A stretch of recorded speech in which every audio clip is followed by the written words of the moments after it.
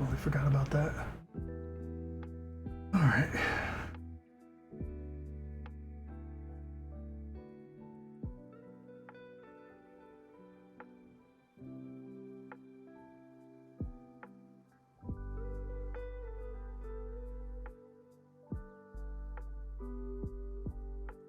I guess I can get a little closer. Hello. We're streaming. Been a couple days. How many days exactly? Not exactly sure. Look real quick.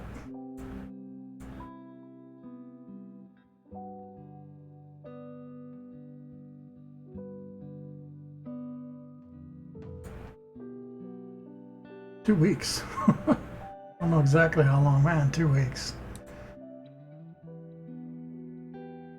So, get the scene back. Right. So 2 weeks. What's happened in those 2 weeks? I did some work on this. Not much. I ended up, I'll just be totally honest. Let's see. I played some Fallout 4, and then I played some Skyrim again. Even though I've beaten both those games, I just had this, the feeling of wanting to get into an open world game. So I tried getting into them, but after like playing them for a day or two, ended up just losing interest. Then I started playing Stardew Valley, and that one I did to like 100% completion, because it'd been a while since I played Stardew Valley. And then I watched a lot of YouTube stuff. What is it? Pyro Cynical, which he's got like a lot of, I don't know, Zoomer stuff. But I wasn't really interested in that. I ended up watching his, he did like a documentary on Utopia, which was really good. It's like 8 hours long, so it took like a whole day just watching that. And then I watched all of his other documentary stuff because I think they're pretty good, his long form stuff.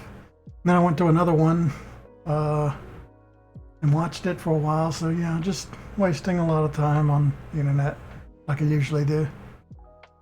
But anyway, that's what I was doing. So the last thing I worked on with this, I made some notes to remind myself, so that's good. We can find out, because at this point I've forgotten. I think I put it in, no, I didn't play it. It's not in player, it's in like Initialize. I made a bunch of notes in Initialize.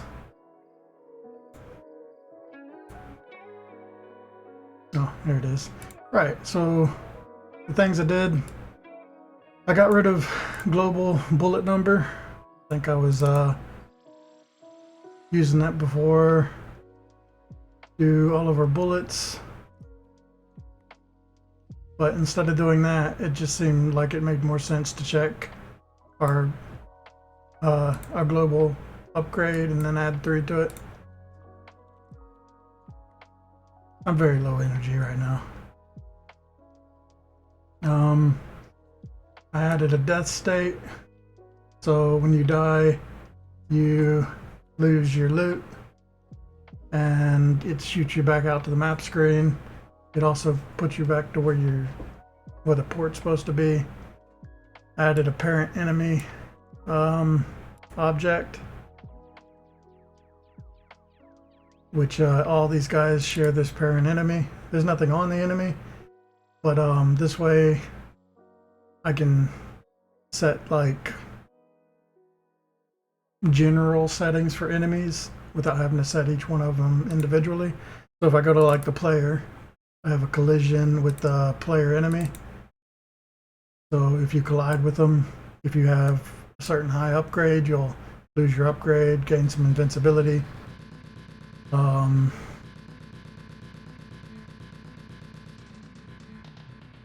then if your upgrade is low enough, you'll just die, which will set your loot to 0, and it will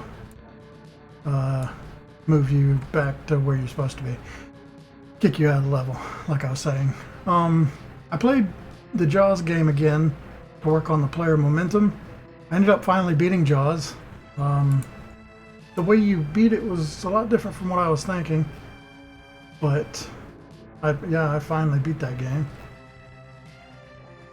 So that's cool. I did basically everything in it.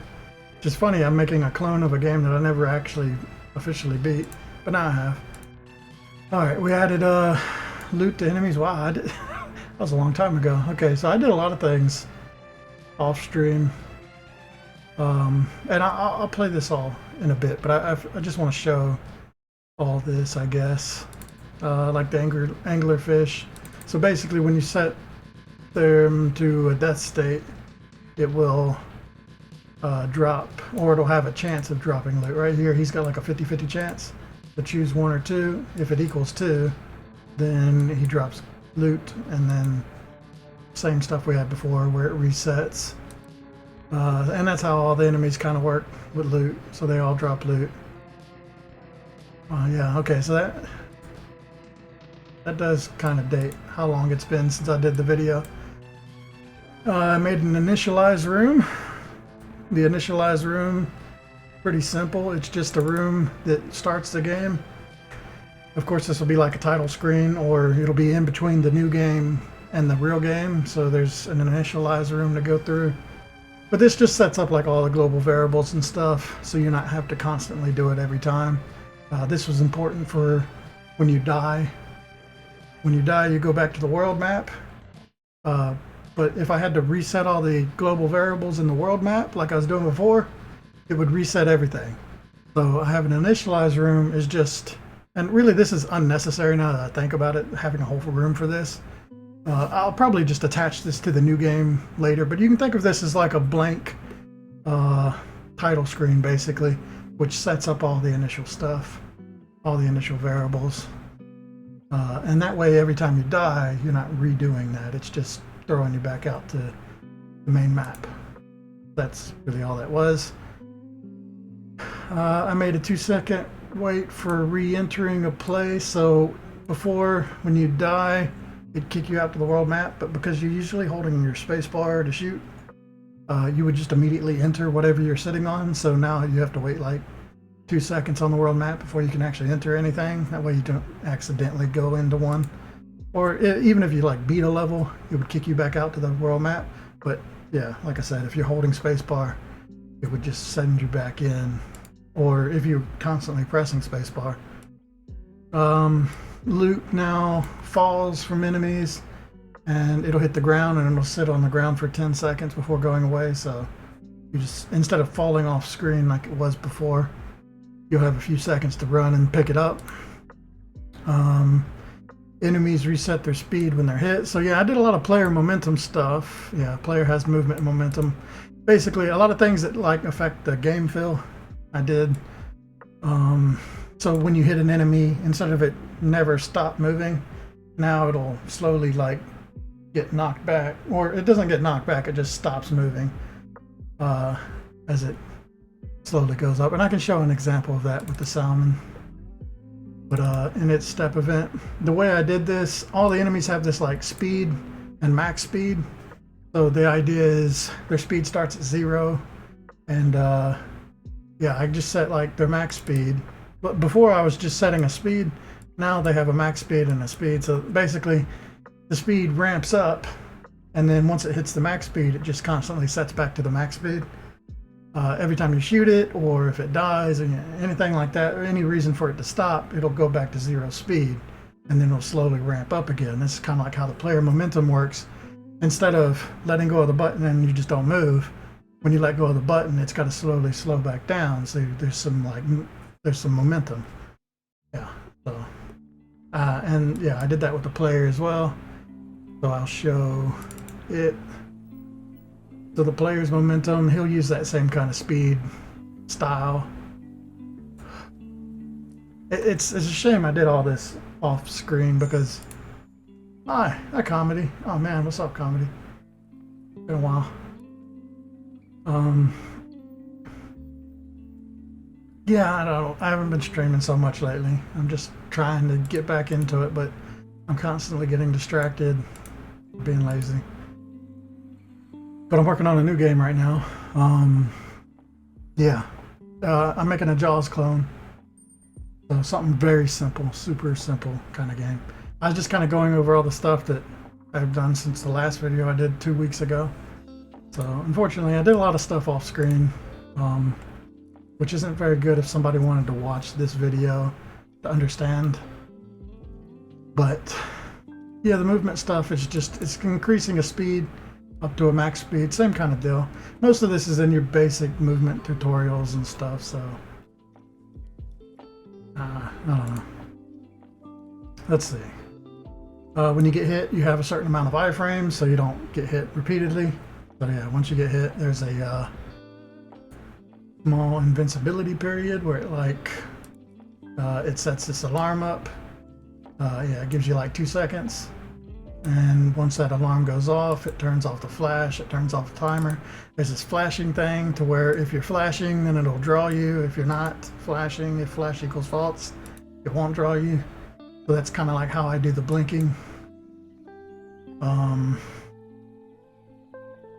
I'll show it here in a second. I just want to get through all these. Anglerfish, I made them have a smoother movement instead. I think before they were kind of moving in diagonals and it wasn't very good, so now they like actually track the player and they move a little slower, so they're a little easier to dodge.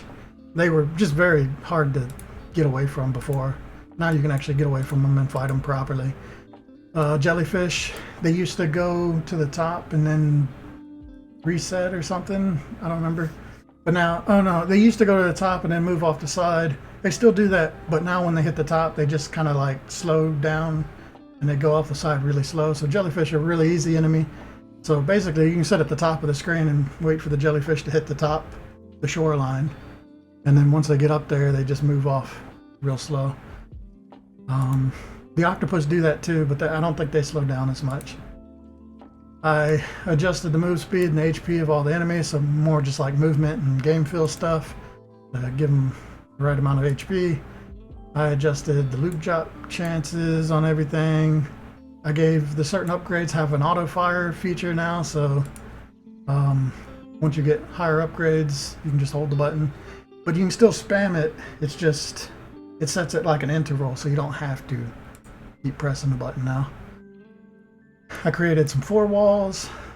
It's better to just show that in game. And then I got a little display showing loot. So let's just take a look at it real quick. And I think I might need to like full screen it for it to not lag. It always lags when I'm streaming, which is going to affect what this is supposed to look like. So I'm going to have to capture the window real quick. Give me a second on that. I gotta set that all up. I don't actually know if I have a full screen, but I can. Nope, I cannot do that. I thought you could just alt enter, but apparently you have to set that up. Okay, let's set that up real quick. We gotta have full screen if we're gonna make this work. So what I want to do is find the W camera. This is for the world map, and then I want a button that I press, which should be the 3 button.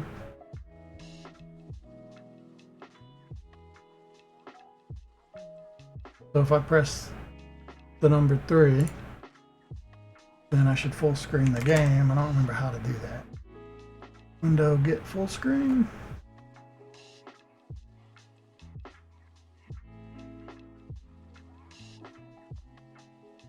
Window set full screen. I think it's this. But I figured you'd put it to true or false.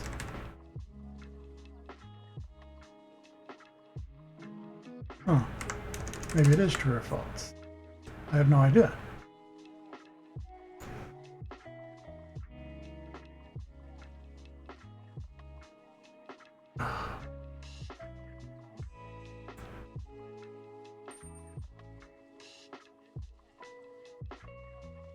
You can set the game to be full screen. Yeah, it's true or false. Yeah, I put it on hold. I wasn't working on it. So I'm kind of using this as a way to Maybe get myself back into the mode. Alright, that should work. If I press the 3 button on the num key, it should go full screen. Which also, I set up in this, if I press the 3, it should change the scene to full screen, which it did not. Which is odd. Used to work. It should go to this one.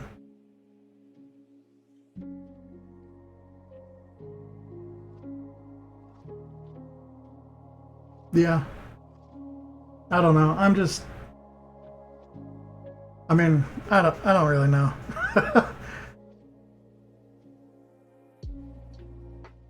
I'm just doing something to do it, to get back into it, I guess. I don't know why my num key hotkeys aren't working. Oh, there it goes.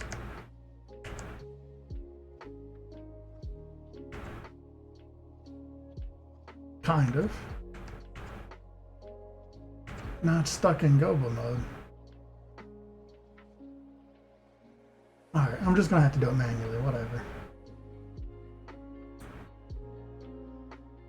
But there we go. If I press the 3 key while on this, it should set it to full screen. Let's see if that works.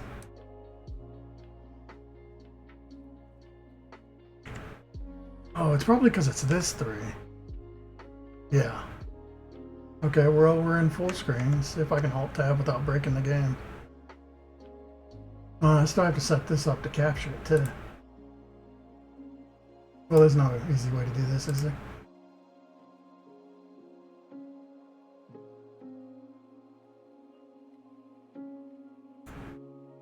This doesn't show anything. I don't think it will.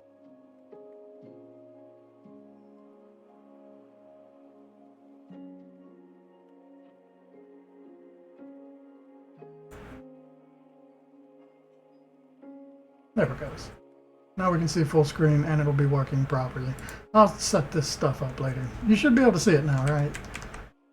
And it moves at full speed. So this is the speed it's supposed to move at. So, okay, things that I did here. We've got the loot thing at the bottom left. It's currently showing on screen. There's a bunch of weird numbers that are attached to the boat. But that's really just showing me, I did like a shop menu in the port, and that's the last thing I was working on before I took a break. But each of these areas are just like to test each area. So we've got like shallow areas, the corals, the oil spill, the sea, the ship wreckage, and then the deep seas over here. So I can show kind of like the movement and stuff. I think I had like a bunch of loot set up in this area to show this. Wow, I haven't seen it this big before because I've never full screened it. But yeah, loot falls, drops on the ground. Oh, I set up the crab in this neat way to where crabs now pick up loot that they find on the ground, and then you have to kill them to get that loot. So they kind of like steal it. So when I go in here, the timer on the middle of the screen is how long you're going to be in the instance for. I also did like an oxygen thing. I totally forgot about this. For your like first upgrade, you have like a bubble meter or whatever, and this is only for the first one, so you have to constantly keep going back to the surface. You can see like the one above my player, that's counting down, but every time I return to the surface of the screen, which is at the top, it'll refill it back up, and it does it pretty quick. So it's pretty generous. It's not too bad, and that is only affects the first upgrade. So once you get like the next upgrade, you just don't have to worry about that ever again, and you can never go down to the lowest upgrade again. That's just like for early game kind of thing to keep you in the shallow areas of the game. All right, so you can see how like the movement, it's a lot smoother now. It moves and then it has like a small trail off when you stop, when I let off the button. So the top left is keeping track of our loot. We can still shoot 3 bullets at a time, and there can only be 3 bullets on the screen at a time. So that's working properly. When I shoot these fish, you'll see they like come to a stop. or yeah, their speed resets with each bullet.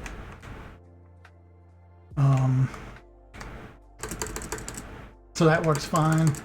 Right now, these are like really easy enemies. All the stuff in the shallows would be like easy enemies. These are jellyfish. They'll go up to the top and then they slow down once they hit the top. So very easy enemy. And you see they drop loot too. So the crab, it's currently got like 7 loot on it. We kill it before we run out of time. It'll drop all that loot. You can see our loot actually like keeps over from 1 to 1. And if we were to run into an enemy, we'll lose everything and it'll kick us back out, put us back in port. So that was like all that stuff I was talking about before. Okay, so that's pretty clear. What else did I do? I did upgrades. I forget what my upgrade button was. What button did I do with upgrading? Is it F? R? I did R for a reset. I don't remember what my upgrade button is. Is it enter? It's enter. So this is when you get your upgrade. Now there's no oxygen timer anymore, so it doesn't matter. The character actually moves a little faster and slows down faster. So yeah, when you get upgrades, you'll progressively get better movement. You can shoot 4 bullets now, and then this is where auto fire kind of engages, but at the at this level, it's still pretty bad. You're actually kind of like better off spamming the button in some cases, because you can still shoot faster if you spam it, but you can still hold it, which is kind of like a nice like quality of life thing. And you'll see now that we've got this upgrade, even if we die, this is like the lowest upgrade now. So you'll never go, once you get this upgrade, you don't have to worry about getting it again. So yeah, I didn't want like the annoying oxygen one. You can think of the oxygen one, you don't really have a scuba tank, you'll have like a snorkel. So your character looks very basic then, but at this point you actually have the scuba thing. Right, so the next upgrades, this one, you just get a little faster. You can have like a lot more bullets on screen, and the auto fire is a little faster. Character is a little faster. This will be the dive suit. You'll also have like a bigger headlamp for the dark areas. And then the highest upgrade will be like a little mini sub, and yeah, it shoots much faster. This is like the best upgrade. Every time you get hit though, you go down 1. You can see the blinking was like your invincibility frames, so you can't get hurt again. And then you'll have to go back to port, use some loot to re-upgrade. So all of that's working fine. This is like a wall. Walls still work fine with the new movement system. I haven't noticed any problems with that, so you can't get like stuck in walls or anything.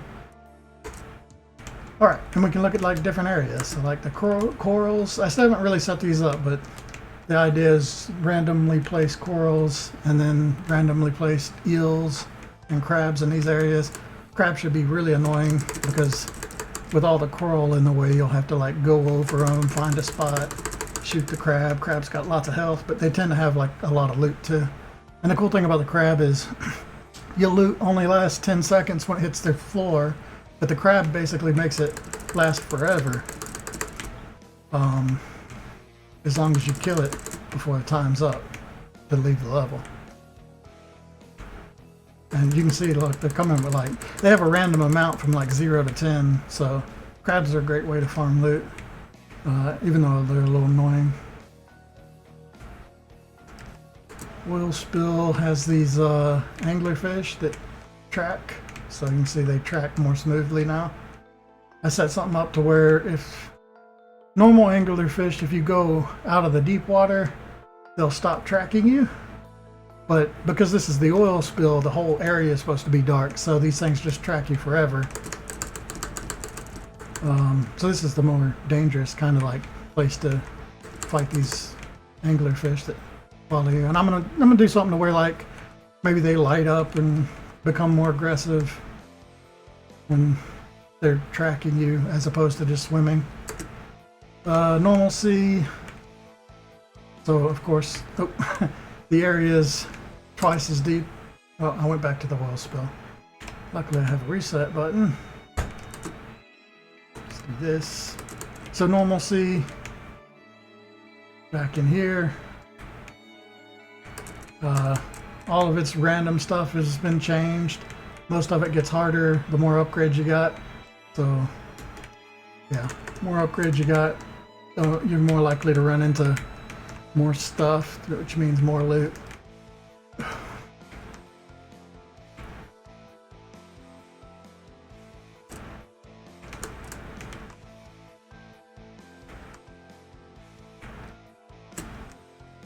Shipwreckage. Okay, so this will show off. We got a bunch of sharks here, but this will show off this floor wall, this blue. So this is kind of like a wall. When you're in it, you can't be hurt by enemies, so you'll see these sharks will pass over it.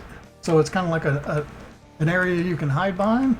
But when you're in here, you can't shoot anything that's also on the other side of it. So your bullets are technically behind it. So that's how four walls work. Or like a foreground wall. Oh yeah, okay. So yeah, that works great. I like it, it's cool. So for the shipwreck, you'll be like going through a shipwreck. And as long as you're not exposed in like a hole like this, you can hide from the sharks that are all over the screen. The sharks kind of like track you. They got a lot of health. They're a lot harder to kill. Kind of like the sharks in Jaws.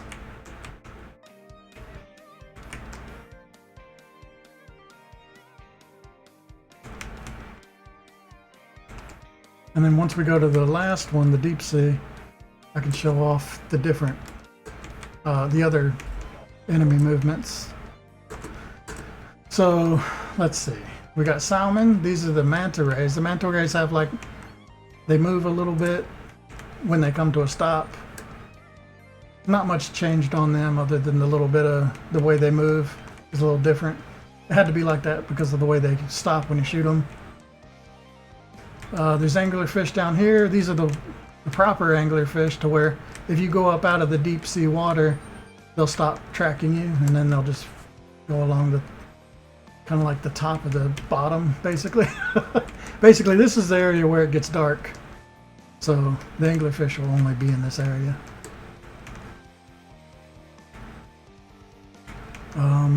Yeah, there's still the octopus we haven't seen, but I think we've seen every other enemy. I don't even remember if enemies were colored in the last video. I think they were. Oh, there's a crab. There's no octopus. The octopus just has, kind of like how the manta ray moves up a little bit, octopus does that now too, where it'll move up just a bit at a time. I think that's it. That's everything. Oh, and then I'm going to show this. I was working on the port menu, so when you are standing on the port, you open it up and it opens this window, and you hit escape, it closes the window. So I'm now working on this whole go to port, buy an upgrade by opening it, close it. And this is where like all the different like research stuff and whatever happens, but I'm thinking of changing that now. Let's go ahead and close this out. I don't actually have a button to close the game, do I? And I have no button to close full screen. So that's unfortunate. I don't know the hotkey that Game Maker Studio uses. So I'll have to set that up. I guess I have to just use Task Editor to close it or something. Oh, I can do this. This will work. Alright, let me get caught up on those comments now that that's all done.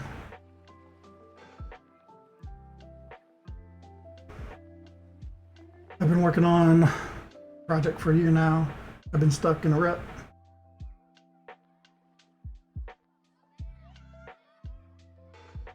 Yeah, I mean, it's kind of what this is. This is also, I don't know. I just wanted to do something simple that I could test out the whole, like, putting it on Steam or itch.io. And I just wanted to do something real simple, basically, to test all that stuff out. Maybe get myself back into it.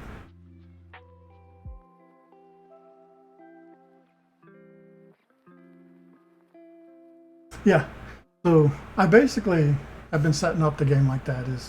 I did a very basic, like, a very basic scuba diver player type thing.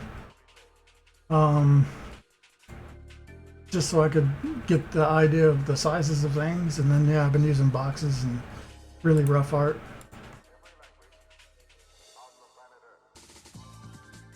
Okay, so we're now working on the shop menu. So after playing the Jaws game, I learned that actually a really cool thing in that game, the way it works, it's pretty simple, but there's 2 ports on the map. They're on different sides of the map. So the idea is you go from the starting port, go find, or you collect a couple shells, go back to that port, get your upgrade, and then you're constantly going from one port to the other, which constantly has you fighting things and getting in encounters with Jaws. So I kind of like that idea. I don't have anything like that has you like, there's no reason to move around the map besides to find an area. So I kind of like the idea of having like 2 types of ports, and I could do that by having like one for research and one for everything else, like normal upgrades. So I might end up doing that to where there's 2 ports. Basically you get your research stuff, go to one port, do all that, and then you go back to the other port to get your upgrades from it. I might end up doing that. But for now, I just want to get it to where instead of pressing the enter key, real quick, let me set this up.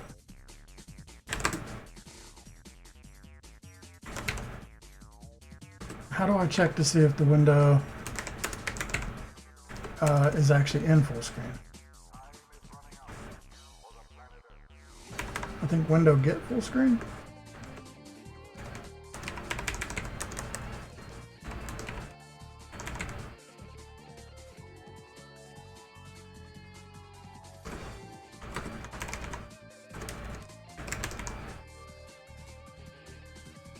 Okay, so this is saying if full screen equals false, set it to true, else set it for false. That way one button will do it.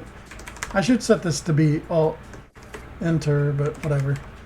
We'll do 3 for now. There we go.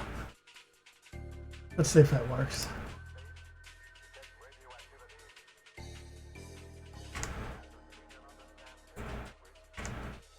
I can't use that 3. I can't use this 3. Okay, that does not work. But it didn't give me any errors.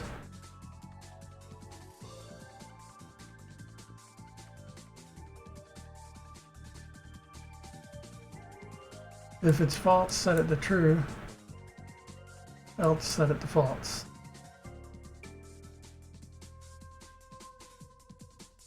Okay. First, let's do keypad. Keypad 3.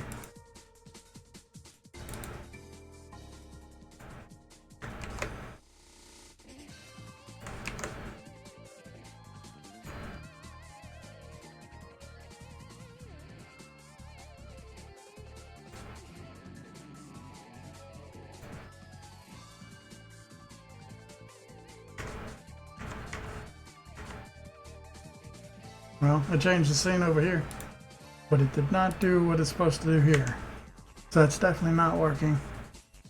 And I've tried numlock on and off. Let's see. Problem is, I have all this code in my other games. I just don't remember it. I'd have to look it up. So let's just say screw that for right now, and I'll just do it later because it's easy enough to do.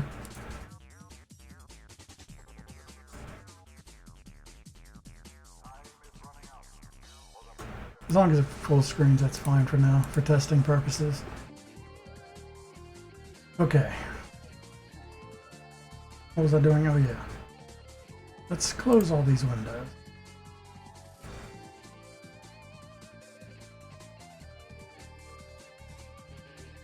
So I was working on the port menu, which I think is either in ship. Yeah, it is. So I'm thinking for the port, At the moment, I'm just going to get it set up to what it's supposed to be. Or no, I'm not going to get it what it's supposed to be. I'm going to get it something temporary, which is just allowing you to have like an option to upgrade. I think that's all I really need right now to test it. Like the whole opening up the background that I had before, which I can do this. It'll run like in lag because that's what GameMaker does with screen capture on. But as long as it opens up this, I just paste onto this a like whatever the shop menu actually is. It's supposed to be like an old retro kind of menu to where you have like a couple options to cycle through. One will be like buying the different upgrades. One will be like doing the different research, and then some sort of like talking option, talking or to figure out what to do next, basically. So as long as that works, I don't really have to get too technical with this. I just need a way to actually upgrade my character. So let's just set that up. We don't have to do this whole shop list thing that I was doing. I don't know what this is going to break by getting rid of this because it's been so long since I've done this.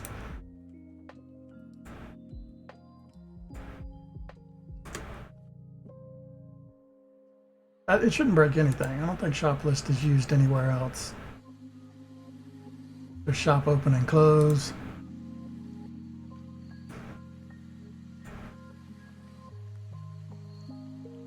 But a lot of this isn't necessary. I'm just going to be displaying certain or creating certain objects when I hit that button, when that menu opens up. And I'll probably set like that big box that I create to be a surface to draw everything on. I think I can do all that, which I can't do until I do the artwork for it. So honestly, I just need a button that I can press to do the upgrade. Is it even necessary to do the whole displaying it then? Seems like pointless. I want to see if that broke anything first. I think it's actually showing, like on my character, it's got these little variables. I was using that as an example. Oh yeah, right there it says upgrade. So that is working, it's displaying it. Yeah, I was using these to show where the corners of this black box are, because I've never really done like menu stuff before, or not this kind of menu that pops up over top of everything else. So this is just to track those numbers to see where this box is located. And right now it just kind of like draws over where the camera is, because this is set up to where even if the port was like way down here, it would still open the box over the camera screen and not just everywhere. And I think that was working properly. But it seems extra big. I don't know if that's right.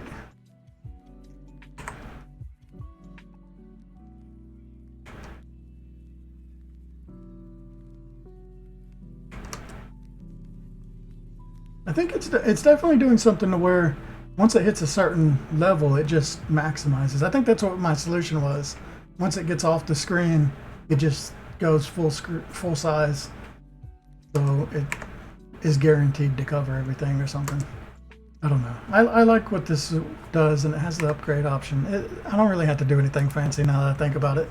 I just need like a button that you can press while the shop's open to upgrade, and it properly subtract your stuff. So it should be easy.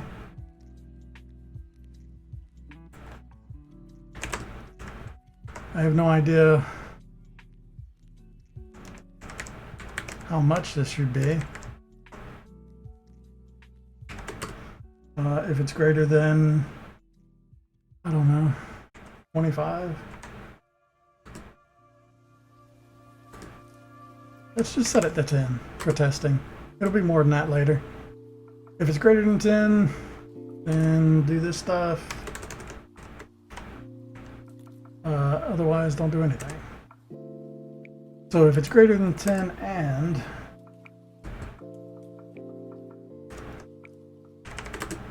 I need to figure out what I have for my shop open. If shop and shop open.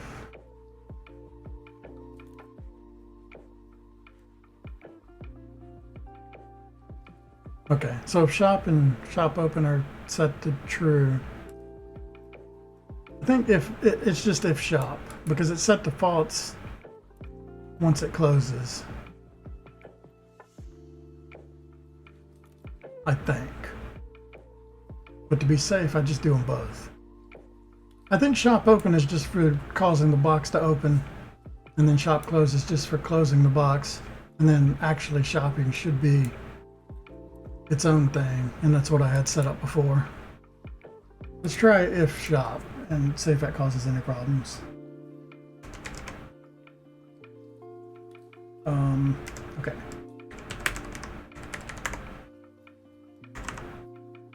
So I'm subtracting 10 from our global loot, and then upgrade. Oh yeah, I need to make sure I check to see what your current upgrade is. Global upgrade.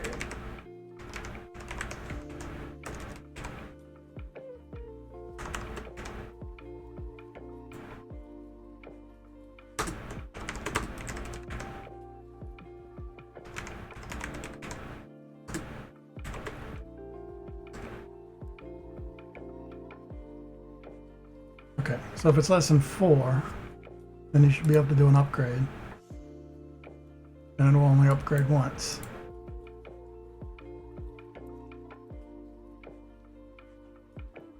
And then once you're above 3, this is confusing, but if you're above, not if you're greater than 3. Or it's less than 3, okay, less than 4. Yeah, I shouldn't have done it this way. I should say if it's greater than, or not great. Okay, no, I think that is right. I want to say if it's less than 4, so if it's, yeah. If it gets to, no, that's not right. We do want to say if it's less than 3, right? Because 3 is our highest number. It goes 0, 1, 2, 3. I think. Right, yeah, if it's less than 3, because 3 is our max. Right, it'll subtract the loot, it'll give us our upgrade, and then it would probably like play a sound or something, but we're not going to do that. And then it would probably, what I'll do is have them each have like different valuables and different requirements. But yeah, like this would be the most basic way to do it at least. Honestly, this isn't necessary. I really need to do the artwork for this before I bother with it. So it opens, hit enter, but I didn't have the loot, so it shouldn't have gave me any upgrades. Let's just go make sure. Yeah, I'm still back at basic. Oh, if I go grab at least 10. Yeah, this is what it's like with OBS on. I don't know why it does this with the screen capture. It just ends up like really lagging until I full screen. And I can't even full screen right now because it was the world map one that it was set to. I'll end up setting that on the other camera too, so you can always open the full screen, probably with Alt Enter.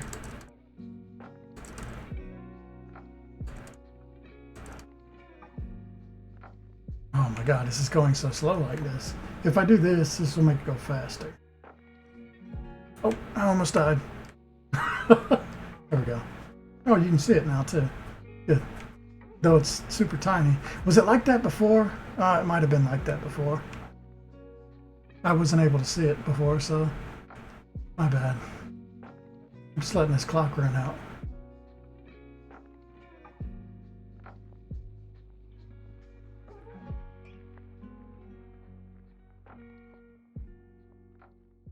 All this to just test this. Okay, here we go.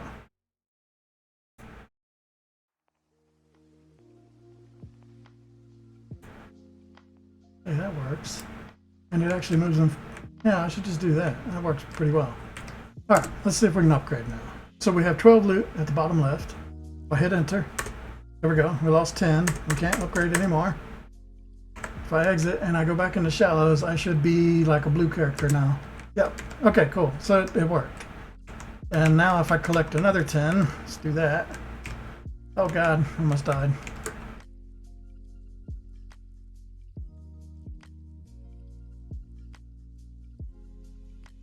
as well play a little bit.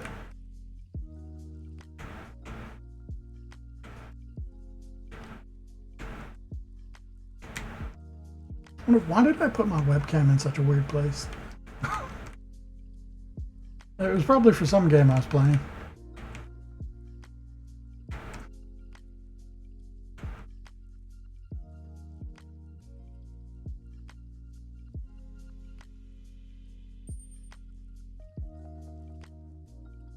Yeah. There we go. Should be able to upgrade again. Yeah. Believe that's working. Yeah, it's working. Cool. I mean, that's basically all that was. Okay, close that. Swap this.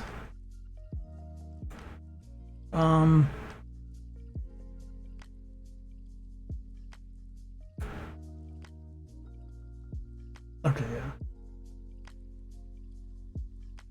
I mean, that's really all I wanted for the shop. Until I get like actual artwork, I'll have to set that up later. Okay, I was gonna do alien behavior.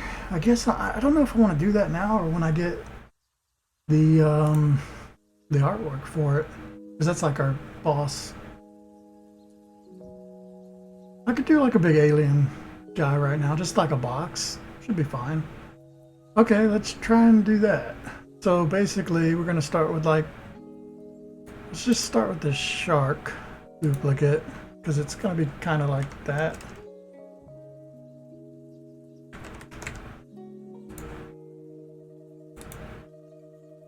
Do it based off of this. What colors have I used? Have I used red? I don't even remember. I know.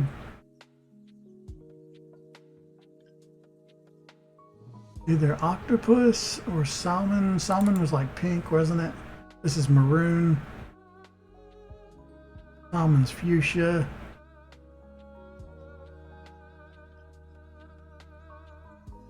Red should be fine then for the alien.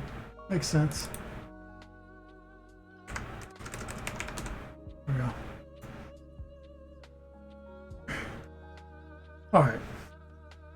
Alien's got a lot of things to do. It's not just an enemy, it's a boss. And the way it works, I've thought about this. I know what I'm going to do. I'm going to set this up to where... So the way it's going to work, it's going to have like a timer or like an HP that starts at 0.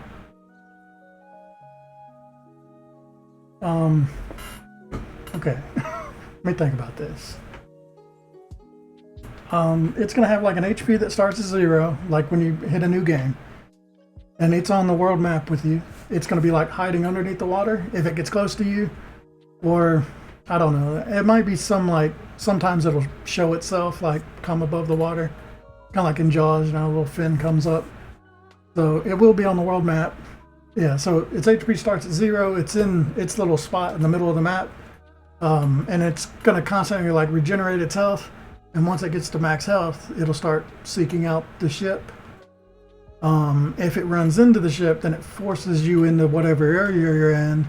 And then you have to fight the area like normal, but with the alien also on the map. And based on the damage you did to it is how long it goes back to the center of the map to restart the whole thing. So you can easily avoid it on the overworld map, but the idea is you can't really, it's hard to see until you get like a detector. So yeah, the idea is it's just like some sort of annoyance that sometimes drags you into the water to have like a little match. And it's, yeah, kind of like in the Jaws game. It was always kind of there. It's more of an annoyance though. It's something that can get you killed, but it's, you can't like defeat it until much later. So to set all that up, I need like an overworld alien. Let's start with that. Right now, I won't bother with this. We need like an overworld kind of alien. So I think I just do like a new object for that.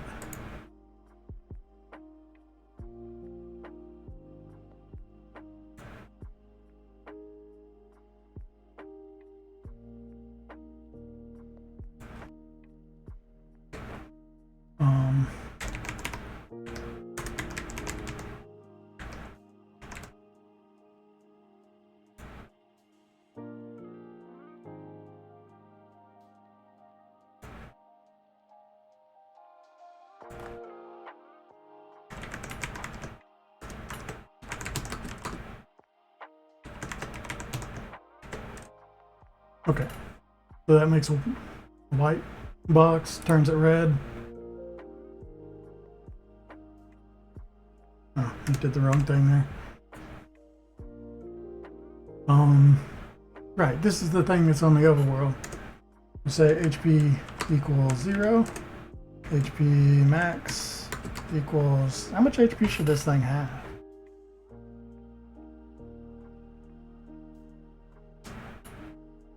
Well, the HP is basically, it's just a timer. So I can think like every 60 is going to be a minute, or it's going to be a second. Actually, golly, 60 frames. So how long do I want it to wait before it starts seeking you out? Probably like 10 or 15 seconds. Let's just do, honestly, let's do something lower for now. We'll do 5. Now we'll do 10. 10 should be fine. Which 10 is just 600, right? Yeah.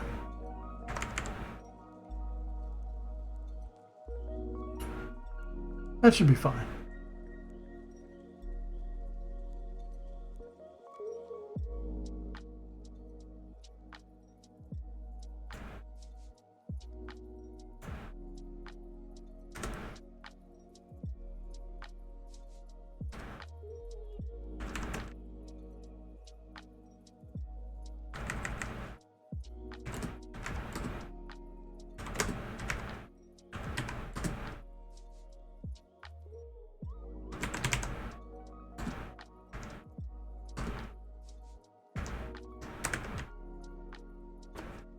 Alright, so if HP is less than HP max, HP goes up by 1. Otherwise, HP just gets set to max. And that'll stop this from happening. And then we just have something if it's HP max. Actually, there's probably another way to do this, huh? But whatever, let's just do this for now. If HP equals HP max, then do the whole seeking out code, else. Yeah, this is the better way to do it. Just throw it into this code, and this is completely unnecessary.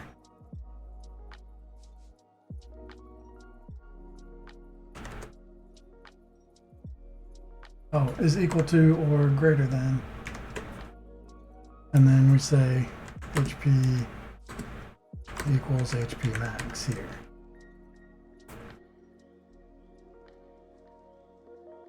I think less than or equal to. Greater than or equal to, whatever. Okay, if it's greater than or equal to HP max, it sets it to HP max, and then it starts its whole seek out thing. Otherwise, it increases the HP every frame. So this is basically it sitting where it's supposed to be. Recouping its energy before it comes after you.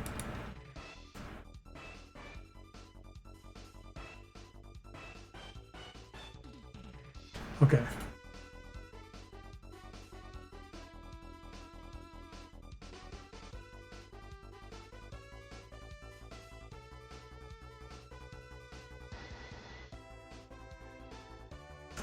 There shouldn't be any reason to like do like a state. Really, I just need to move towards the point. I guess so, yeah.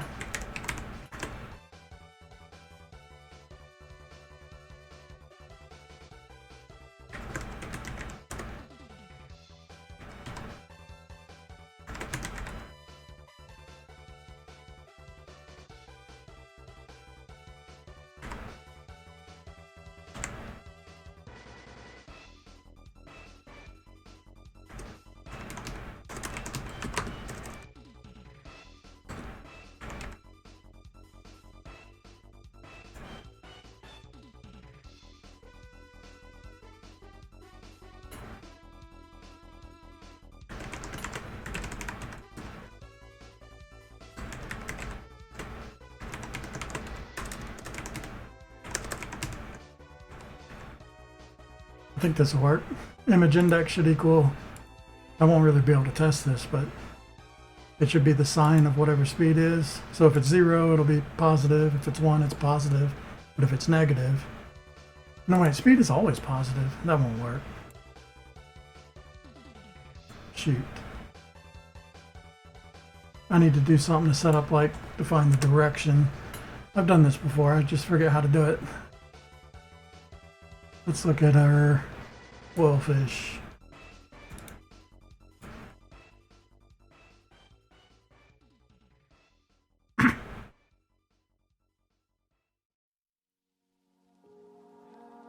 There we go. What's this code?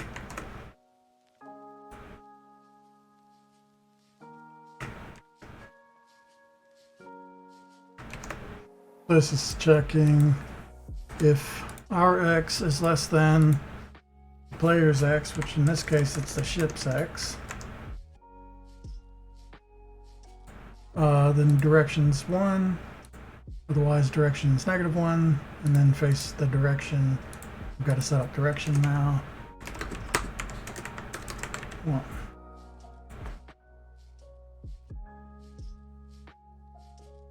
I don't know if that's going to be necessary. I'm probably going to set something up to where it'll face in one of the 4 directions, but until I do the artwork, I don't know yet. So for now, we'll just do this because that'll work.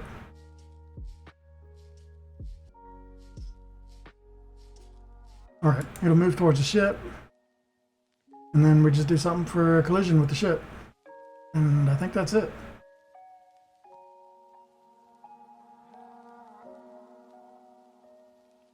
But I do want, that's right, this has to be something persistent. Because if you go into like the shallows with the alien nearby, it'll like pause the world screen, but when you go back to the world screen, I want the alien to still be there near you. So I need to set this up like a global so that the game remembers where the alien's located. So let's do that. Which is really just a global alien. X. Okay, I don't set this up here. Where's my initialize? There we go, just like this. Like I did with the ship, we're doing with the alien. So its X and Y coordinates should be just in the middle of the map for now.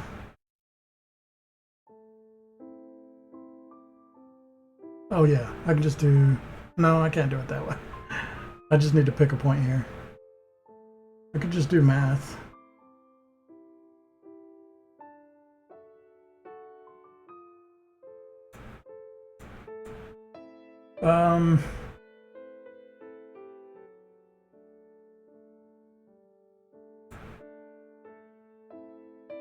Right, the X coordinate should be, what is that? 1920. Oh yeah, of course, 1920. That would be half of what I've got.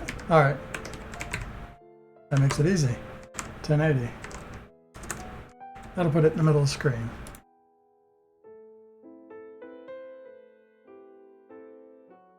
Alien X, alien Y. Right, and we have this guy. X equals alien X, okay.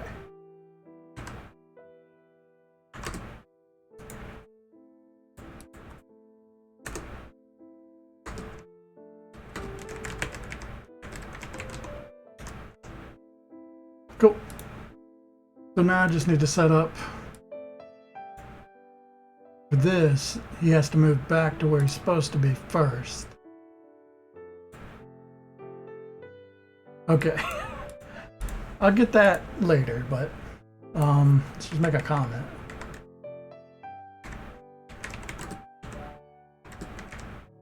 So, yeah. He doesn't heal up until he goes back home. And then this way it'll remember where it was in the collision as long as I save that. Right. Let's do collision. No. Let's do that on the ship. Probably be better. .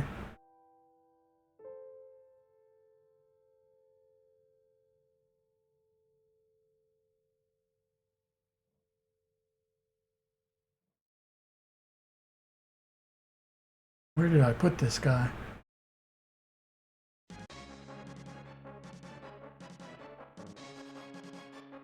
Map location. Okay. Collision with that thing. We're gonna have to figure this out. It should be based on where you're located, which might break my game because I have like null spaces, but they won't be in the final part. Let's just make it work over the shallows first.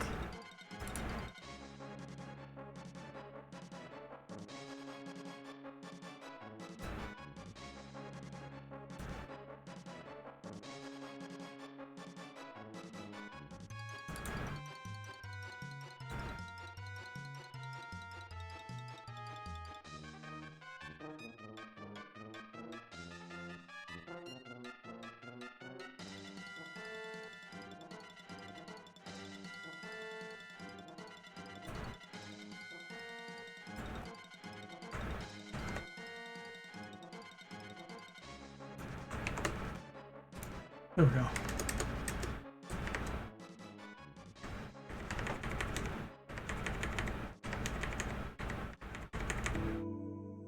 Alright, if you collide with the alien and you're colliding with the shallows, the sea, deep sea, all these different places, then you get pulled into that room. And we're gonna have to set, like, in that room, the alien to be activated, whether it's true or false. Okay. I'm getting an idea how this will work.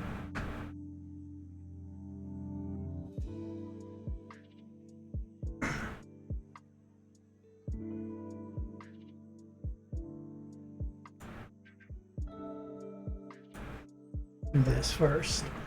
So, okay. For example,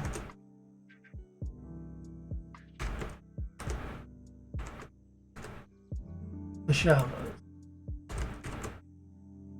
Alright, if you collide with the alien, first we want to say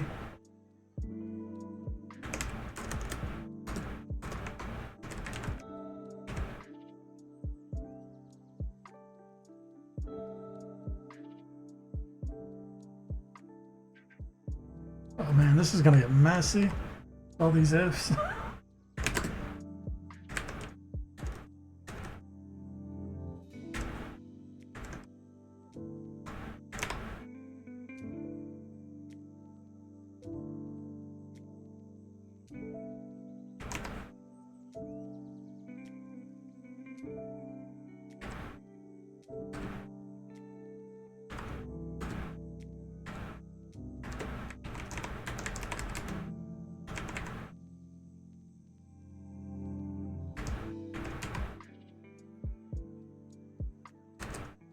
Okay, first thing we want to know is if,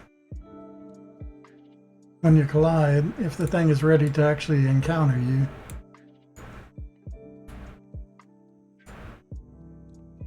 Right, so if its HP is equal to HP max is the only time this will matter. And then, depending on where you're at.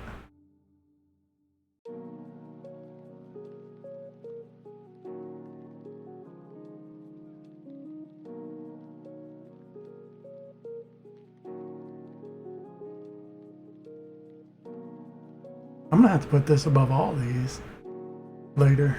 I think so.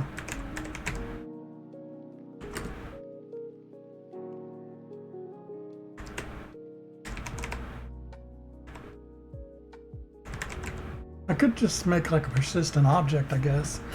I wonder if that would be better.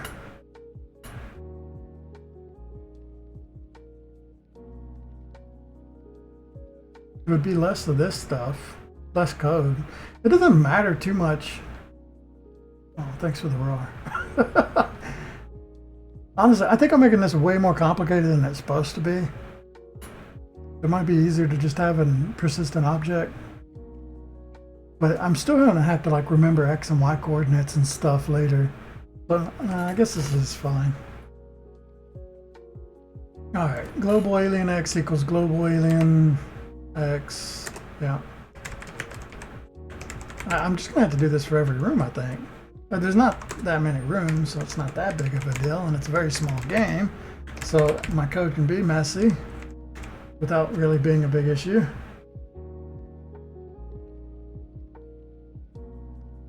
No, I tried setting up that stuff, but I couldn't get it to. I couldn't get my game to react to channel points. I still don't know how to do that because you can't just look for it from chat. Not like this Goba.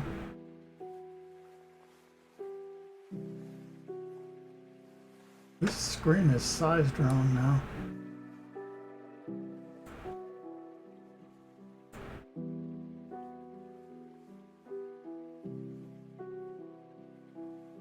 Yeah, I think that was a test thing so that I could get it to actually affect stuff on Goba. But it didn't work. You have to actually like donate bits to make it do stuff to Goba. But of course I can't have Goba on screen when I'm capturing the screen using OBS because it causes the whole game to lag.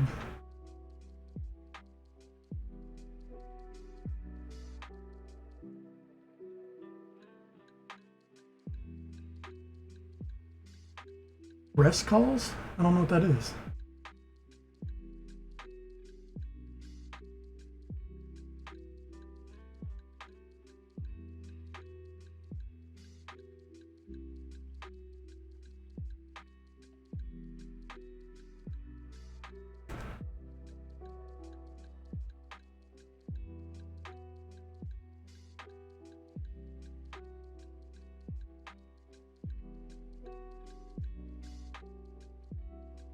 Okay. This should be fine. Yeah, this is gonna look messy.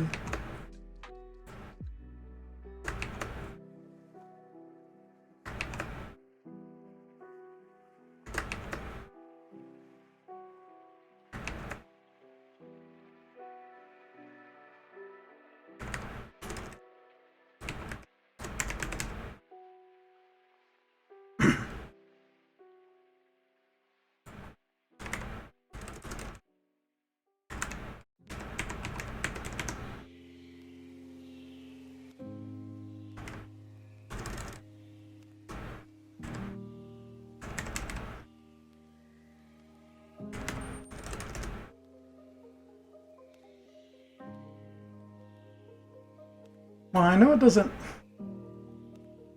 It's something outside of the chat. So the code I was using before to look through like strings of chat,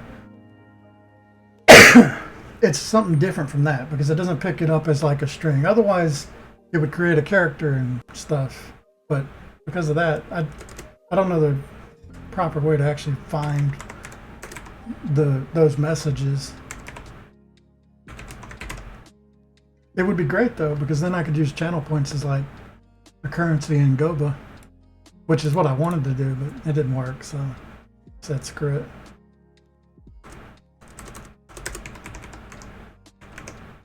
I wish I could get Goba to actually work with screen capture. Yeah, for some reason screen capture just causes Game Maker games to lag for some reason. Like if I put it up, everything's moving at like half speed. I don't know why that happens.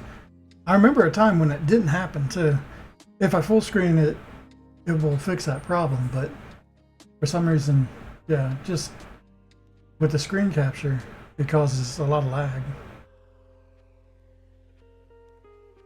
Yeah, I mean, basically my gold system is kind of like that too. I forget all my hotkeys for this. Oh well. I still use it for the sound effect though, because that's really nice.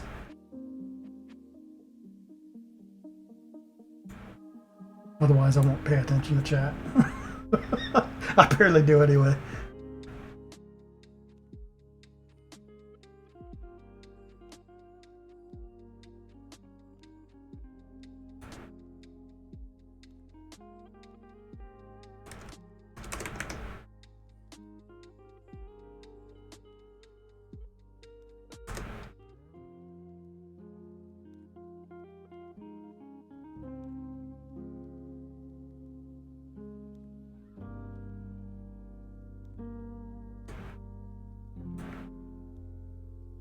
Okay, this is a temporary way to do this, but it should work pretty well. Basically, it's going to check to see if the alien's got its max HP, if we're colliding with it, and then if we're colliding with a certain part on the floor, and if none of that's ever true, then it won't ever do anything. But if it is, it'll force us into the area with these different, it'll remember where the alien was before. Once we exit the area, I'm going to do something to like lower alien HP. So I probably want to have that on a global as well.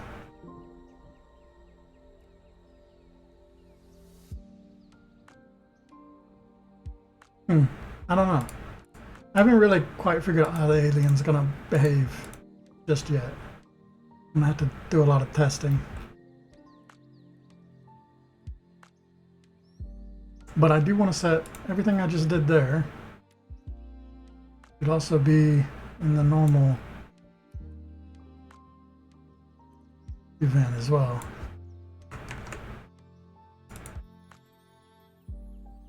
Now I gotta bring all that mess right here.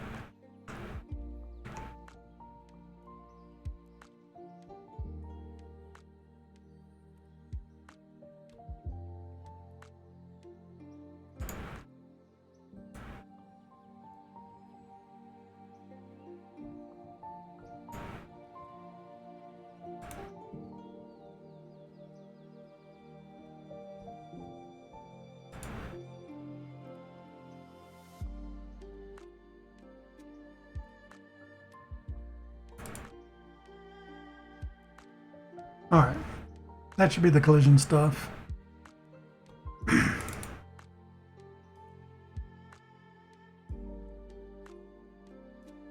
Alright, so its HP should go up. Once its HP is at max, it'll start seeking out the player. If it does the whole collision thing, we set all that up. And then all I gotta do is set up something to where the HP has to be tracked in the overworld, so this does have to change. These have to be globals.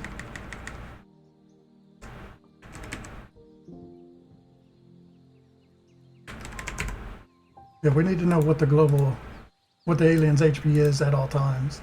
Because the idea is, what damage you do to him in the level is going to set back how long it takes for him to recover to come get you again. Like, you'll do a certain amount of damage to him just by fighting him.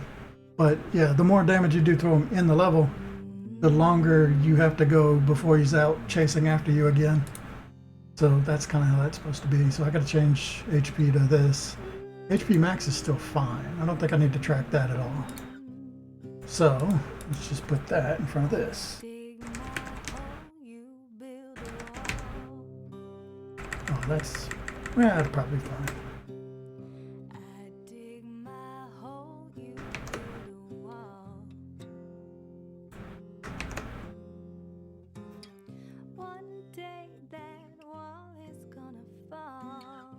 And then I shouldn't set it to 0 here, now that I think about it.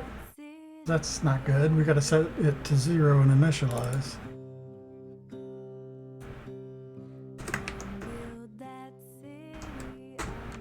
There we go. So it starts at 0.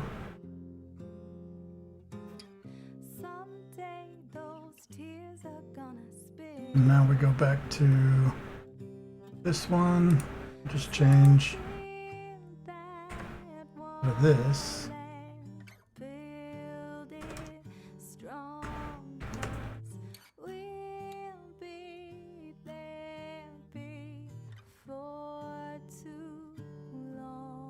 Okay, if global alien HP equals alien HP max, then we get sent in. And then when we get sent in, this is where I'm going to damage it.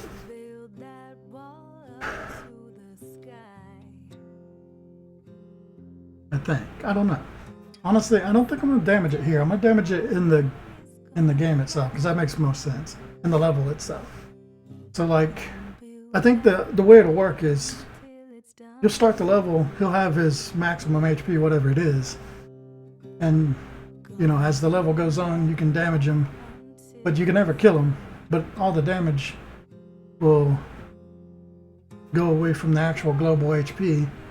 And then once the level's over, it'll also subtract like a certain amount, just for surviving. And then that way, even if you don't shoot it, you still reset the timer in a way. So it'll probably just set it back to 0 right when it starts, and then everything else is like adding to a negative, which will increase the time by each shot. And you can't actually kill it until you face the real thing in the boss level with all the proper upgrades and stuff. Okay, I think this is all fine. The only thing I'm missing is the level stuff. Let's make sure it all works though. It should work. The only thing I'm missing is the part that sends it back home. Maybe I should set that up. So I should go ahead and just set something in here temporarily. Let's do that. We'll say in the shallow areas. We'll set it back to 0. And yeah, we'll get rid of that later. Right, so the other thing then, I want it to go back.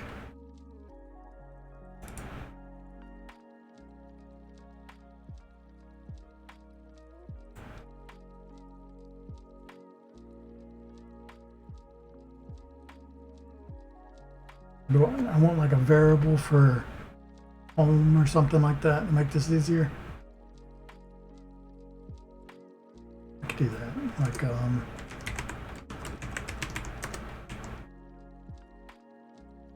well, actually, home should probably, it'll equal false for now.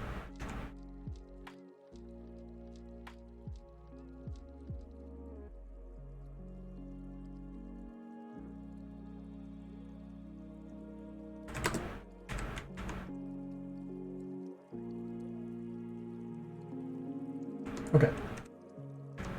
If home, do this stuff.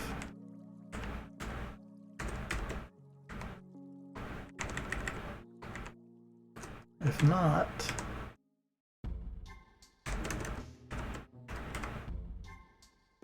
then move home.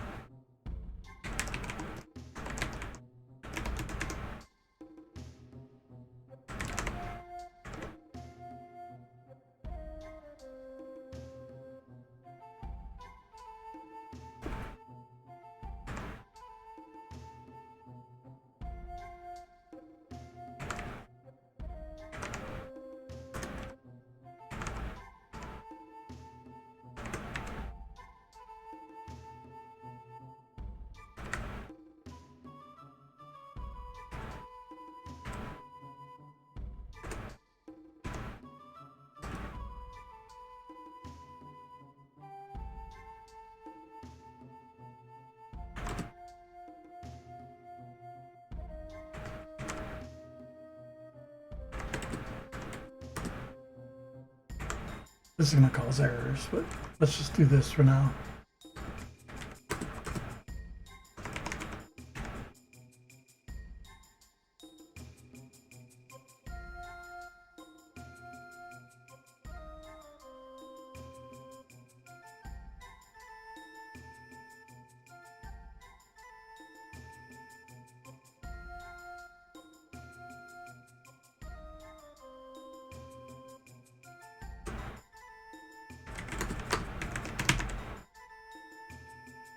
Right.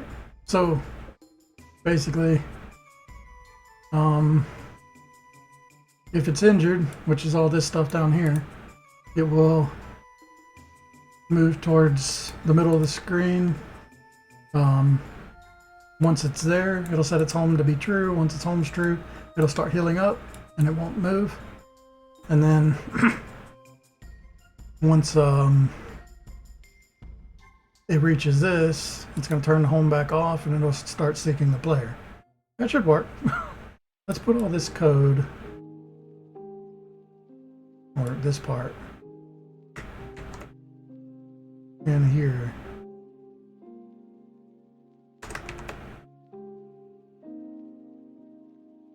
Just to make sure it's facing the correct direction when it's at home. Alright, let's test that and see if I screwed anything up. If I just do this,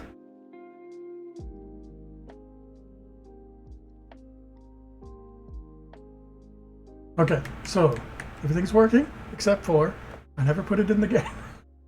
So great. Let me do that real quick.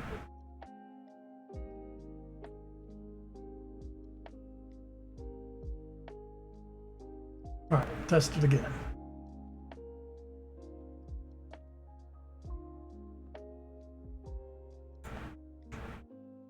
Okay, you'll see it in a second. It's sitting in the middle of the screen. And now I think it's moving towards me. Moving very slow though. Which is kind of okay, but I think that's way too slow. It should move at least double that.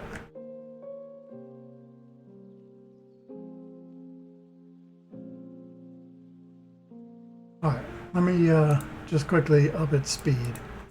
Because that's even too slow to test.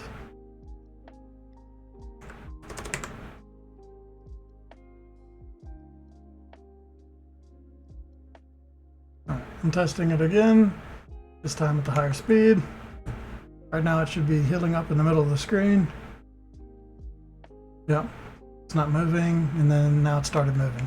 So technically its HP has hit its max again. Now it's coming after us. It's still really slow even at 1, so I probably want it to move. I probably want it to move at like, I don't know, a quarter speed that you can move. Right now, I mean, our ship's moving really fast too, so probably won't be this fast in the end product. So it doesn't really matter at the moment.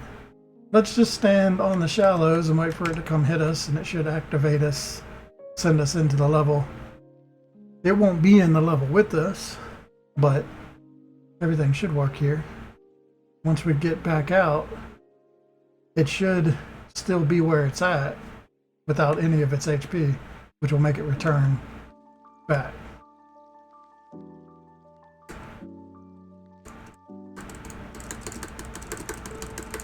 Oh, character's about to die.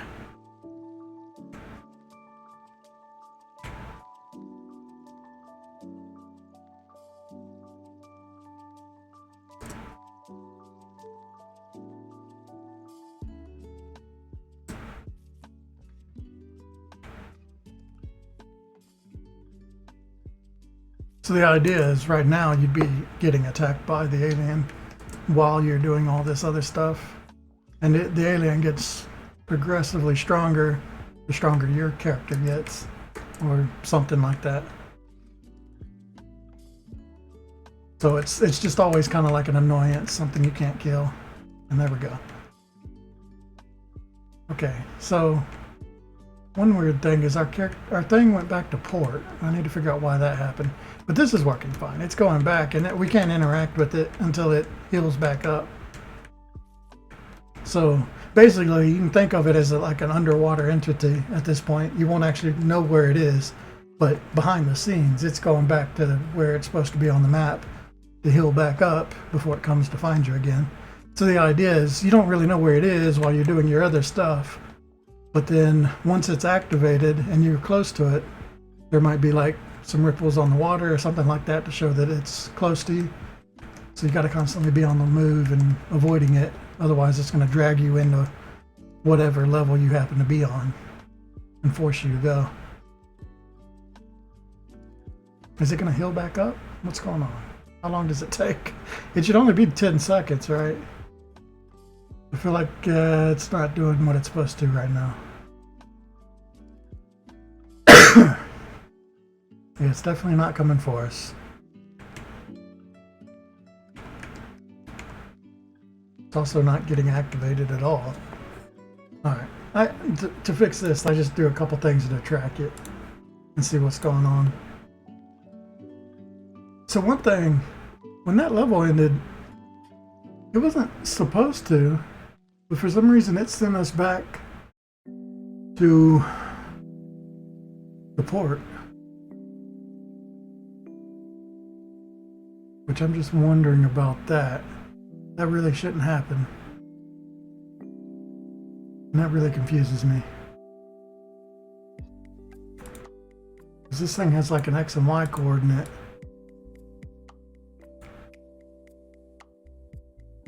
Oh, did I never do anything to save it and I just never noticed it till now? No, it saves it right here.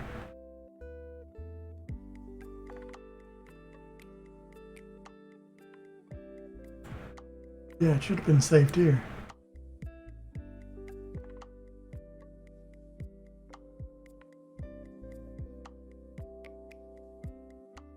Honestly, I'm confused by that. Let me just test that again.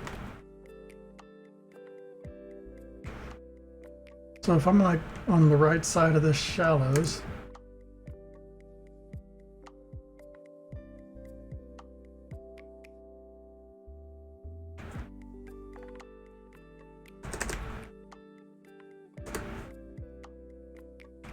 I should do something to like quickly exit a level just for testing purposes. I want to just see, once it throws me out of this level, my ship should still be at like the bottom right corner of the shallows.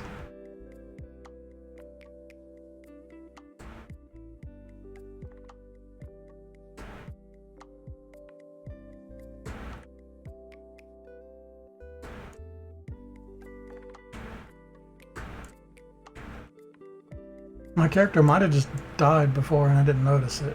That would have sent me back to the port, which is how it's supposed to happen.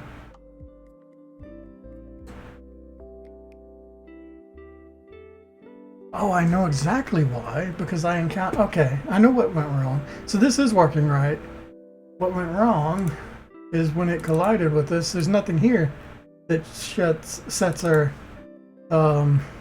X and Y coordinate. So that part's missing.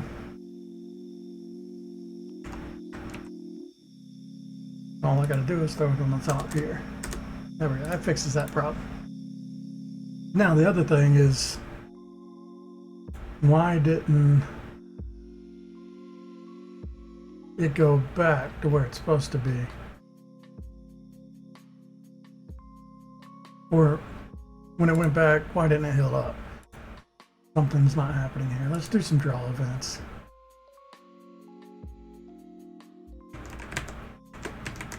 This is my favorite way to just test and figure out what's going on.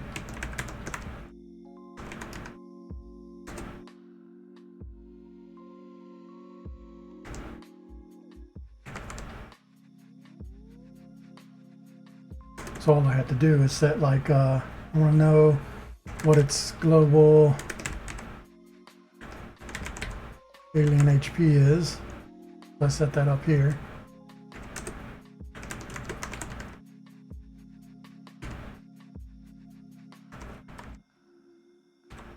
And then I want to know if home, what the home is. Okay.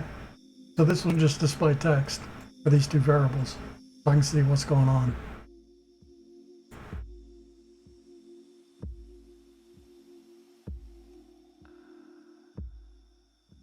But I don't think that's working because it's white on white. Yeah, I need to make sure it's black. Fix that real quick. Draw text, color.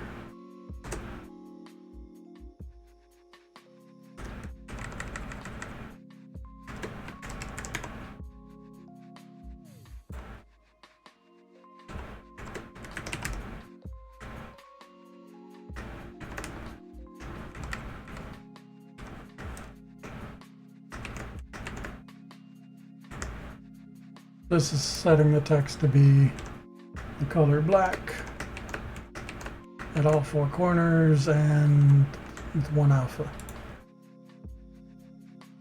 Now we should be able to see it.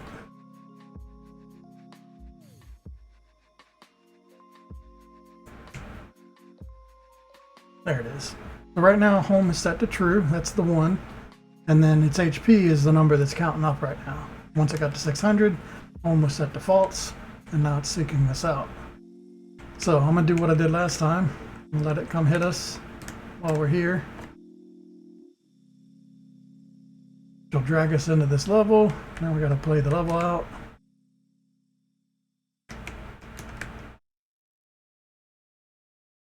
Go ahead and upgrade so I don't have to worry about oxygen.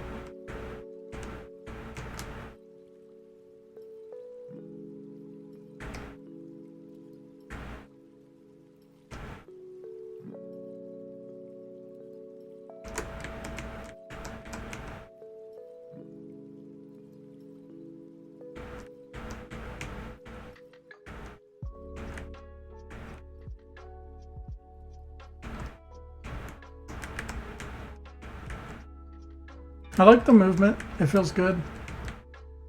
Got a nice weight to it.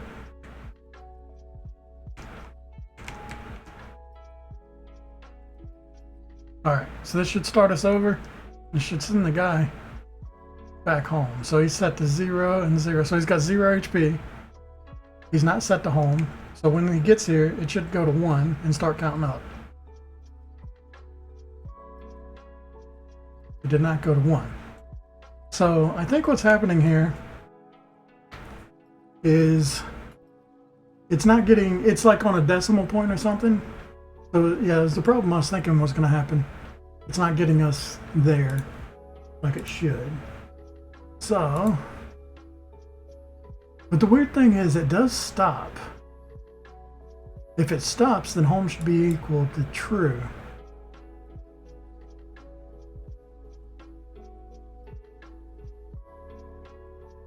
So what's going on here? I think the best thing, I just do this and revise how this is set up.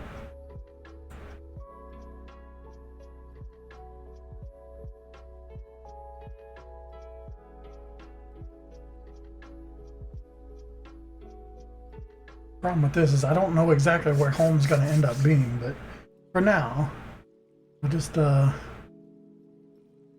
get this to be somewhat true. So I just need it to be if it's within a certain range. Okay, so if I say if x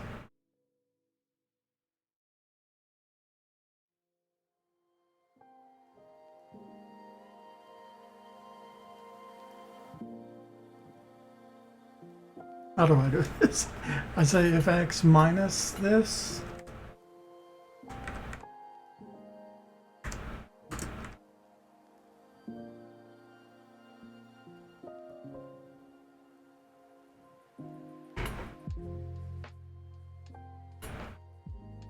I don't know. I know a better way to do this. I just do distance to point.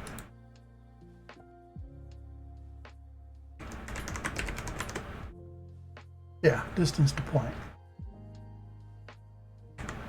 What was it? 1920, 1080 is less than, doesn't matter, less than 10. Then home equals true. Speed will be set to 0.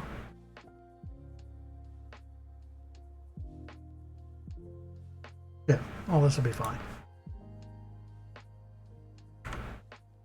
Let's throw that into here, just so it happens.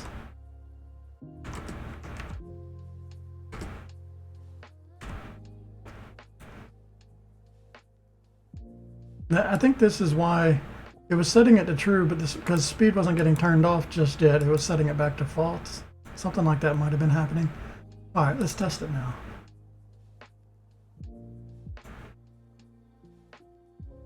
I'm gonna go through all that again.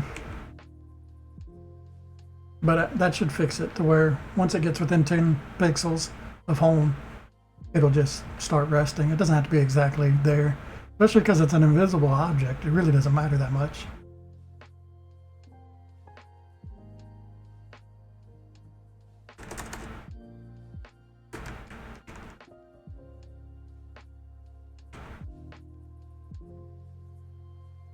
Yeah, I just need like an override button to instantly win the level. Testing.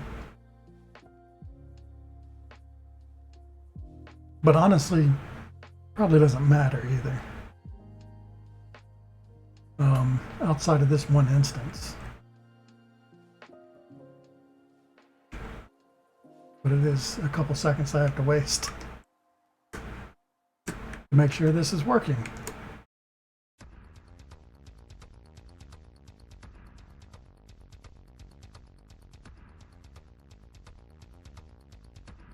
I'm wondering what I'm going to do to display the timer on the level. Will I just put a timer? I might.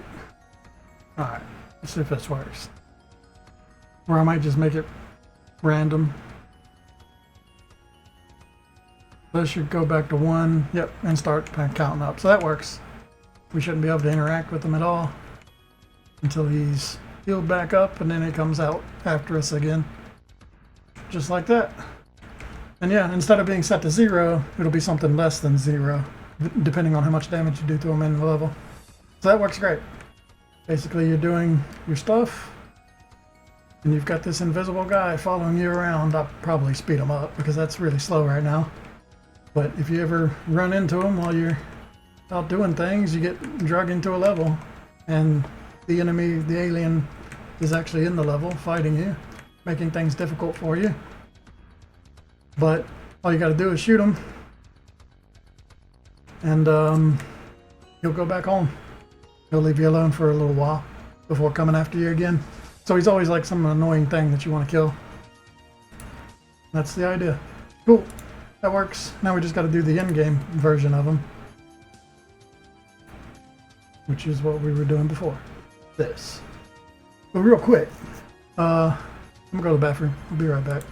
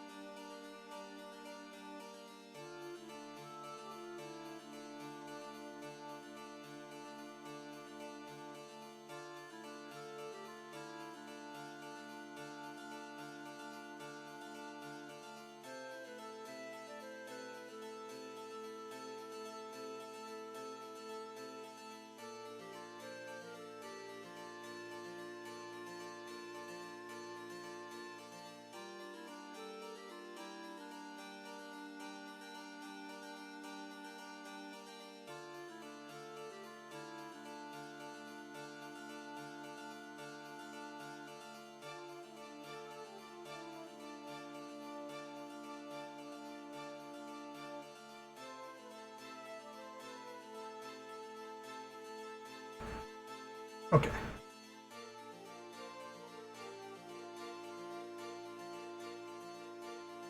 I wonder if I can do a window capture to fix this. Let me try that.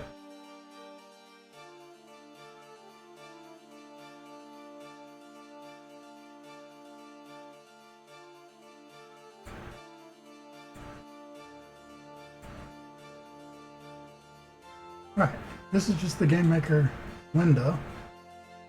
I don't think it'll capture my mouse though, it won't. Any way to fix that?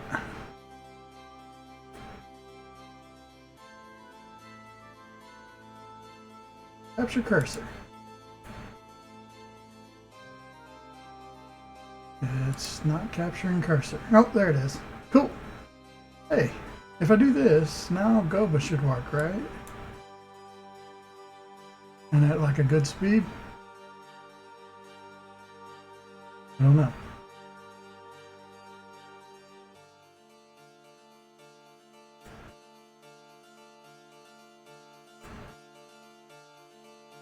Seems like it.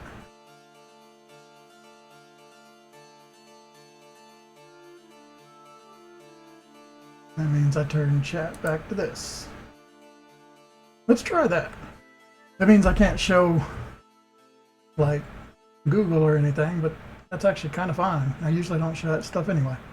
And I can see chat without any problems. No, I think I like this better. Yeah. It's got these black bars on the side because the aspect isn't quite right. That's because, yeah, I have chat on the side. But what I could do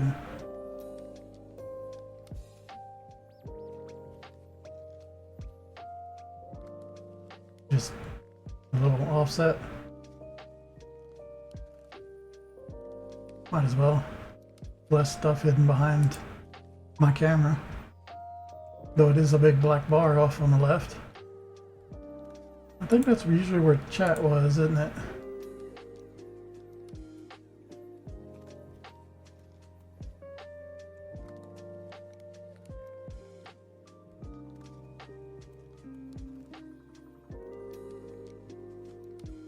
No, let's do that for a while.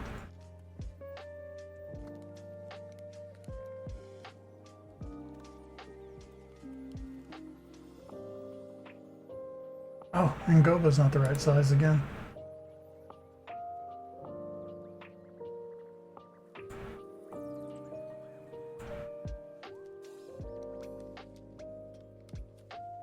There we go.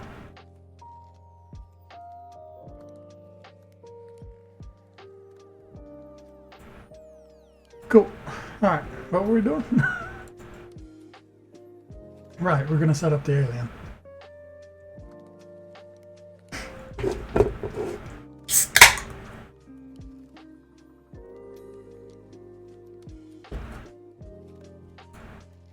Right, so this guy's got, it doesn't matter how much HP you got, because he won't die. What's going on here?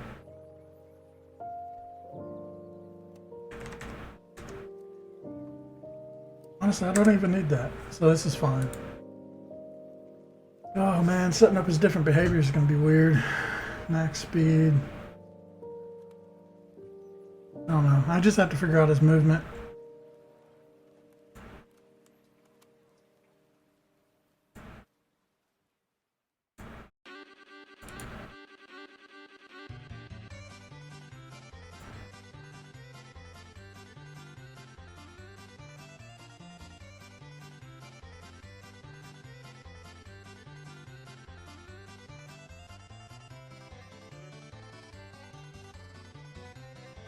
Most of this should be good.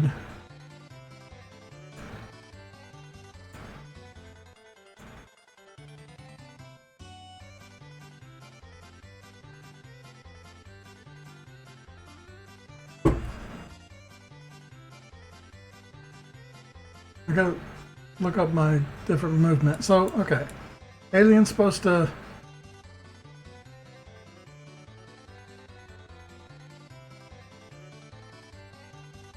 Okay, so it's supposed to move towards the player.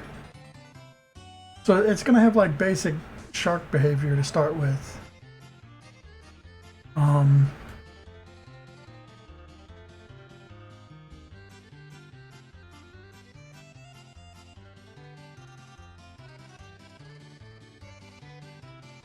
And then it starts having, right, okay. So it goes through like shark behavior, and then it goes to anglerfish behavior. And then sometimes it'll actually charge at you, and sometimes it'll fire projectiles as with the different upgrades. Everything else, okay. So I did copy the shark, didn't I? I'm pretty sure this is the shark right here that I duplicated. Because the shark has 15 HP. Let's make sure I didn't do the salmon. Yeah, no. Yeah, it was gray before, that's right. Okay, good. So it's already got the correct behavior. Just because it's supposed to do what a shark does. One thing I do need to do, though, is...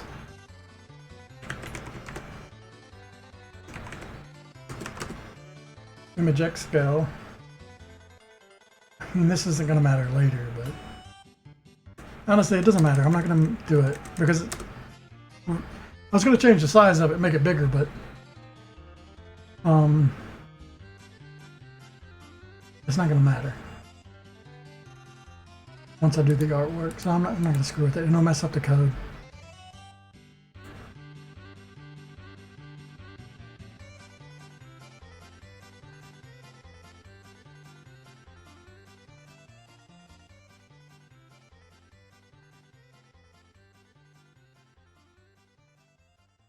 Yeah, the only thing is it doesn't have a death state.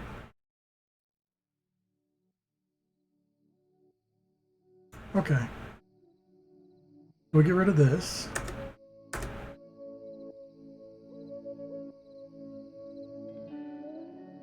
I guess it can have a dead, it just doesn't have like an HP thing to make it dead.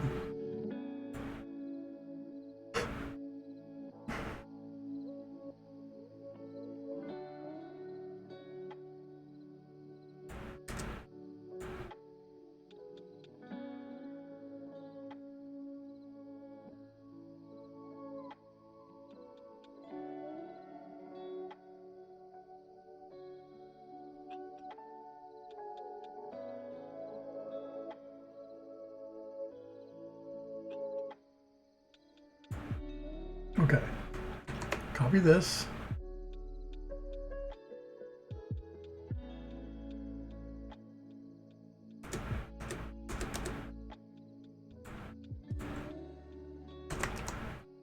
Do this. Alright. When it's created is when it does its random location. And then we just, when it dies, it's gonna go to a random location on the correct side of the screen.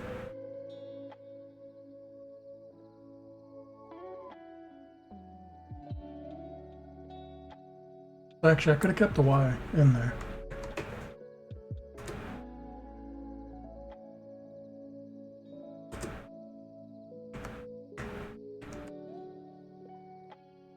It's just the X. Whether it's on the left or the right side.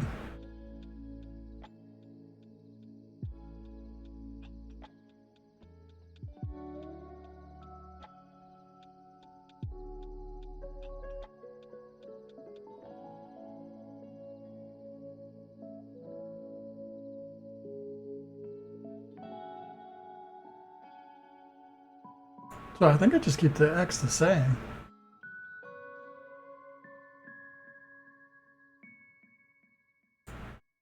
Oh man, this might break something. Okay. If it's less than -500, it'll go back to this. The Y will change. Which honestly, I don't even think I want that to happen. This thing should just turn around.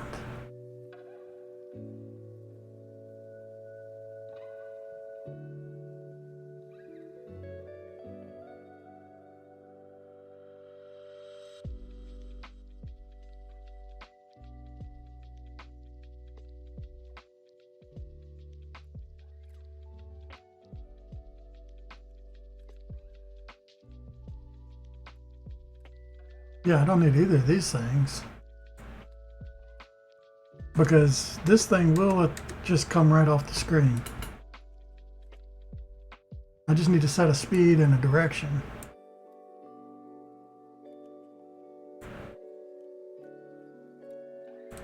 And then with this, instead of that,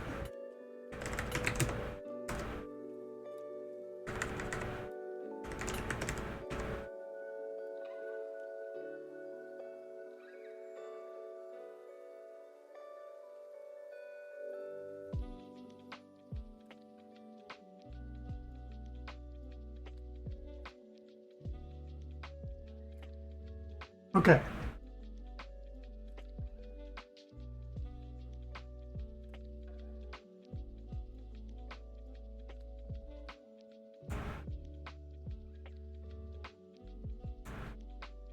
Now how do I trigger it?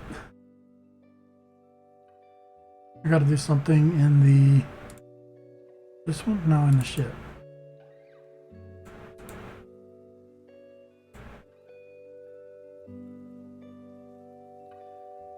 I need like an alien on button or something. Which could be another global. Not... I guess it needs to be if it's going into a new room that doesn't have these objects.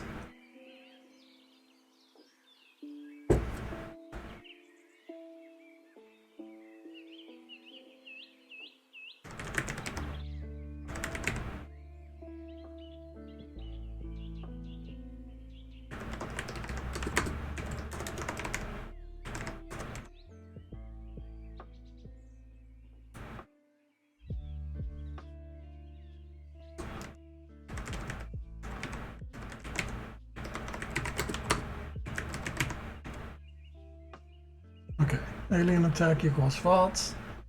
If it's the thing that sends you into the thing, then it equals true. Once we're in the area, we say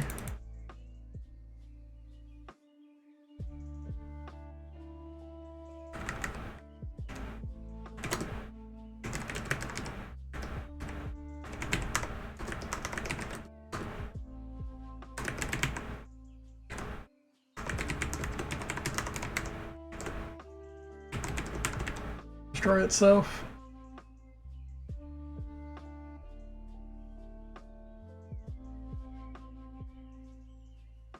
And then all I gotta do is, when the area exits, we see, I think that's in camera.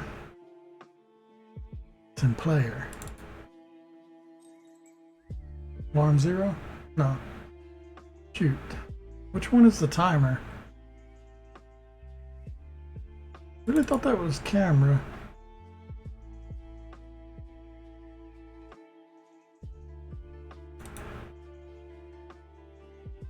Guess not. Could be player loot. No.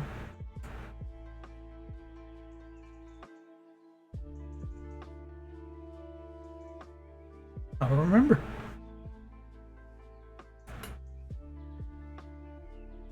Is it in here? It is.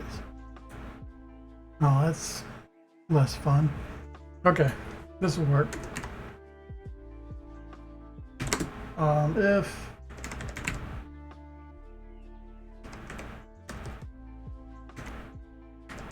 global alien attack,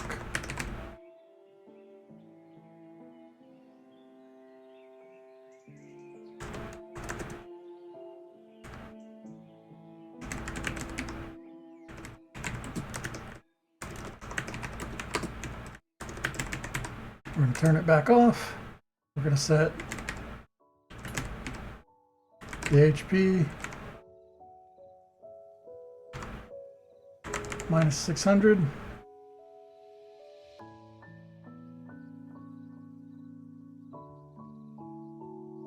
Which will be included with whatever it's got.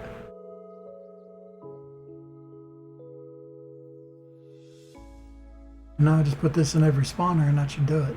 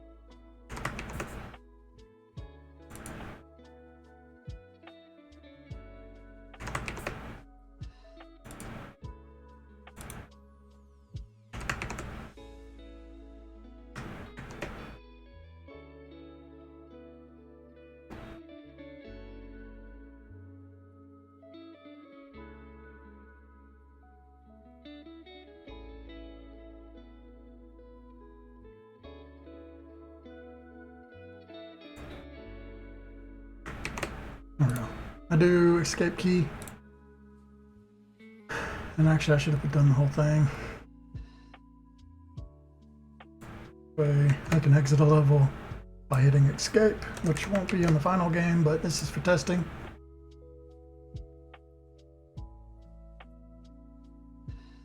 Yeah, so I can force quit a room, basically.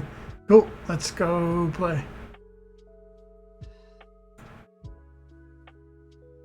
Oh, okay, I changed this one. Didn't realize that would happen. That's unfortunate.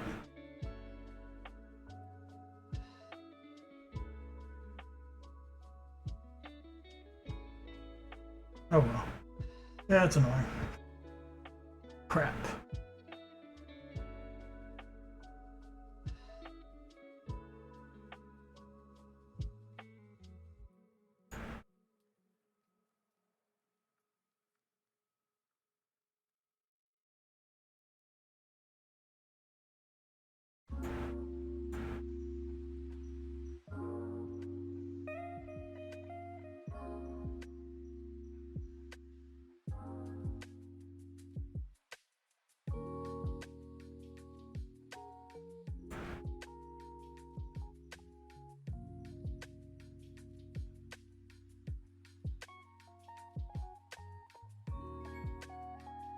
Cool.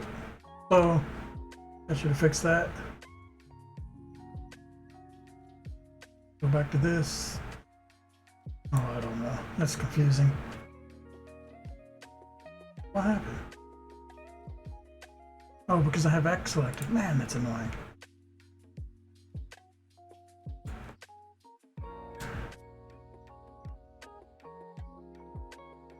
Why did this change?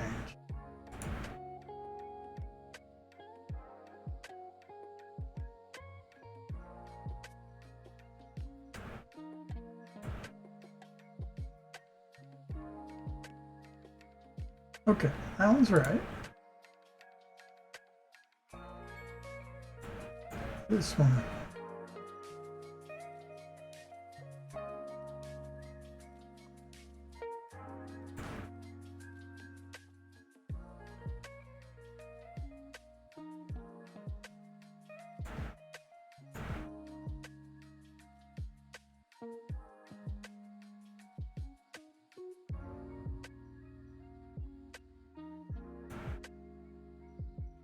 Okay. Does that work? It does not work. Oh, fuck. I'll figure that out later. Anyway, at least we're capturing the game. Right. This should drag this thing into the fight so we can fight it. There'll be a red guy. Just that with the same behavior as a shark. Should show up. He does not, because I haven't put him in any of it yet. Crap. Okay. How do I fix this?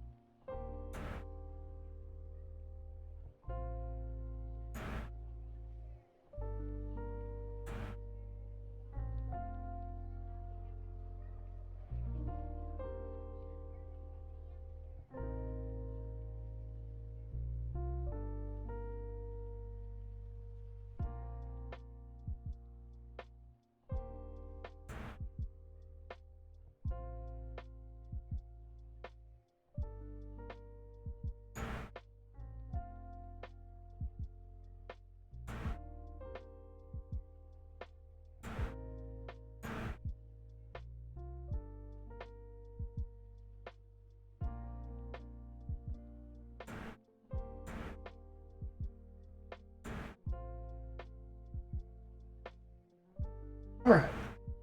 There's that. Just down here. Do this.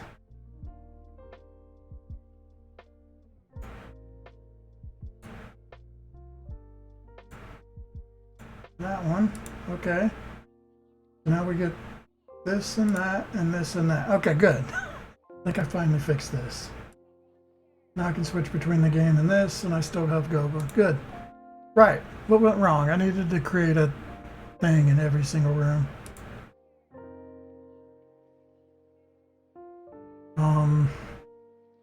Yeah, I guess so.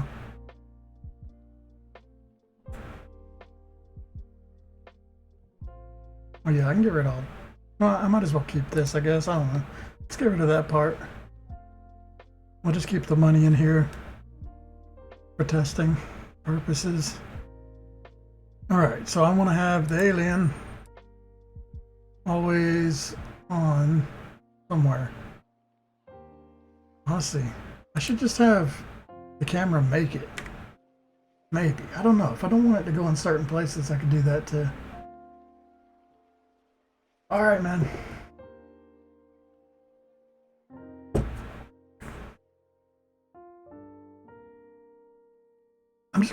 I'm gonna put it in each room, I think.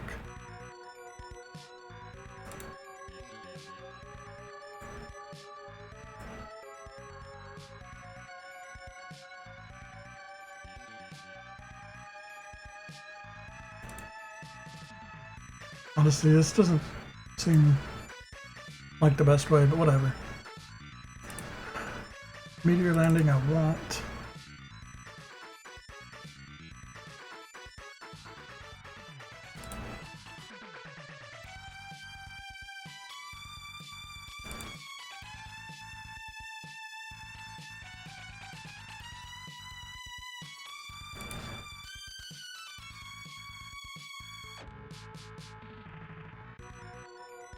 Okay, now we test it.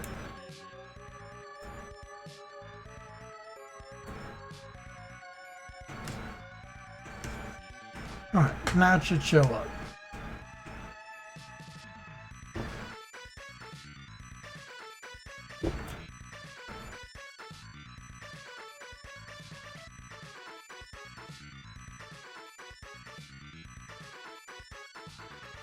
There's the alien. So I can shoot it as much as I want. I won't ever be able to kill it. Let's see if it comes back the other way. Yep. So this is how it behaves normally. It's kind of like shark behavior. Just go side to side. This is like Jaws. And now it's at negative 31 because I shot it 31 times. So that just adds a little bit to the counter. Why did it kick me out so fast? Did the time really run up by then? I guess so. But it's going to heal all the way back up. And then come get us again.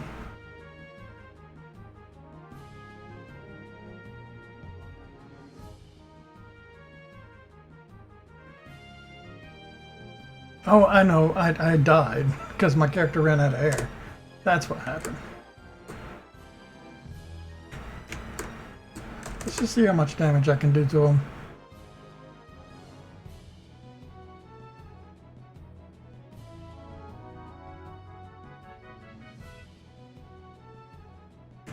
Oh god, I got hit.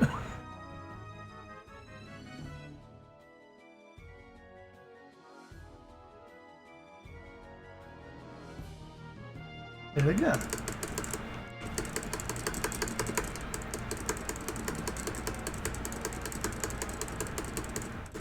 Now he should have a lot of extra time on him when this ends. Oh yeah. Wow. So that's like using all those upgrades, how much extra time you can get on him as it goes back to heal. But you get the automatic 600 just from like encountering them. So even if you don't shoot them, which is, it's a waste of time to shoot them outside of like giving you a little more time here.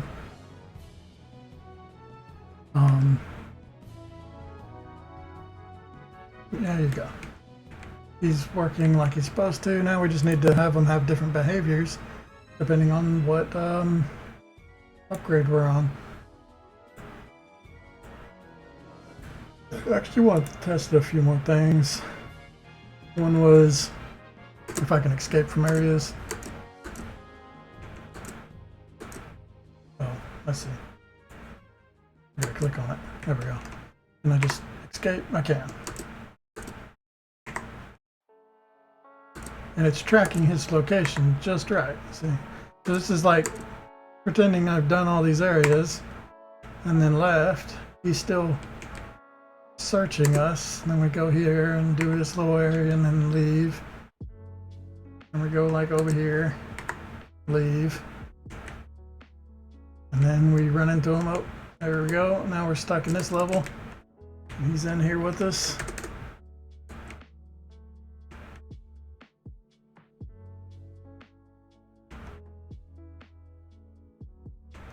So yeah, just an extra enemy. He's going to have different movement types and infinite health, basically. He's going to be a lot bigger than a regular enemy. Right now he's small. And yeah, just basically to get in the way, to be another thing to endanger you. Oh yeah, no, those are manta rays. Oh, whatever. That works fine. Cool. Let's just get the other behaviors working.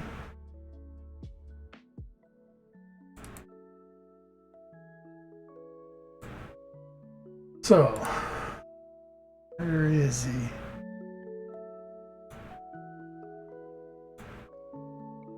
So this works great. We just need new types of movement. So that's the best way to do this. Let's get the other types of movement were an anglerfish, and then we'll add like charging and projectiles. So let's get anglerfish movement, which it would be better to use the oil fish. Really, we just copy paste this, no, except for we want the attack one.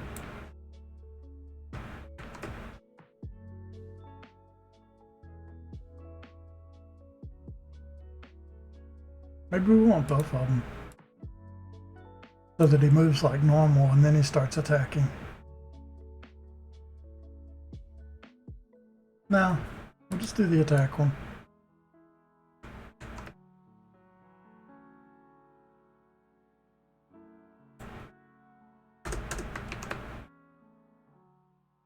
Right, so this will be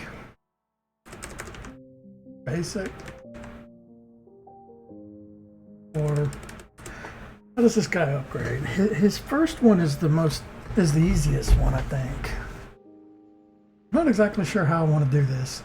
Is it just every time you get an upgrade? I guess so. So the first one's just upgrade 1. Or upgrade 0.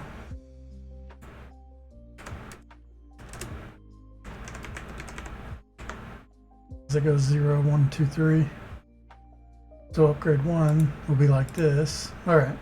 And then right here is just how we set which one.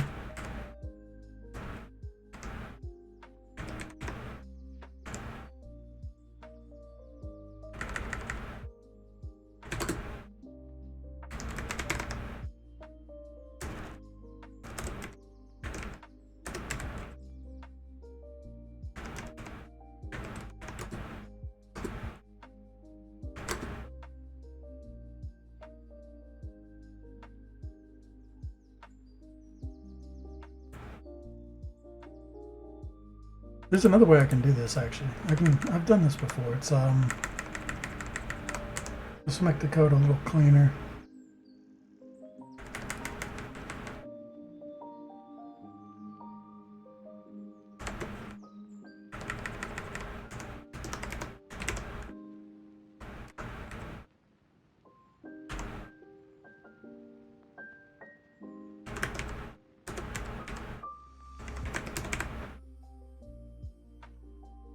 Right. If I did this right. What this is supposed to do is state will equal upgrade plus the number of whatever our upgrade is. So as long as I make the end of this 0, 1, 2, or 3, then it will pick one of those.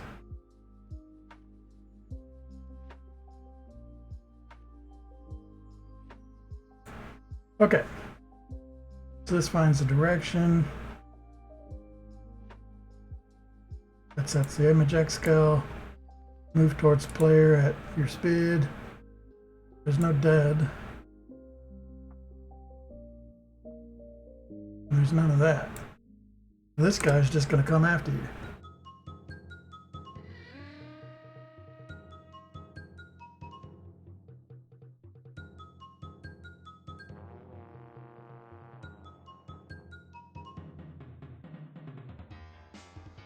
Alright, let's test it. That should work. As long as I didn't screw this part up. So it should start off with the first type of movement when we encounter him. I should really increase the speed of his movement on the map. Right, so when we encounter him here, because our upgrade is set to 0, his state should be upgrade 0. That did not work. Abort. Let me adjust this. I think it's the right idea, I just didn't do it right. I think it goes like this.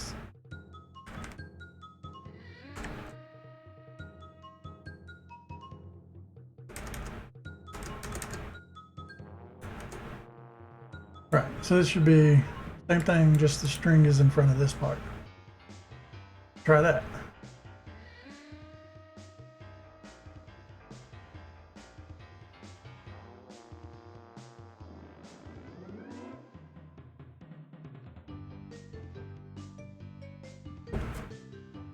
I could have increased the speed of them. Oh, I didn't change back to this. There we go. Okay, well, we got into it. Let's see if he shows up. He's not showing up. So I'm thinking his state didn't change correctly. It just didn't cause an error.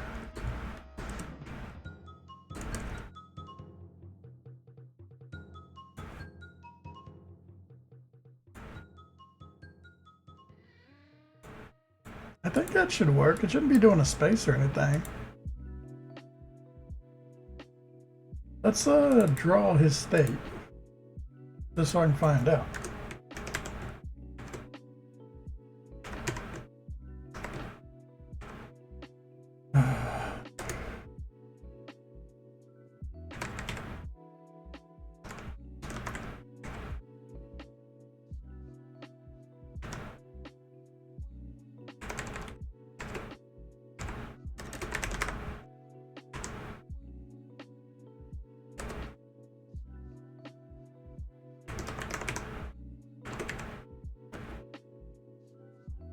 Okay, at divided by 3, it'll show the state. Should.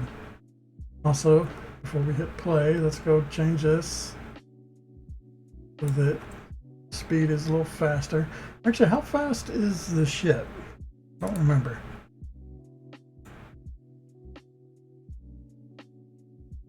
Speed is 10, so we want this thing to have like 5.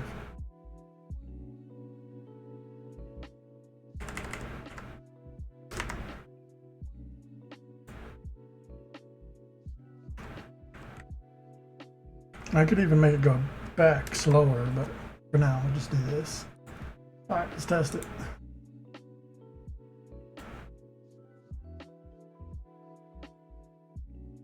I should move a lot faster now. Oh yeah. Okay, his state is set to move right now. Did I not change that? Why is it set to move?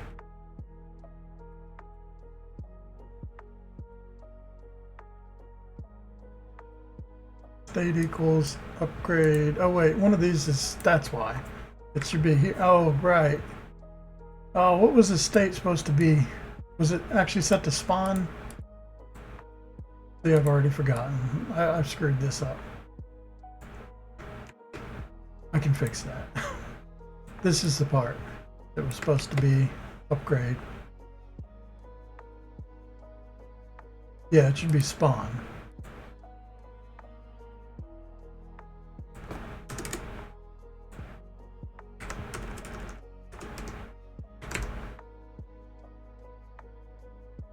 So it goes through spawn and then the upgrade. Well, that means it'll change if it ever dies. That's okay. I mean, that's not going to matter because you can't. Does that matter? You can't ever go up with the upgrade. You can only go down. Which means it will never actually respawn if it's not already at 0, so this should be fine. Oh, you didn't see any of that because I forgot to change the game over. Whatever. All I did was shit. I changed the spawn to change and his spawn action. I don't know. Fuck. Alright, it seems to be working. It's at upgrade 0. Now if I go ahead and upgrade myself, hit escape, he'll go back and heal up. And then he'll come get us again. But this time, he should be using the second type of action to move.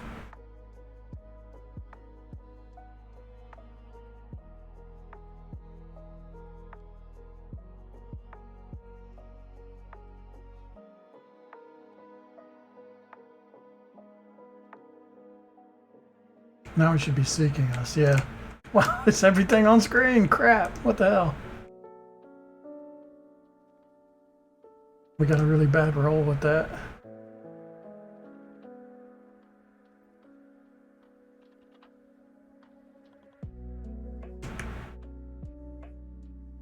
There he is. Okay, so he's constantly chasing us in this form. So I probably want to like slow him down or something. But he's not too obnoxious. But yeah, he probably does move too fast in this one. So I'll probably have him go like half speed and then he'll get faster and faster or something.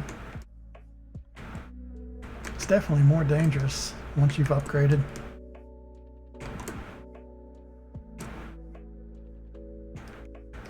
Glad to see that works though.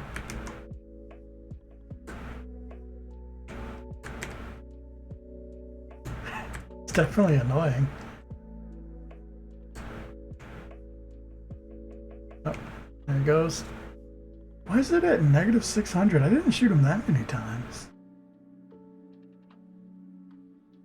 It's like it happened twice.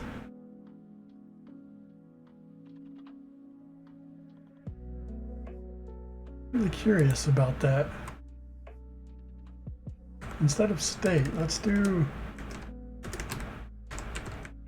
I'm curious what his HP is.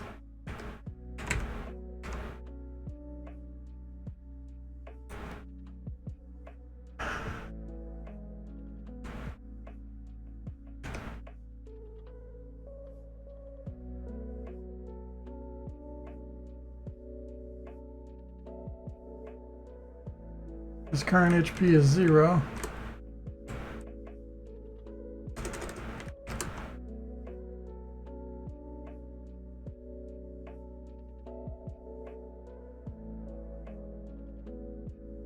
He's not coming back. What happened? Oh, because I changed my upgrade. That would be why. He's now in a state that doesn't exist. Crap. Okay. So what I did before, so I keep it, I'd have to keep state equals spawn here and change the upgrade part and put it in the spawning code. So that's what I did wrong there. Now, I just upgraded so it went to upgrade 3, even though that doesn't technically exist. Let's just throw these in here real quick so that it doesn't, so that I can test it. Technically the movement won't be any different. But this should be speed divided by 2. And speed, and yeah. Whatever. He'll get faster. For now. Alright, test that again. For some reason his HP is going like -600 and there's no reason that should be happening, so I want to figure out what is causing that. Like, it's at 0. It shouldn't be at 0 right now, right? It should be at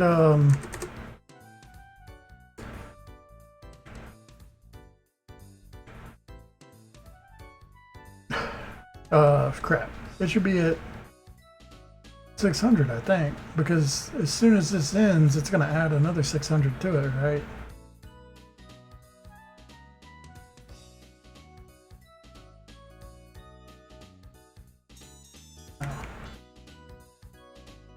If it adds another 600 to it, then that's what I screwed up. It might be the escape button that's doing it too. But it should be at -166. Right here.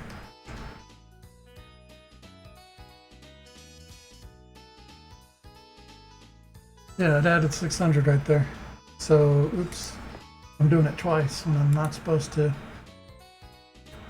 What's doing that?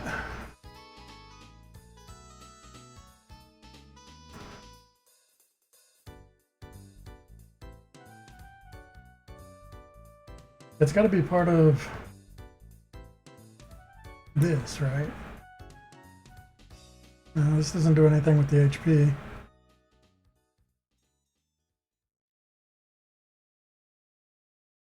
So something with the spawner?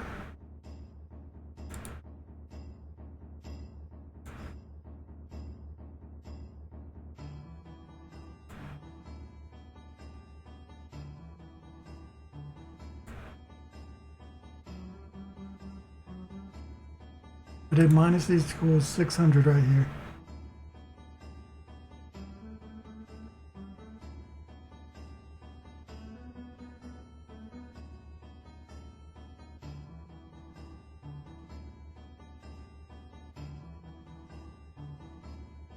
What did I do the other minus 600?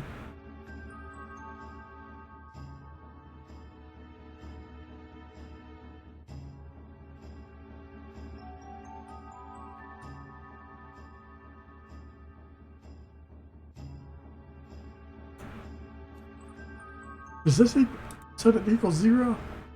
Yeah, right here. Oh, that was part of the test. Right, I can get rid of that now. That's why. Okay, I think that'll fix the problem.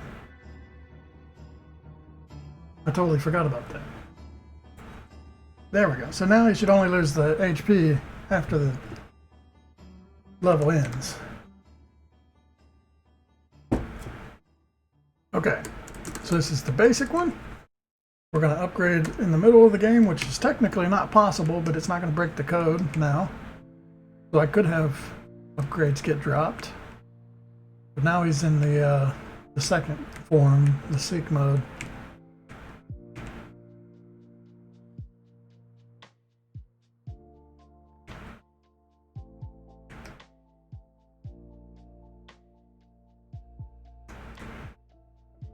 And he's moving at half speed, which is a lot more tolerable.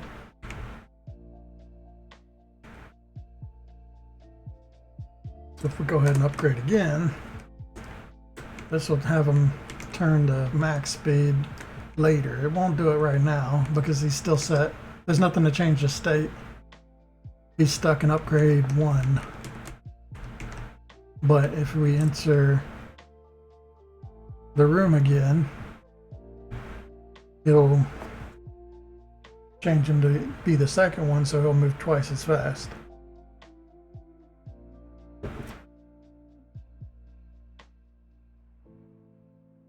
There he is. Yeah, he's a lot faster now.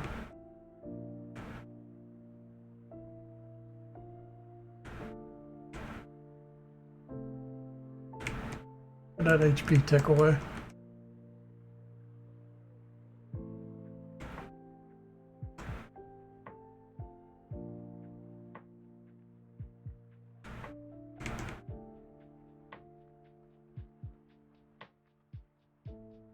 This gives me an idea of how much HP he's actually going to have for the boss fight. Boss fight should take a... Oh, that guy came out of nowhere.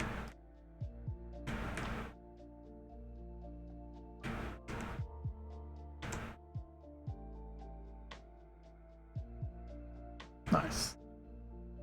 Okay, well that's working great. We just need the other behaviors.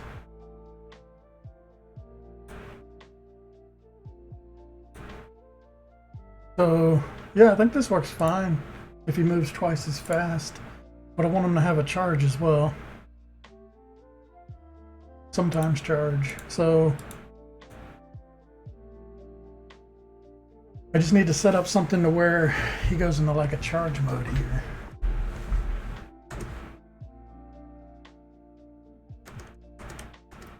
Well, we just set up like an alarm. That would work.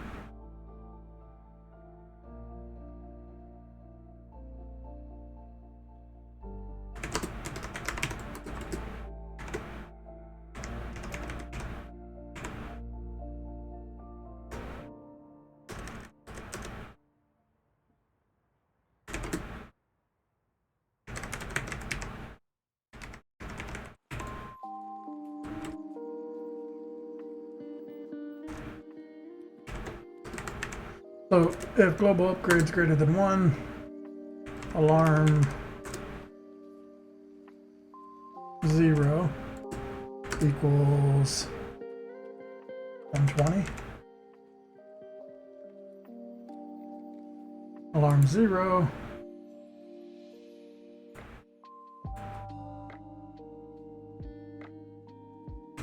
state equals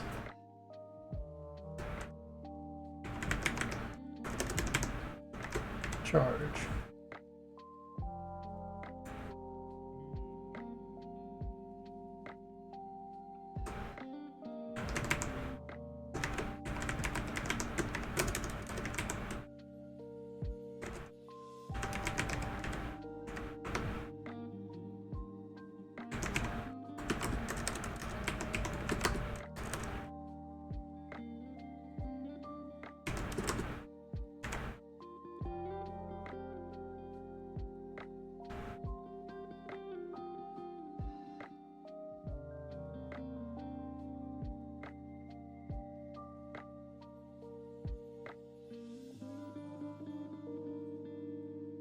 How best do I do this? I want him to stop for a second. Stop for a second. And then after like a second, he'll probably play an animation or something, right? So actually, I'll probably do it in like animation end. But yeah, once he starts his animation, kind of like charges towards where the player is, a certain distance, and he'll go past you or whatever if you dodge him. So he's not going towards the player like this.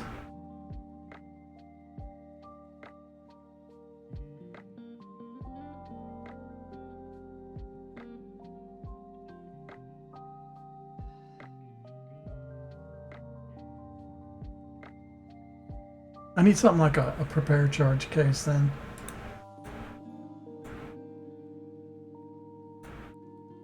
I have like charge up and charge.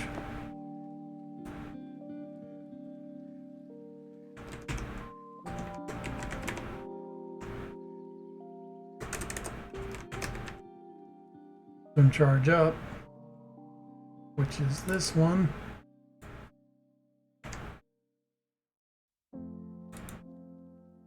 Is where it gets ready for it.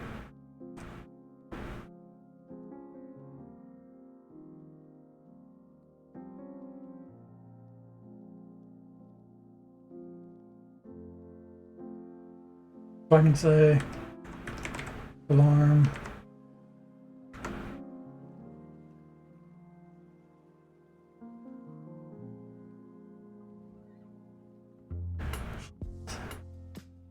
making this more complicated than it needs to be.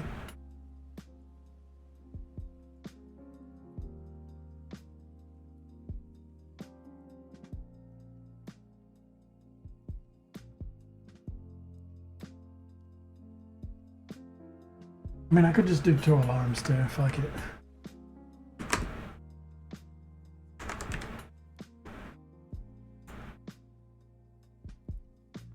I don't like using alarms too much, but honestly, I should be for this.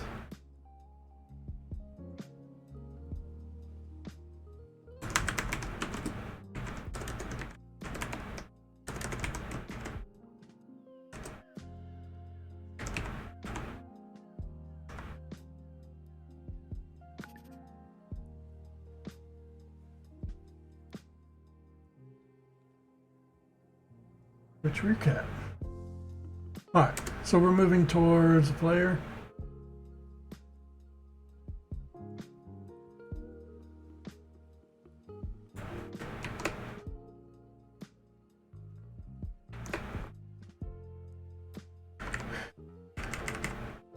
Double the speed.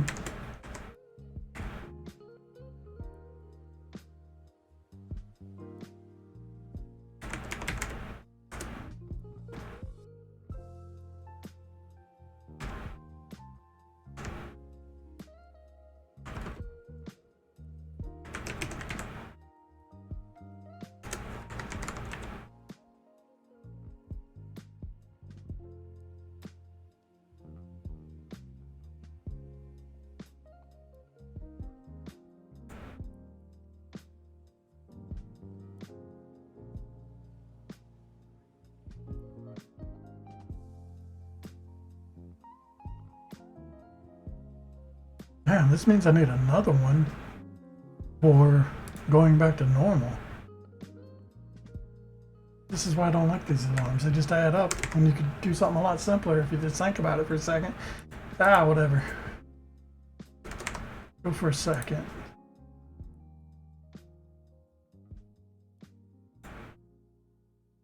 Now I need alarm 2 to set us back to normal.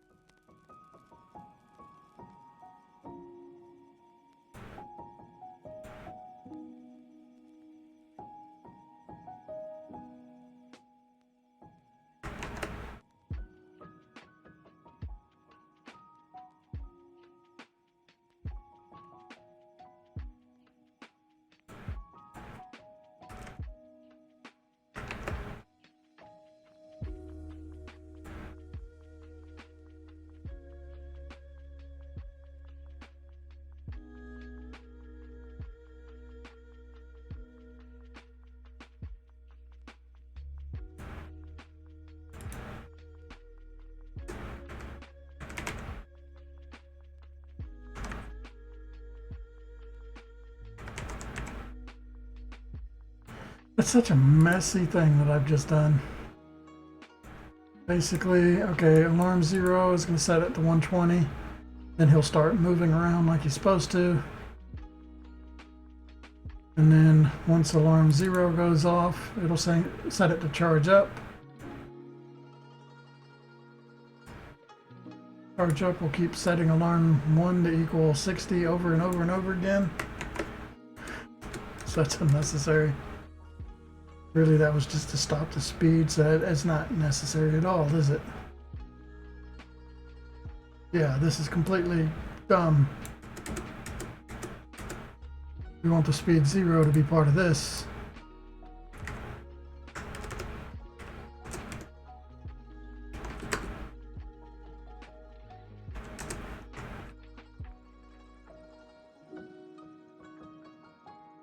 Right, when alarm 0 goes off, states equal charge, speeds turn back off. We wait for alarm 1 to go off. When alarm 1 goes off,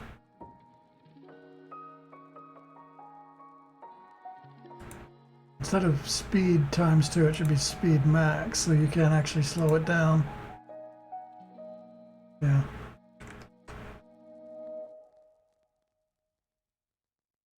And then alarm 2 goes off, which changes it back to normal, and then it starts it over again. Right, that should work with a lot less stuff. Charge is just a state to stand in where you're not moving or doing anything. It's there as a nothing state. Okay, let's test that. So for this to work, I need a couple upgrades first.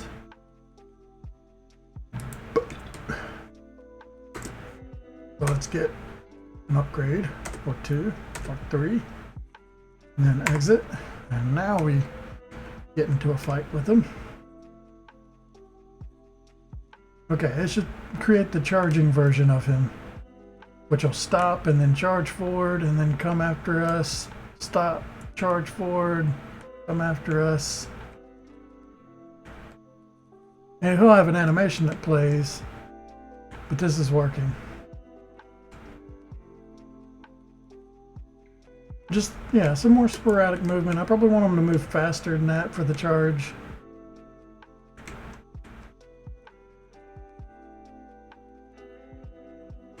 Maybe the charge up doesn't take as long, something like that, I don't know. Because actually, right now, I think this makes him easier than when he was following you constantly.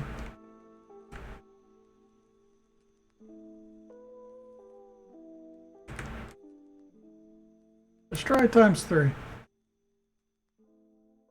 Gonna do that real quick.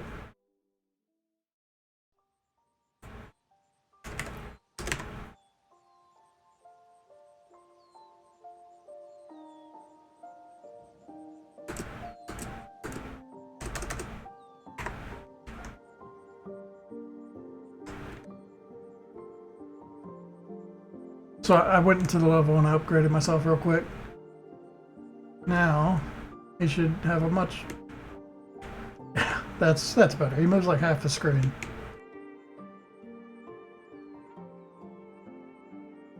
I might give him like a build up or something so it's a little more smooth.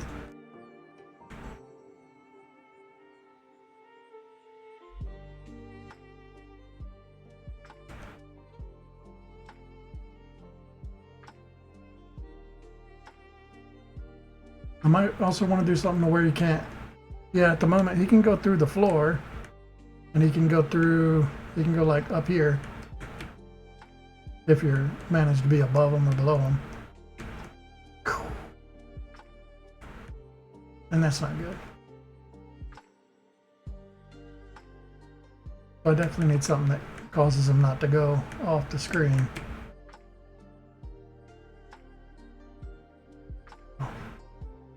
Did I die? I think. How could I have died? Oh, the timer ran out. That's what happened.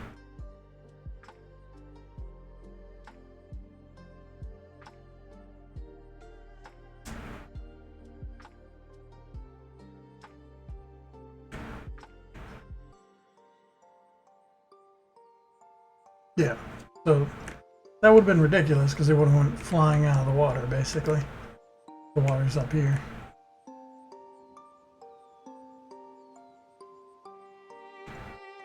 I don't think he's actually set as an enemy, is he? No, he is. He hurt. He does hurt.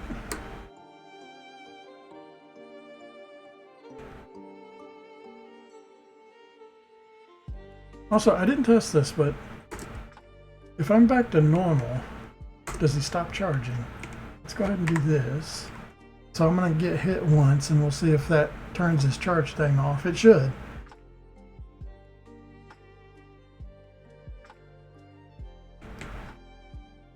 So if I get hit, after one charge, he should go back to normal behavior. Yeah, now he's moving slow again. Oh, but he still charges. That's right, nothing sets it to 0, huh? I guess that's okay, he moves slower.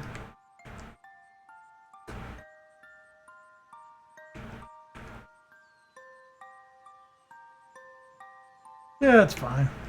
So if you get hit, he does go to moving slower again. He just,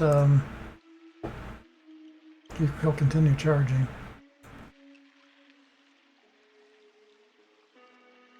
Okay, this is fine. I just need something to stop him from going off the screen, which is done through this.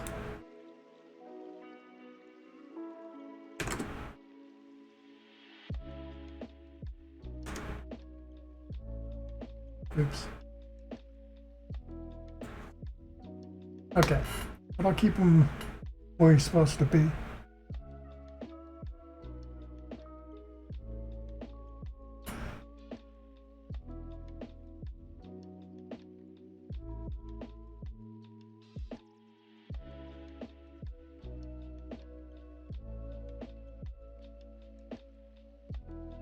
I think I just say if X is, well, not X, I only care about Y. If Y is less than 100, I think it was.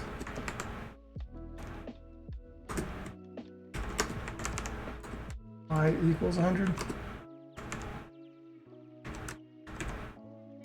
Y is greater than .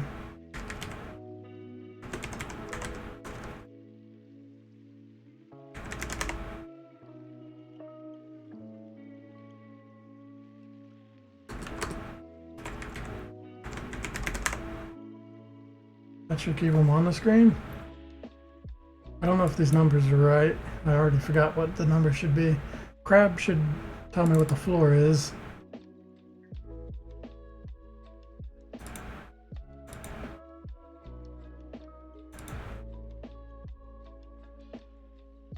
Room height minus 25.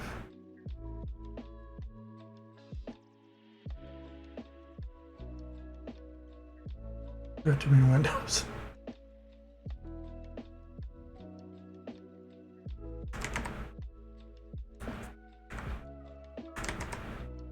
And then Jellyfish will tell me the other one.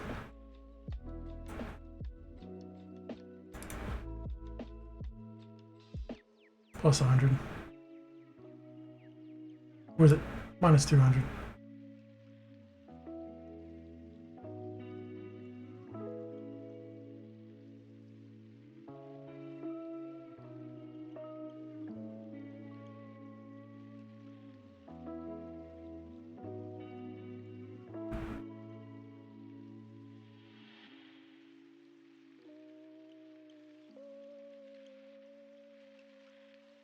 Oh yeah, it's 100.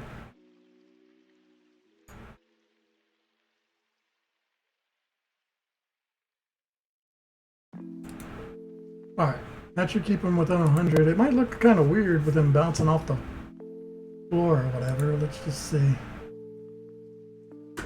We'll go on level, which only works if you click on it. Let's crank up a bit, hit escape, wait for the alien. Now see what it looks like when he charges into the floor and the ceiling. Okay, cool. It's actually more dangerous. Okay, yeah, he just kind of like hits it and then sticks, comes back. I guess it's okay if he goes a little up. I don't know, it looks weird. The speed's what's causing him to be higher than he's supposed to be.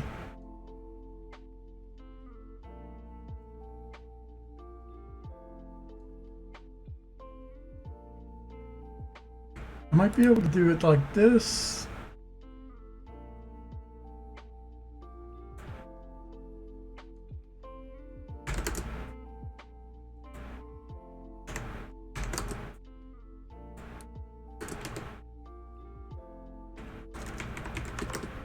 I don't know if that's going to break anything though. If I set the speed equal to 0.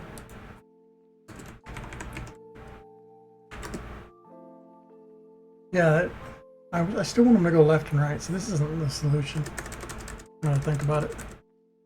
I guess what it looked like is fine. It looks a little weird.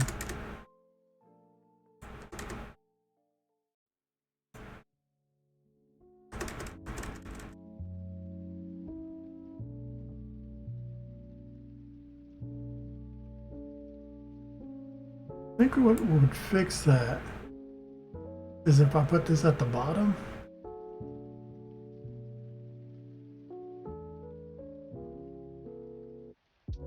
Oh, let's try that.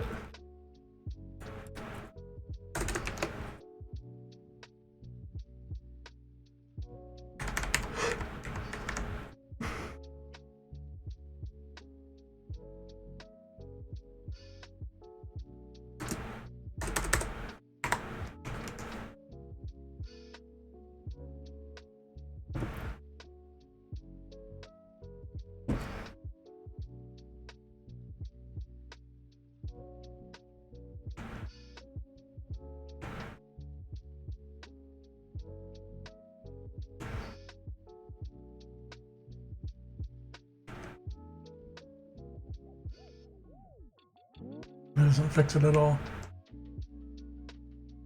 That like snaps up and snaps down at the ending of it. That's what I'm trying to get rid of.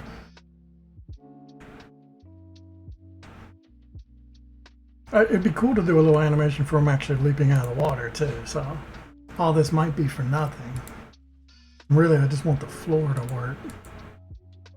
I don't really care. I'm gonna do something different with the surface, I think. So let's just get it to work on the floor, and then we'll do like a totally different behavior for if he goes out of the water, because that'll look cool. Just get the floor to work right. If I set speed to 0, the speed is kind of like, the way speed and stuff works is kind of annoying, but yeah, if I set it to 0, he'll stop any sort of like horizontal movement he's got as well. I just want to stop the vertical. What if I just add speed to it? Minus 25 plus speed? I don't know if that'll work, but let's just try it.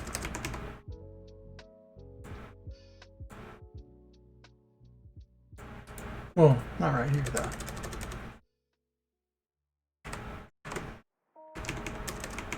I don't think that'll work, but I'm interested in what it'll do. Oh god, you can't see it. God, I shouldn't mess with the screen. I always forget to set it back. I had it set up before where if I press the 3 key, it would automatically full screen the game and change the scene of OBS, but right now the hotkeys just aren't working. Alright, he's not charging at all right now.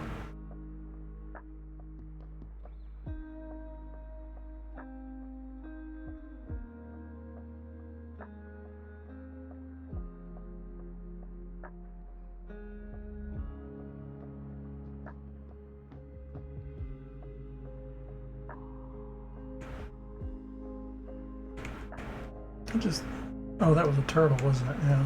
This is the turtle level. Okay, it's not plus, it should be minus, I think.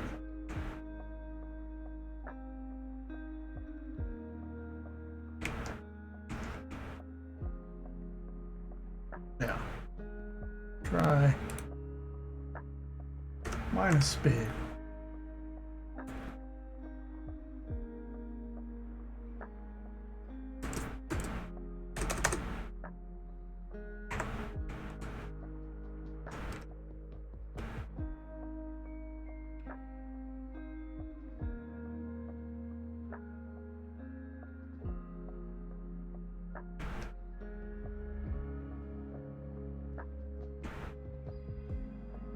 Alright, that looked okay.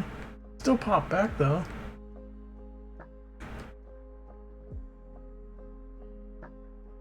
Yeah, no, it doesn't work. I gotta think about this harder.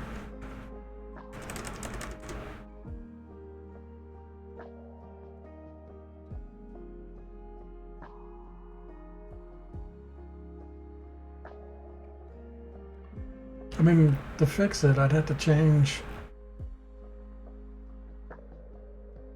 I don't know, the way I do move to point. But it's just so much easier to set a speed. Oh god, I forgot to change it back. There we go. It's so easier to change it back. I mean, I haven't done anything. I just took the speed part off of this.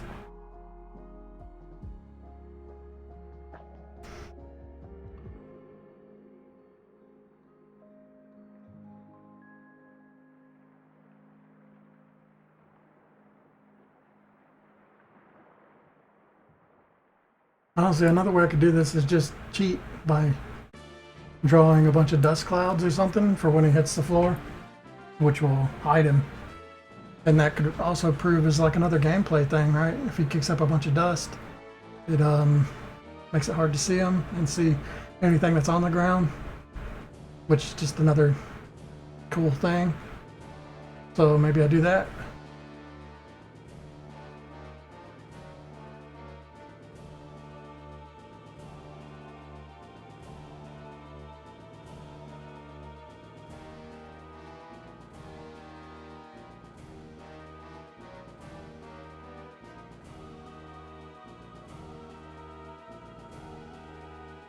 Honestly, the one way to fix this would make it, instead of setting it to it, have it go back. So instead of minus 25, or yeah, instead of this, y minus equals speed, right? Yeah. Until it goes back to where it's supposed to be. That might work.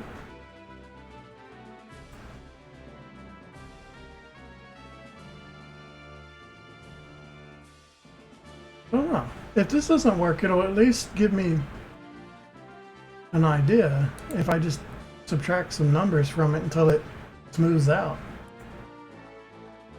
Let's try.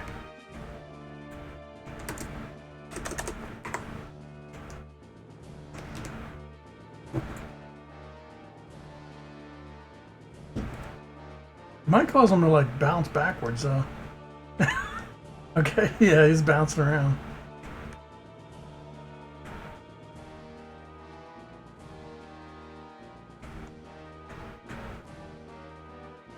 That looks good if he goes like that, but if he hits it at an angle, it looks weird.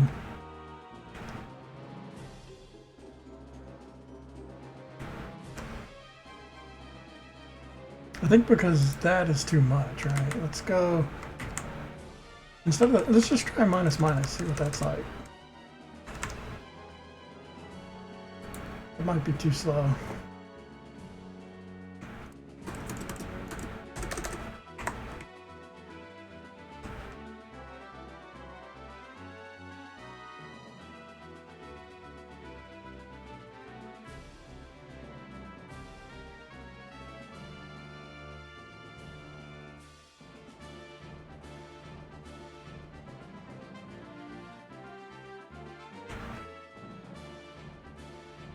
Well, definitely overpowered and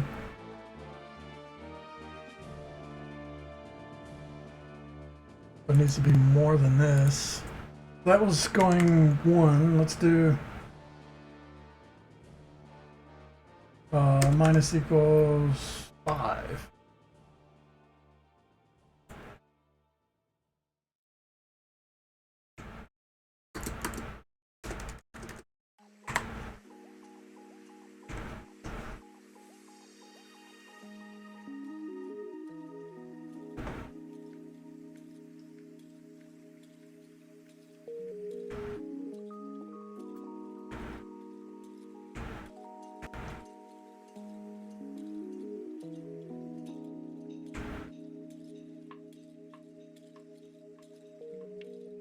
Five is still not enough. What does his speed get up to?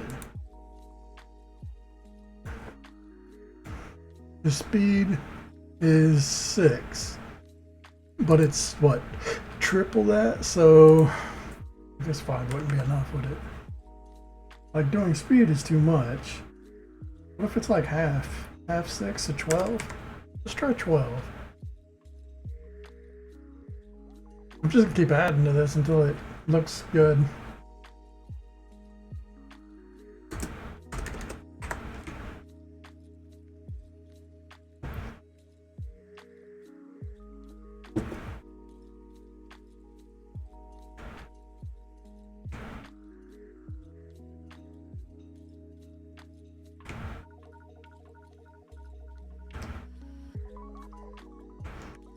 It's not very good. Not doing it this way. I preferred the first way.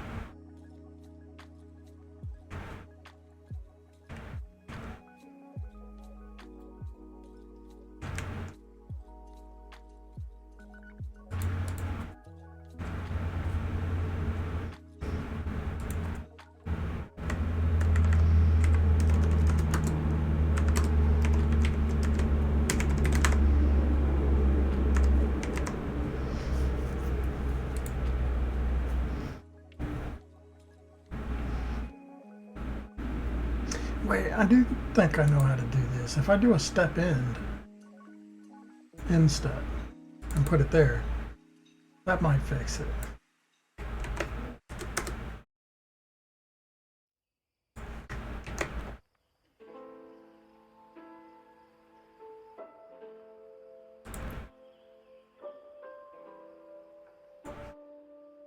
It's just a lot of experimenting. There are easier ways to do this, but I'm trying to do it the weird way.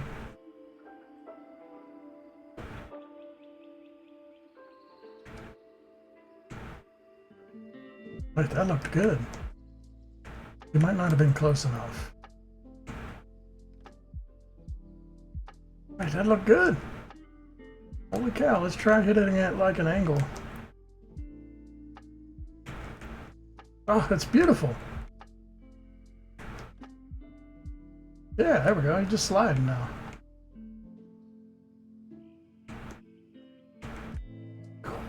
Oh, that's beautiful.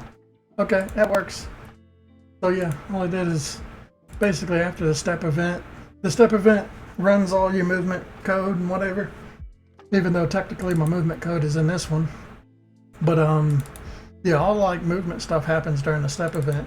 If you do end step event, then after all that, it's going to do this as like an overwrite for what happened during the step event. So it's just going to overwrite it and put it back to here where it's supposed to be. So that's kind of like what's happening there to fix it. Cool. That's good. That fixed that. Now, projectiles. That's a thing. I don't even know what the projectiles look like or do.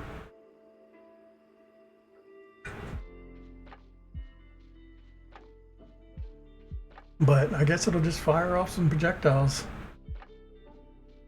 at random times.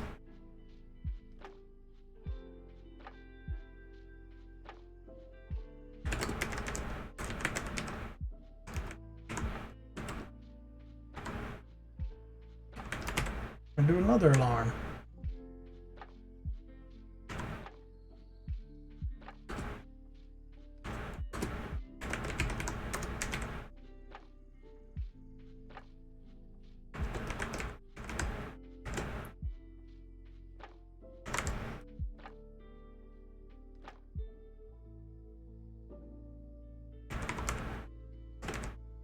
So alarm 3, if upgrade equals 3, alarm 3, so you have to be in the mini sub basically. Alarm 3 will be a random range between like 1 second and what's that, 4 seconds? I'm just making up these numbers, by the way. I never really know. But all this is going to do is shoot out whatever this projectile is going to be, which doesn't exist yet.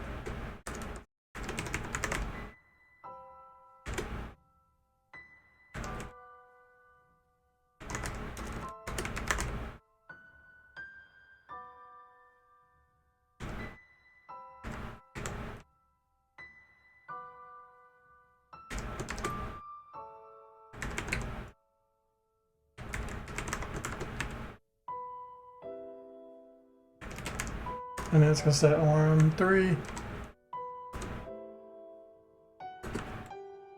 equals another random range. So we'll do like 30 to 240 again. Some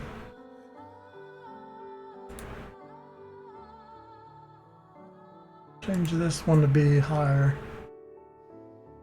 We'll just set it at 240, I think, on the first one, because he's probably going to be off screen on the first one anyway. We'll set it to like, yeah, because he's going to be off screen, I'll set it to be a little bit higher, like 300. But then afterwards, it'll occur at random times. Now we got to make the alien bullet.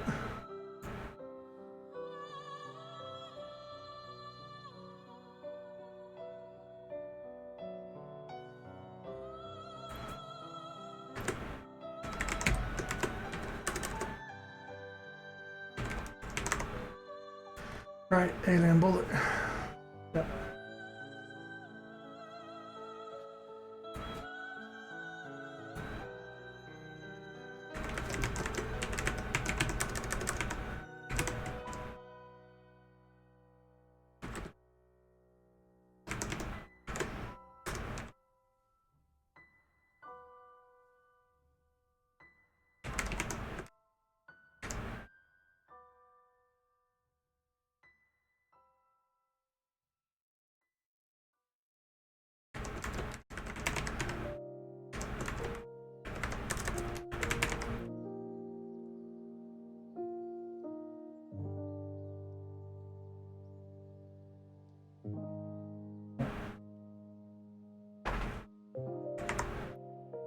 Okay, so it's going to create a bullet, and the bullet should move towards player. at 15 miles per hour. Step event. We need something for destroying it if it gets off the screen. Which I have here.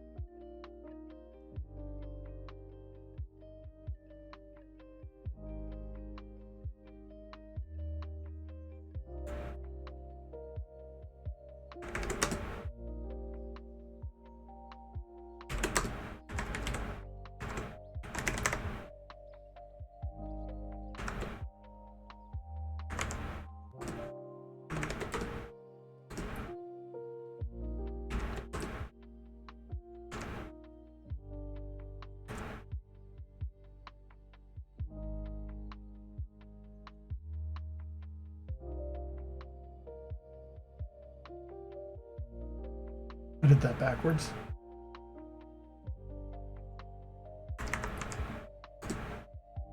If it's less than -60, if it's greater than room height.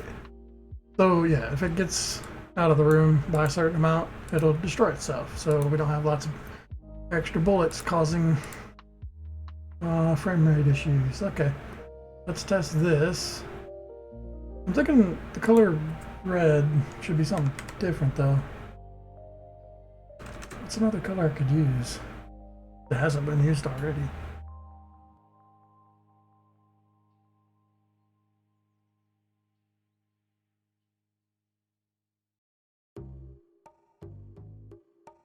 I guess red's fine. The thing I would use maroon, but I've already used that. We'll just use red.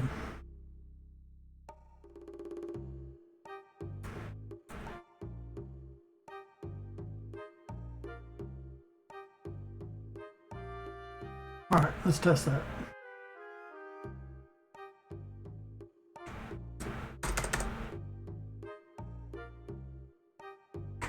Okay.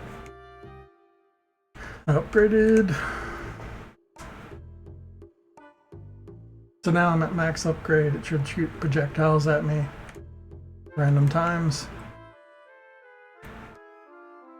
Oh, there it goes.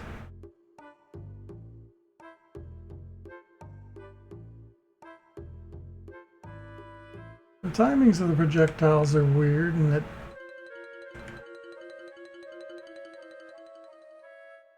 I want it to happen more often. I don't know.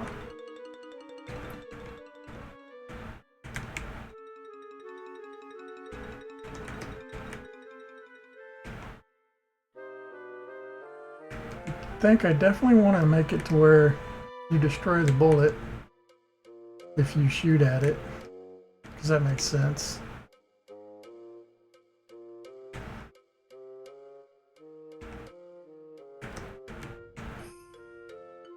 I guess that's fine. It's just an extra little bit of danger.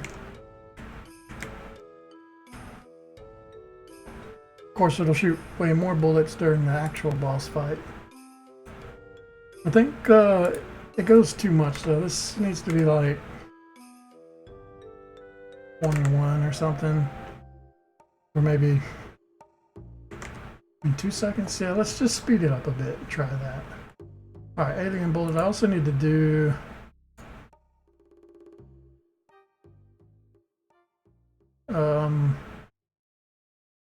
we gotta make this apparent.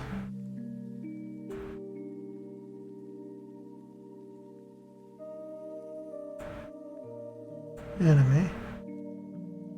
And then we need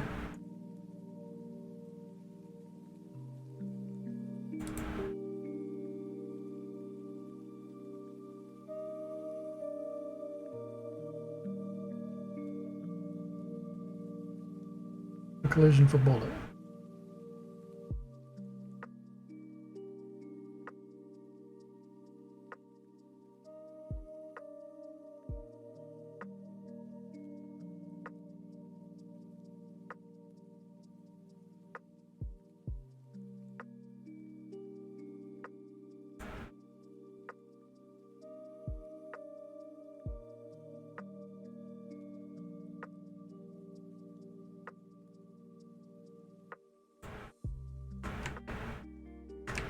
Okay.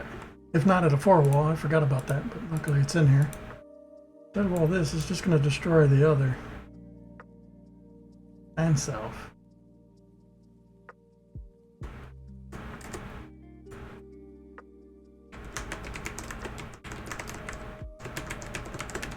So it's going to destroy your bullet and its bullet, basically. So it is still blocking bullets. This means it'll damage you.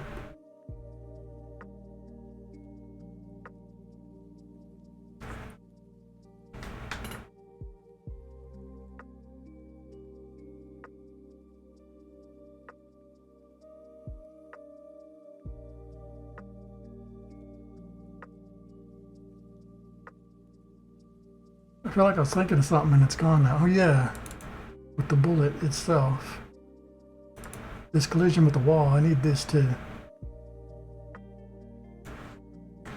For the alien bullet, because I don't want alien bullets passing through walls. It should have basically the same interactions as your bullets have.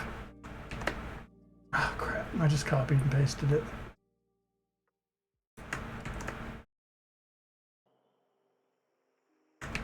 There we go. So if it hits a wall, it'll get destroyed too.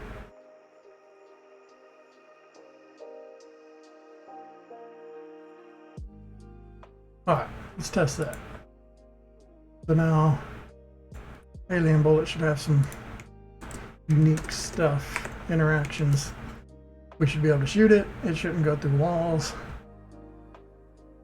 Really, I should go to this area so that I have a wall to test that. Once it starts shooting after a little while, it should shoot a lot faster too.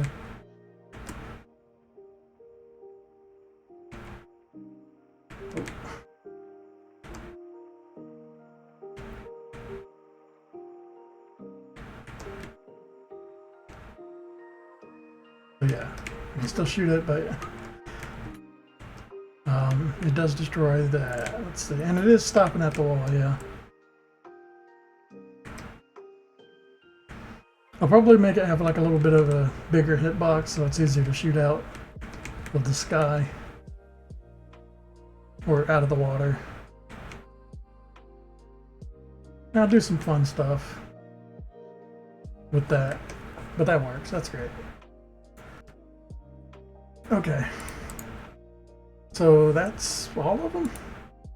Close everything real quick. I wanted to do something, the player ship. We could stop drawing all this stuff because it's just messy.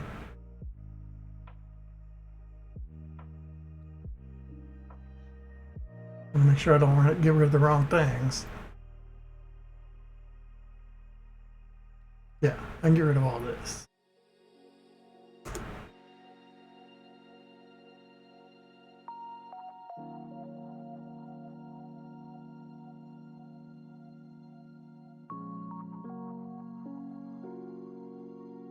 I also want to get rid of the other things.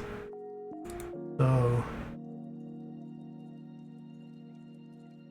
alien drawing its own HP. Don't need that anymore.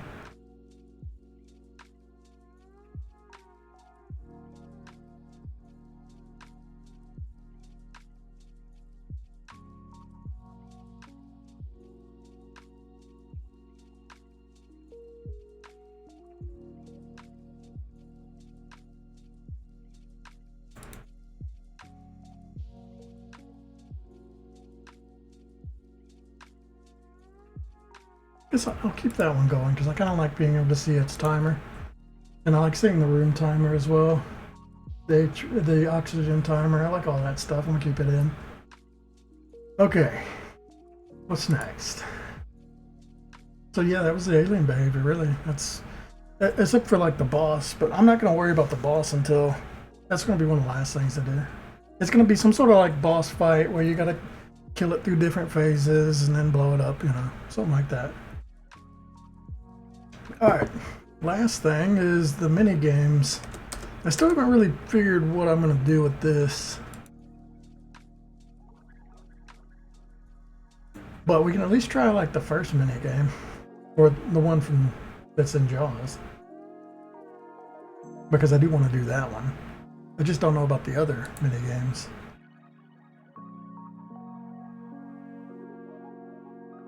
All right, so we need a new room.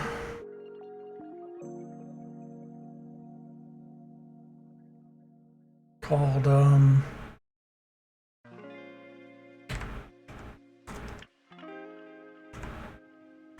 minigame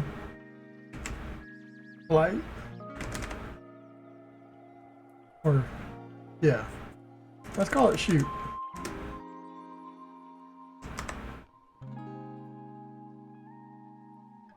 All right, minigame shoot. I can set this up just like a normal room, like the shallow. So actually I should have just copied this one, but 1920, 1080. Because I think these are only going to be on one thing.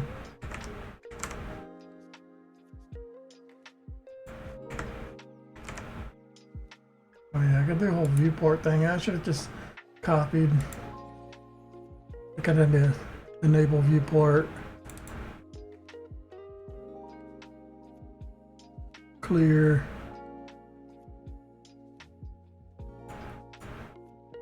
Visible.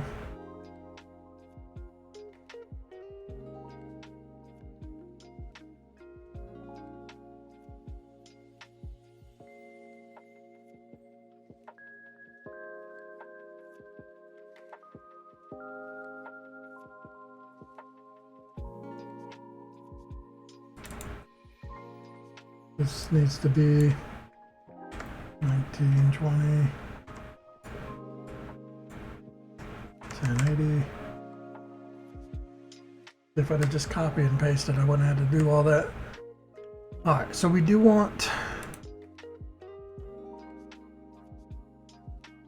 I think we want a new camera. Let's duplicate this camera. We'll just call this M camera for minigame.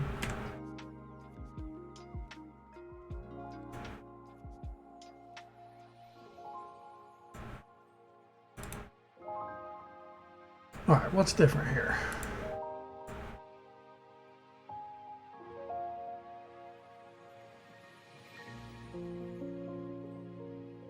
So instead of O player, it's something else.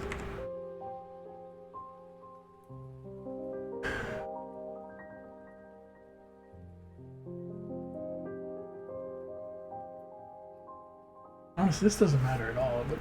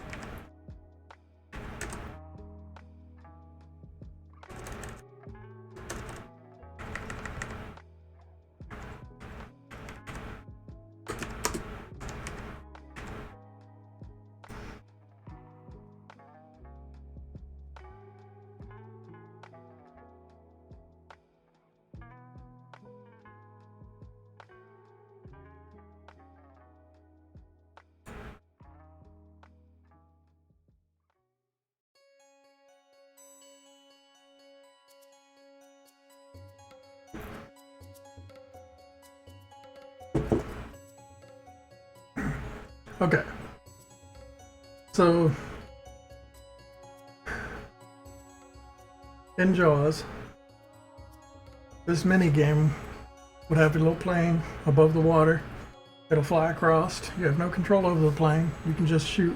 You can throw out bullets basically, and hit like enemies that come in certain waves. And I'd like to do that.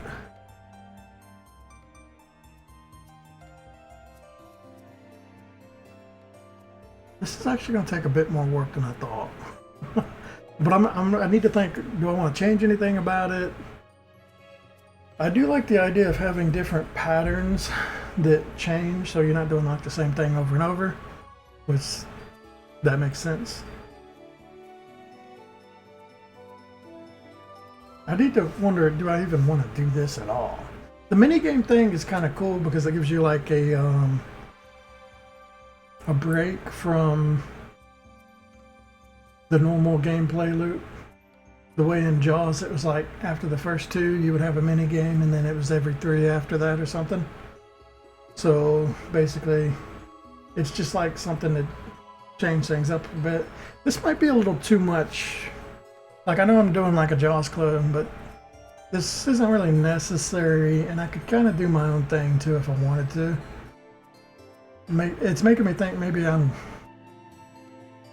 being too rigid here and I need to think about this more. I like the idea of mini games, but why, right? Like, okay, it gives you a little change up, or a little change up in gameplay to do a little extra something. Let me think about this. I gotta figure out, like, how do I fit it in my game? What's the point of it? And like, yeah, okay, it gets you extra loot. That's kind of the idea. It gets you out of the whole. Right now, there's only like 2 gameplay loops, or maybe 3 if you consider go to port, move around the map, go into different locations. Those are the 3. So having like an extra little random mini game could be just a fun side course. But I need to think about how I'm going to do this.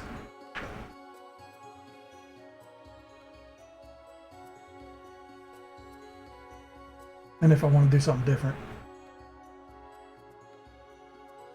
Not too sure yet.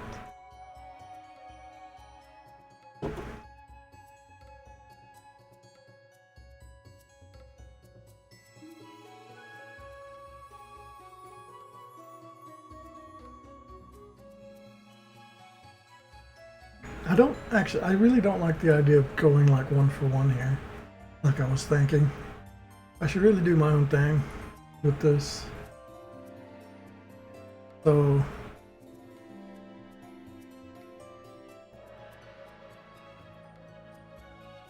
maybe I need to think about this a little more.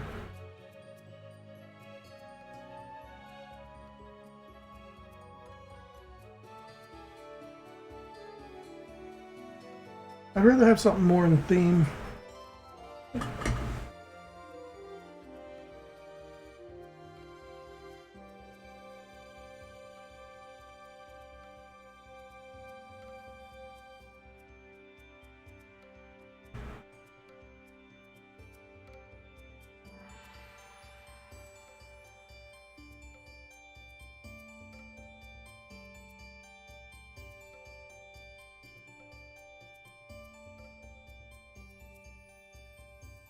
Let me just think about my gameplay loop right now.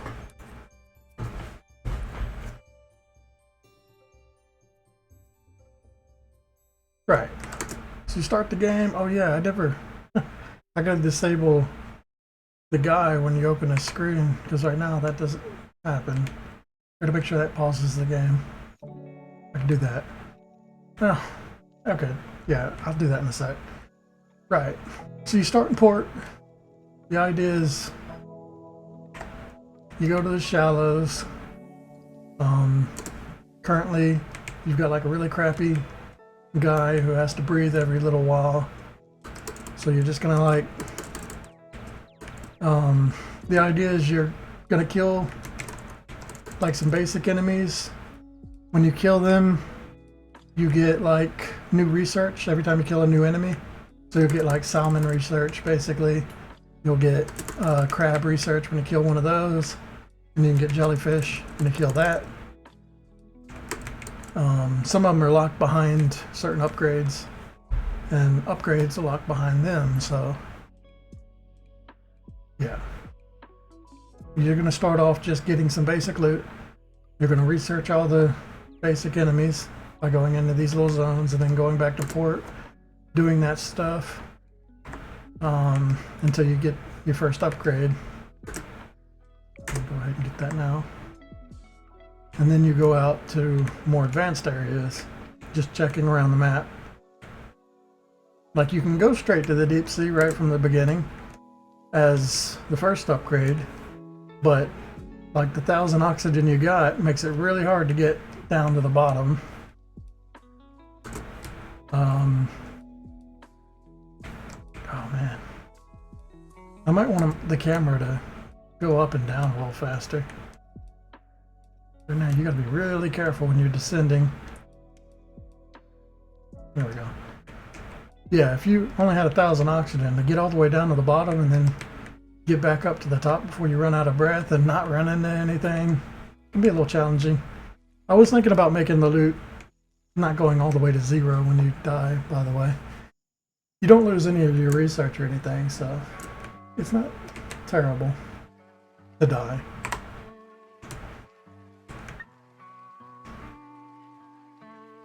But anyway, you gather your stuff, do research.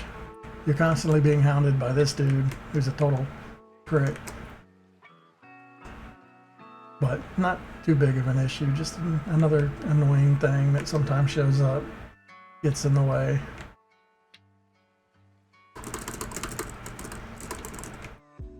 Oh. Sometimes gets you killed and then you lose all your stuff, so that's kind of the idea of that. He healed up really fast, didn't he? Is that because I died before? Alright, if I die before shooting him, he's back to 600. So I need to change that to make sure the minus comes... Okay, there's two things to change with this. Now that I've did a little play testing. Where's the things that lower its health?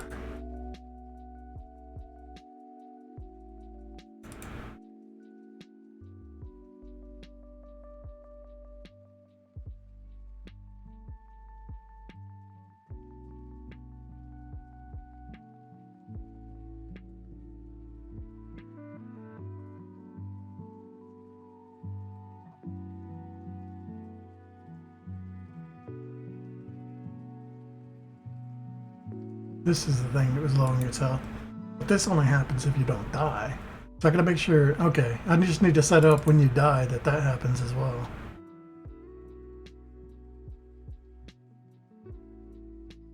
Yeah, this needs to happen when you die.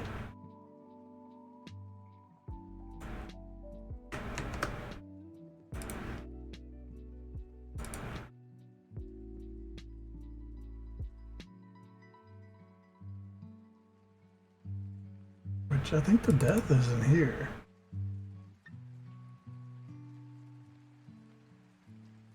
This part.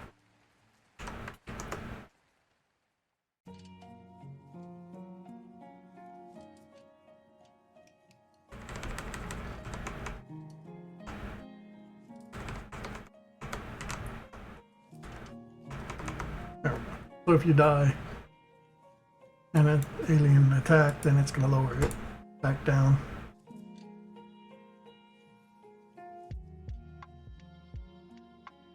Okay, that fixes that. The other problem was, right, it's still activated when we have the shop menu open.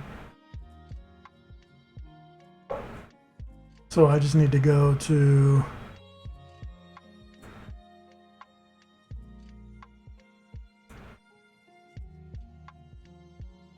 this.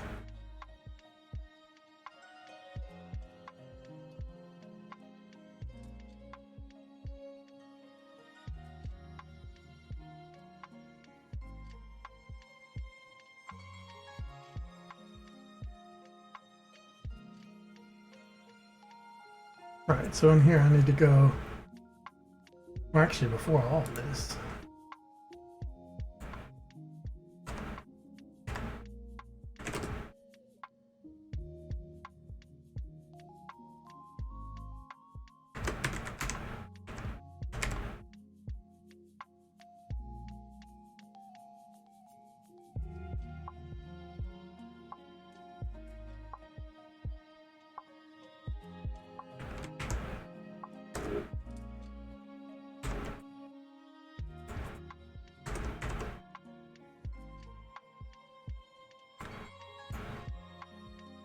Right, so shop equals false. It should turn everything off.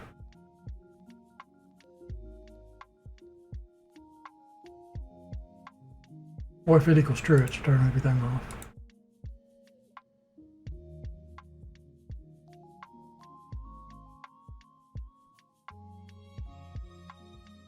So it shouldn't be moving or gaining anything.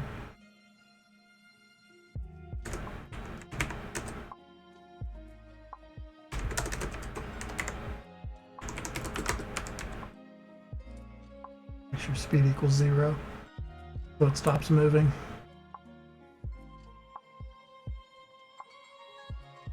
Just have it start moving towards me and then I'll open the menu.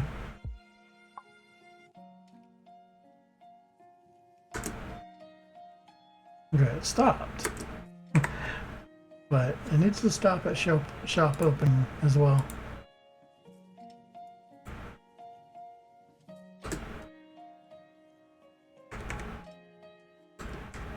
So I'm saying if shop equals false or ship, I know I haven't changed the screen yet, but if ship shop open equals false. God, I don't know if that's right or not. It's and or. I just gotta see which one it is. All right, let's test.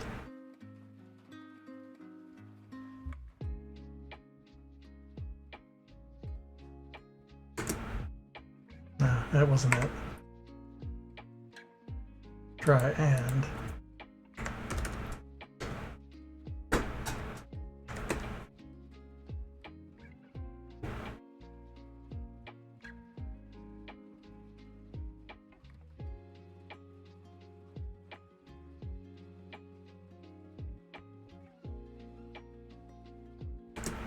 There we go. It stopped moving. It starts moving. That's how it's supposed to be. Now it just needs to be underneath the shop screen.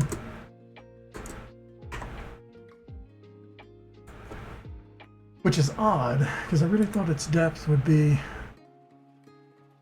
under it already. What is this thing's depth? Oh, its depth is the same as our thing.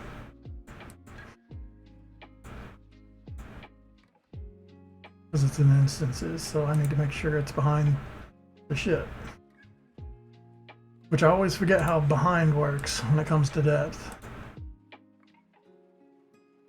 I think it's plus goes backwards. I always forget this.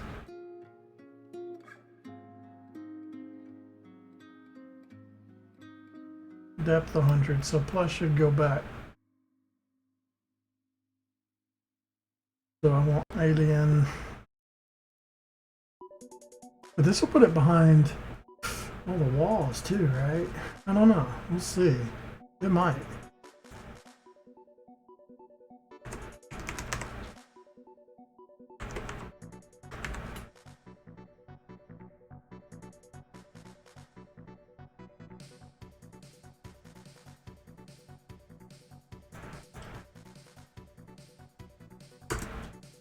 Okay, it's behind now. Everything else seems to be working fine. It's still in front of the wall. But now it's behind the box. Technically behind our player too, but if we touch it, it's gonna... Actually, it won't do anything as long as we're on the back, on the black. Okay, everything works great there.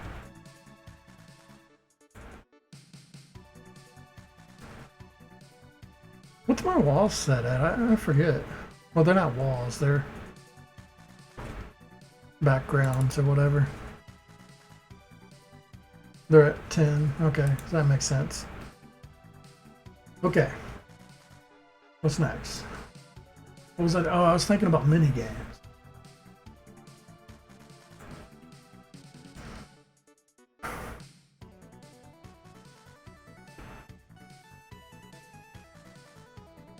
I'm gonna have to do some stuff with the movement and make sure this thing can't bother you around the port. I'll just do something to where it can't get too close to the port. It shouldn't even do anything if you're on the port, which I guess that works if it's underneath. But I think it would be better to just make sure it can't get within a certain distance of the port.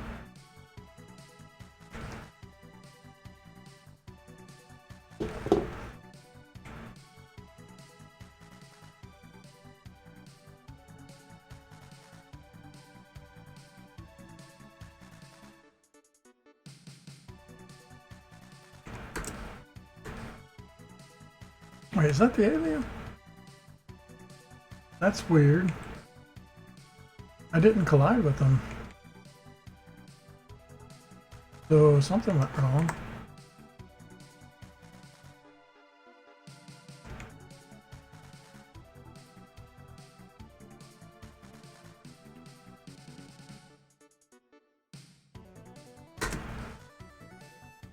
Alien shouldn't show up right now.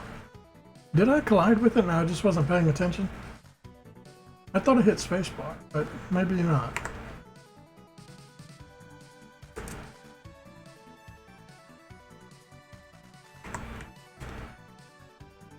I must have collided with him.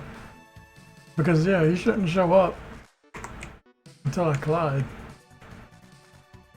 Then he'll show up. I must have. I just wasn't paying attention or something.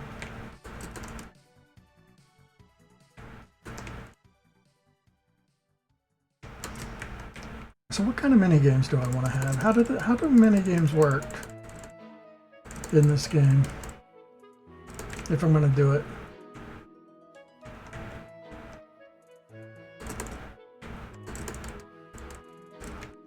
I think I'm going to do something where, I don't know,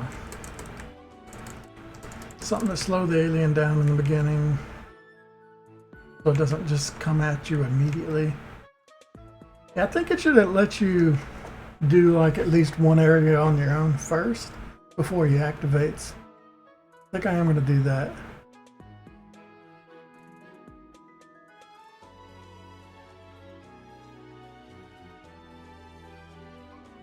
Yeah, let's go ahead and just set that up before I forget. That's easy enough to do. I just need to go to Initialize, make a new global.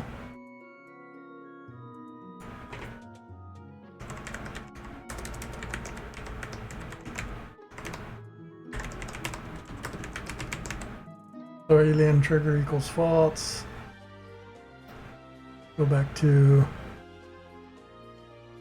this dude.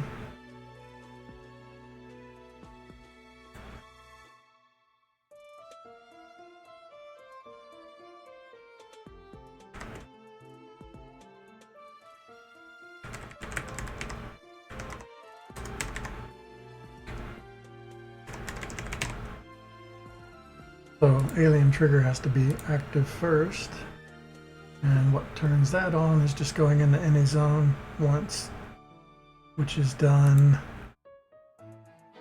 in the player.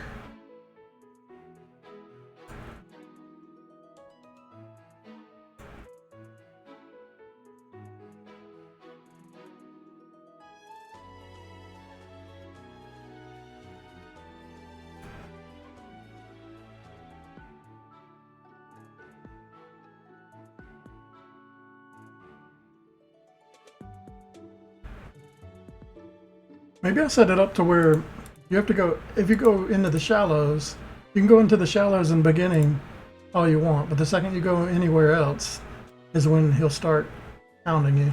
I think that's a good way to do it. So really I just throw in the bottom here, alien trigger on.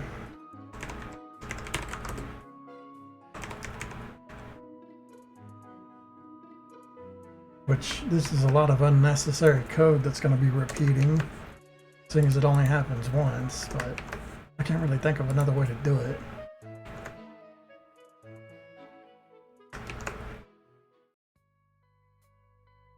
Well, there's some I can get rid of. Shipwreckage you won't be able to go too early anyway. I don't know if the corals count either. Are corals unlockable? No, it's shipwreck and oil spill that's unlockable, I think. I think you can go to coral anytime.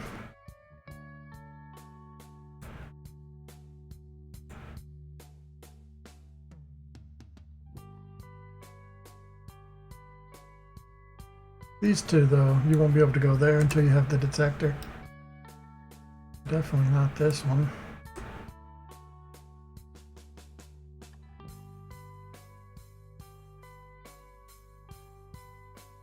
Honestly, this whole meteor landing is a totally different kind of area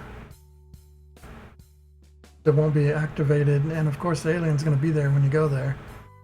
So maybe this gets cut off, but I don't know. I'll change that later. So the idea is you can go into the shallows all you want. The second you go into the sea, the deep sea, or into a corals area, you trigger the alien. I think I like that idea. But right now, he should be inactive. Yeah, he won't bother you. In the beginning of the game, you can do whatever you want. You can explore the map and go into one of these areas at your leisure. I'll do like a tutorial thing, just a simple like press space button to enter or to weigh anchor or whatever. So you'll weigh anchor, you'll go to the shallows, you'll gather some basic stuff, kill some jellyfish, maybe go down here and kill this crab. It's very hard to do. You gotta watch your stuff, but you get all kinds of loot. Oh, that's so much loot, and then you go back and get some breath. Kill this thing. Oh, there's another crab. Oh, and then you die and lose it all. Luckily, you just went to the shallows, so it's all good. You just do it again. And there's salmon now. Grab some loot. All that loot won't be on the bottom like that. So the crab, it gave a ton of gold right there, but it's actually not going to give that much. It's just some stuff it collected there.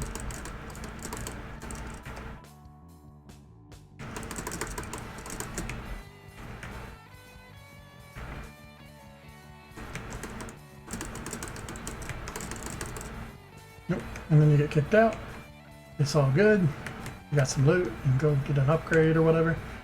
Or you can go do your research and stuff. Or just go to another area. Say you head into the sea area. You start it. You do the stuff that's in here. And once you exit here, he's active now. And he's going to start hounding you for the rest of the game. Till you finally kill him.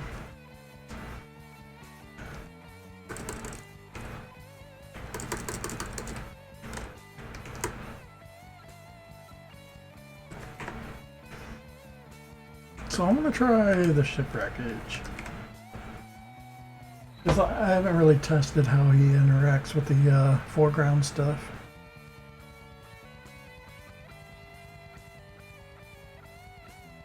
It should work fine, because he's got the same behavior as a fish. But his bullet shouldn't hurt you. Yeah, this won't hurt me. You can't shoot him. So being behind the ship thing just protects you from anything.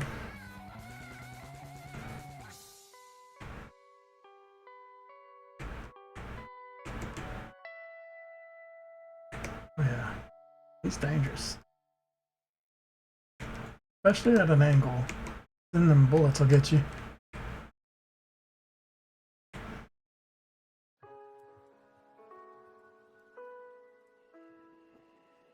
I might have a mini game play. Instead of getting pulled into the area you're in, I might have like a mini game play where you can kind of like fend them off every now and then.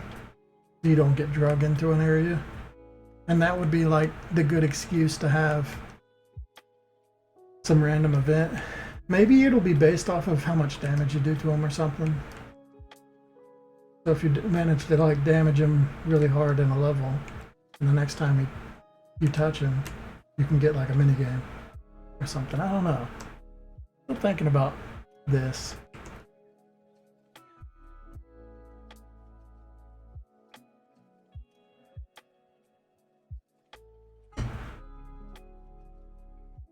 I could just go on the artwork and forget about the whole minigame thing for now. Put that as a side project. It's not that important. It kind of is. I just don't know what I want. My original idea was to have like 3 minigames that just randomly happen sometimes.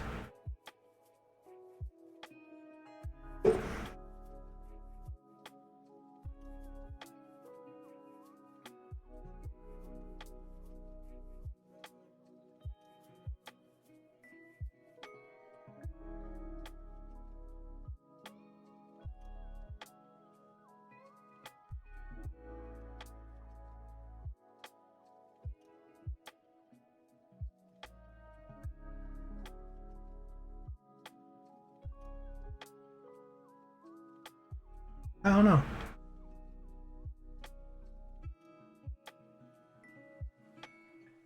I'm thinking I just pass on this for the moment. We just go on to artwork next. I mean, that's really the next thing. We'll skip the whole minigame stuff till later.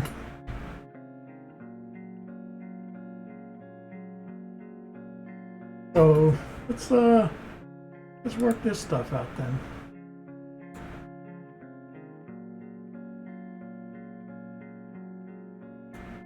This will go back to display capture. So right, mini games. I don't remember what this X and Y coordinate were for, but I'm gonna get rid of it. It was probably important, but it's gone now. Artwork.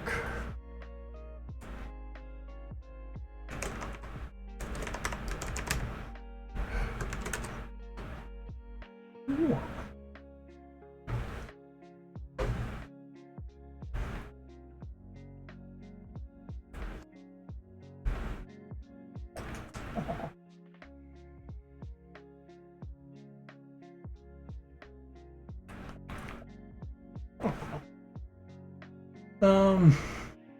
Alright.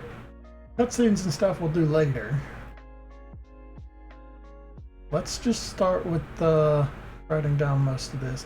Well, the easiest way is to go through that right side of the screen and just do all that.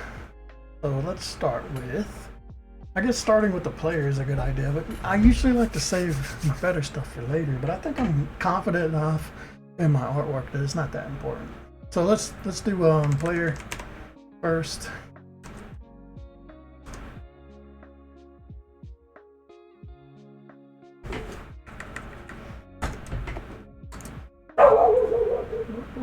Go.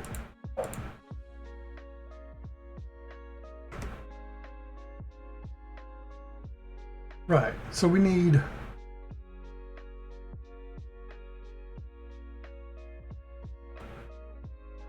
how am I going to do this? 0.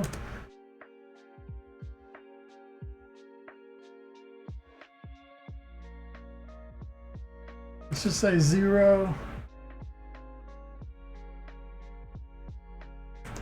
Swim side.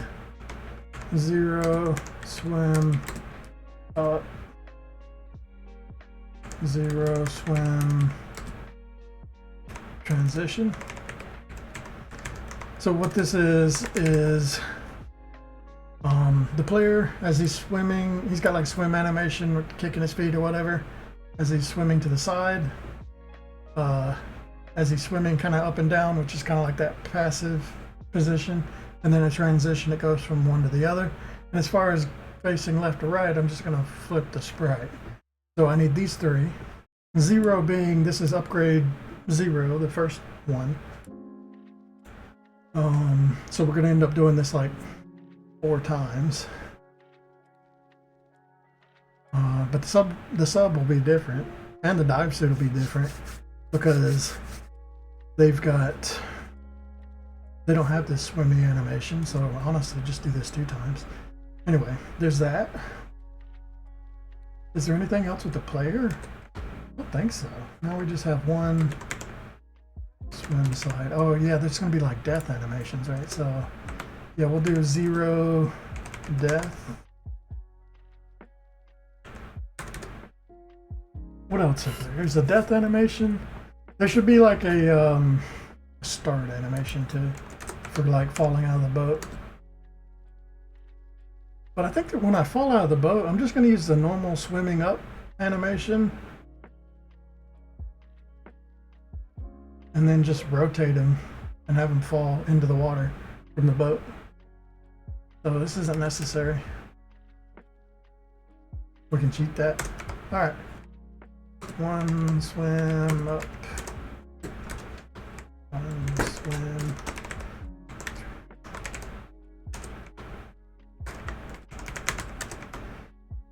All right, so this is the dive suit. I think the dive suit is just gonna be like a little mech suit looking thing. I think it'll have its like legs go forward and backwards. So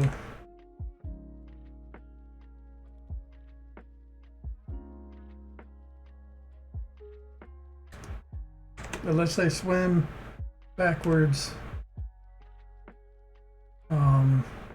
stationary, forward, all right. And then death animation. What else does the dive suit look like? I think it's pretty basic. Basically, yeah, that's it. 3 mini sub. Oh no, mini sub, yeah. I know that's 3. So mini sub, what do you have? I think this is the most basic of them all. It's just a normal one that animates faster when it moves. So just to swim. I could have it point up and down, but I would do that through code.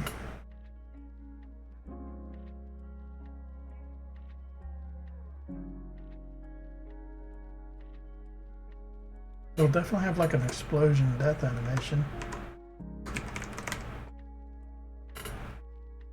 That's really it on that. We've got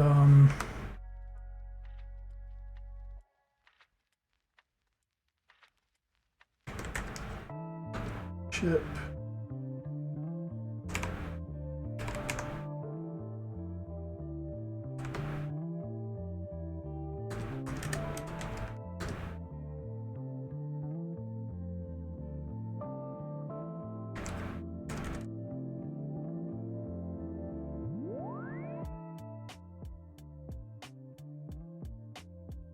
I don't know about the ship.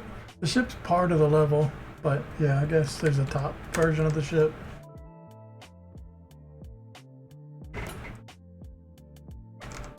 Whatever, I know what that means. What else? There's definitely different bullets.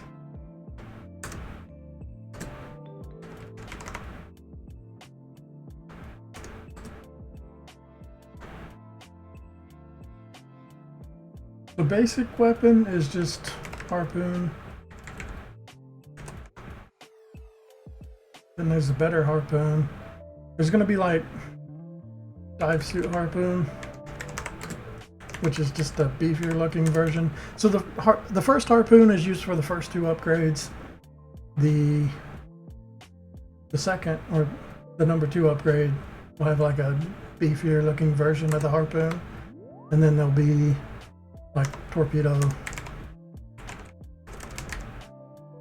for the mini sub.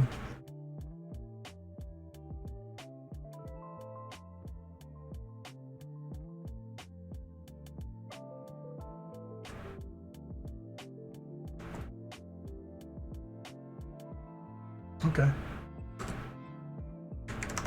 There's loot.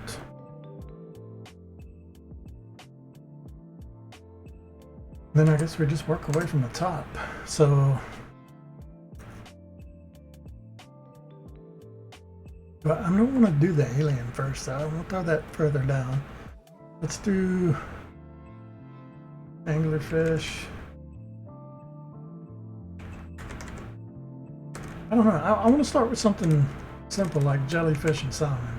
They're gonna they're gonna figure out what the rest of it looks like. I don't really know what my mutant fish look like yet. So I'm gonna start with the basic enemies to get an idea for that.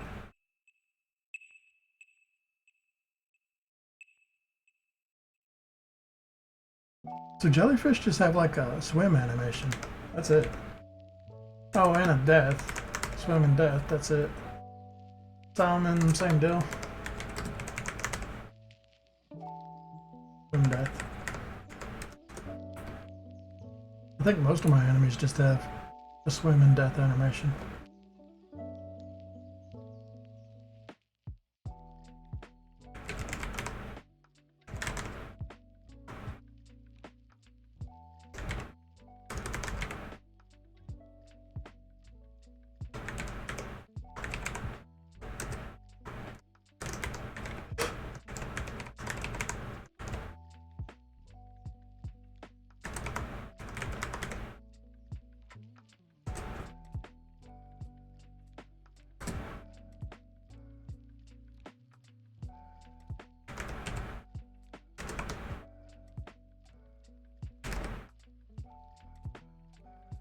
I think there's just a walk animation on the crab, and when it doesn't move, it doesn't animate, it goes to a default animation.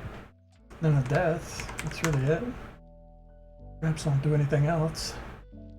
I could have it have like an idle animation. Let's have a, yeah, we'll have like an alternate idle animation, because it's easy enough. So if it's just standing there, not doing anything for a second, it might play like an eating animation or something. That will also give it a chance to where if it goes into that animation, it won't move left or right until it finishes that animation. So it'll give you a chance to go beside it and attack it. I like that. I should write that down.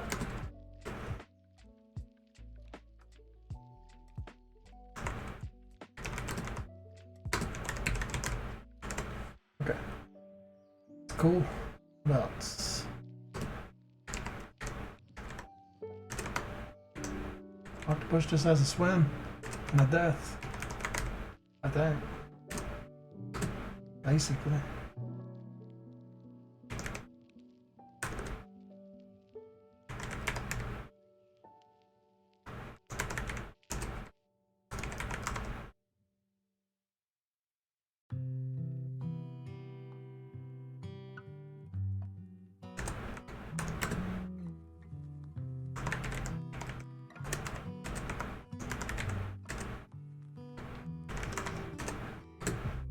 Easier in my other game. Other game, these guys would have like 12 different animations apiece.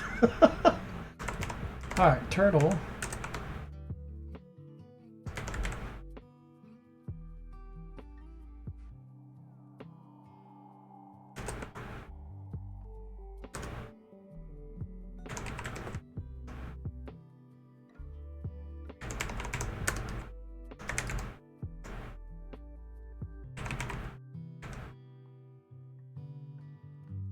Okay.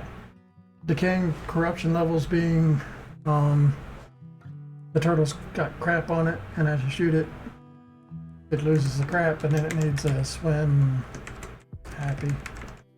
It needs like a swim happy and a swim sad. So when it's sad, it's got the crap on it. When you shoot it, the crap falls off of it, and you can loot it. And then when all the crap's off of it, it swims happy. And that's really all that is with that one.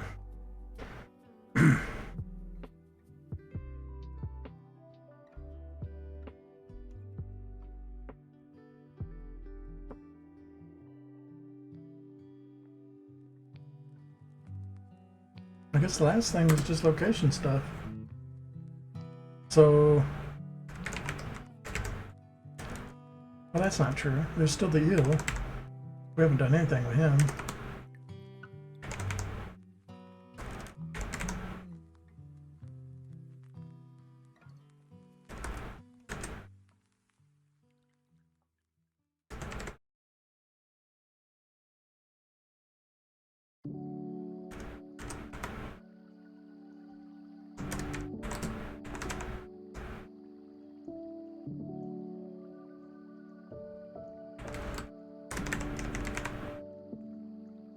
So the eel will have a hole, and then the hole will have eyes in it when it's like primed and ready to attack.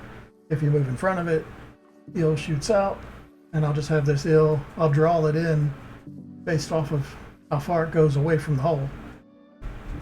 So really I just need a big long eel that wiggles, and yeah, I'll draw as much of it as needed. I should be able to do that through code, I believe.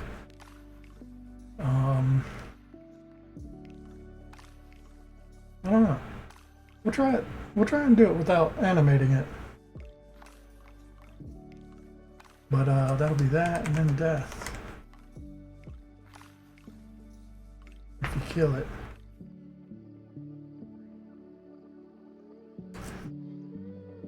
Okay. There's no other enemies I forgot to put in, or didn't put in yet. So, yeah, next is location. So, what do we need? We need like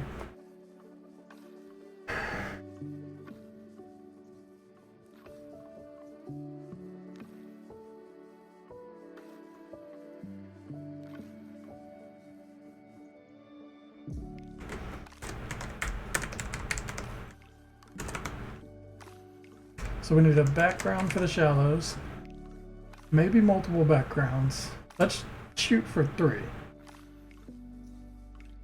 So I'm gonna say 3 background. Oh, that's confusing.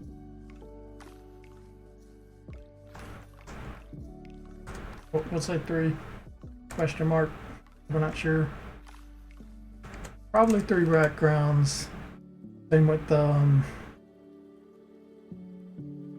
what do you call it? Bottom of the water. It's the. I keep thinking shore. It's. Is it just bottom? There's a word for bottom of water. Seabed. The bed? We'll call it seabed. Probably want 3 different seabeds. And the idea is to mix and match backgrounds to seabeds.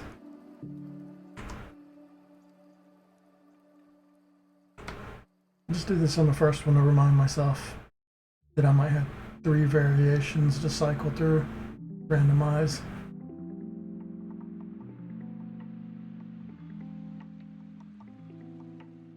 I don't know how I'm going to do the top of the water. I might try and do some like fancy physics stuff. I've seen it happen. I just don't know how to do it.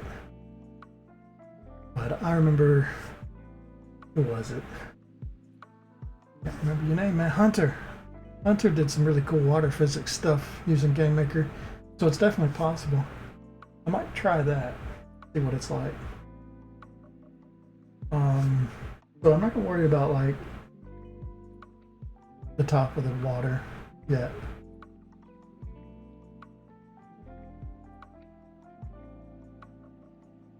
But I'll definitely want some different like background clutter kind of stuff, like rocks, coral. I'll just have to, I don't know, look up some ideas.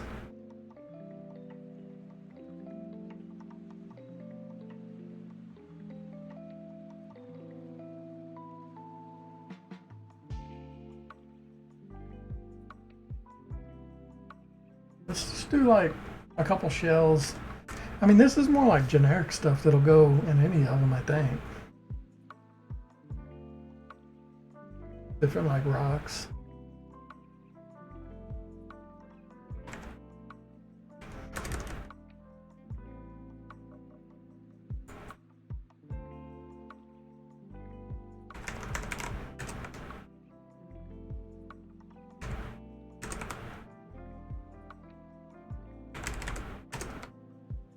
Rock, shells, kelp,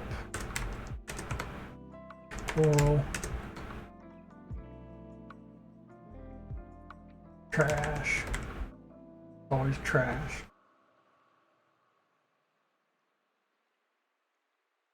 I could also make some passive creatures in the background.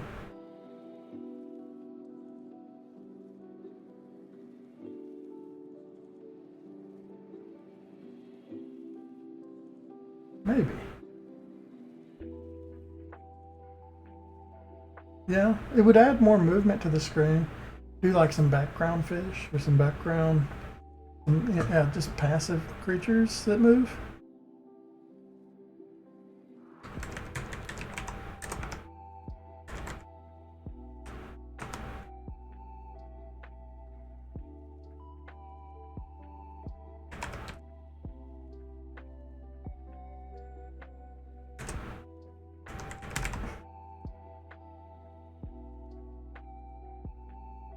Make the well be like kind of a rare thing you can see in the background of the deep sea or something. That'd be fun. It can even have like well noises if I'm willing to do that. Just to add an extra little fun thing.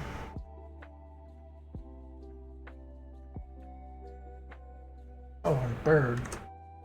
Seagull. I have a random seagull that might go up above. And all these things are going to have like one animation of swimming, moving, whatever it is. That'll just add some extra movement to the scene. Shouldn't be too hard to do. So outside of the seabed in the background, there's nothing else really to put in the shadows without that extra stuff. That extra stuff's all randomized. The background and the seabed will be random out of the ones that I do. I like that. Okay. So really this is just going to be like this for all of them, I think. Just some of them are going to be different.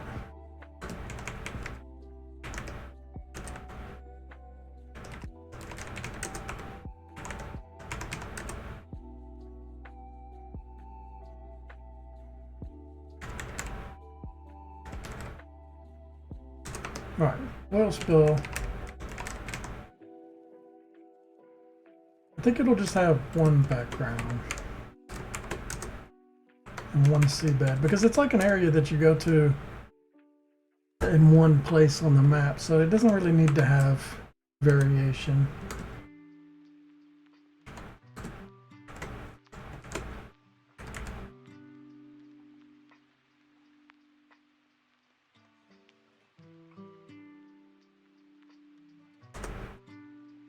And the same thing goes with the shipwreckage.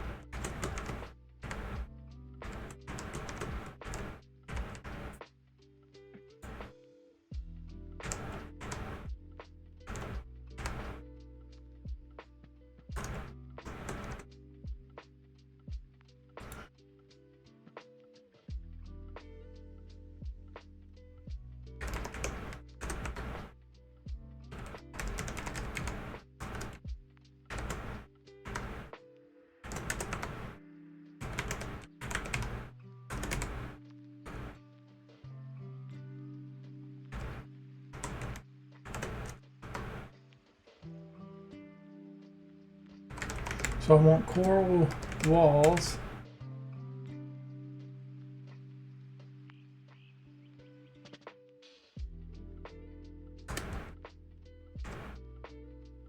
With eel holes. Weird as that sounds. And then I'm going to want probably like 4 or 5 variations.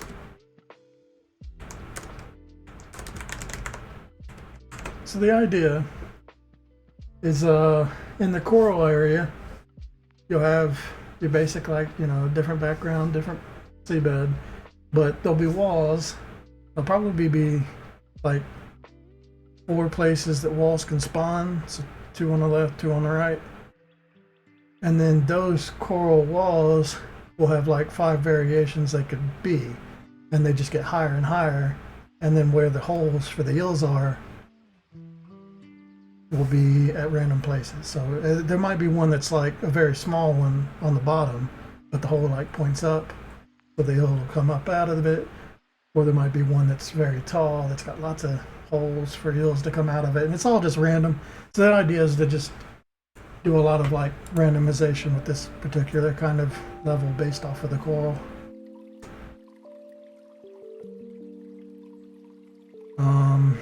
What else is there? Shallow, sea wreck, shipwreck.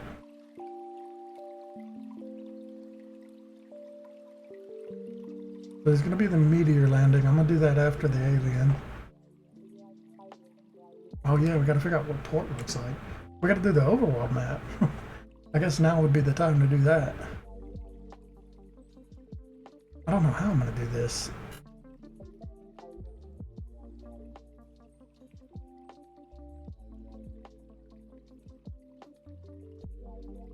Okay.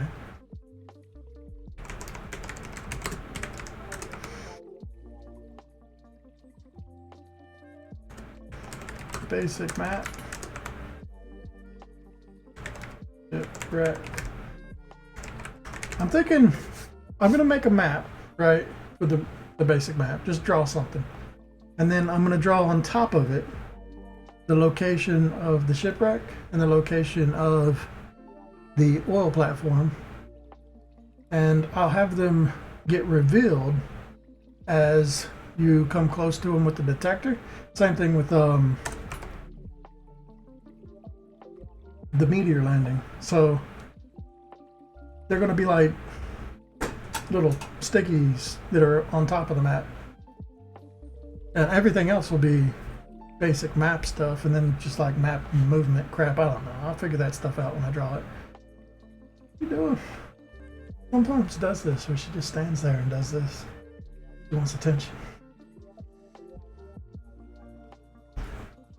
Can't see her being goofy.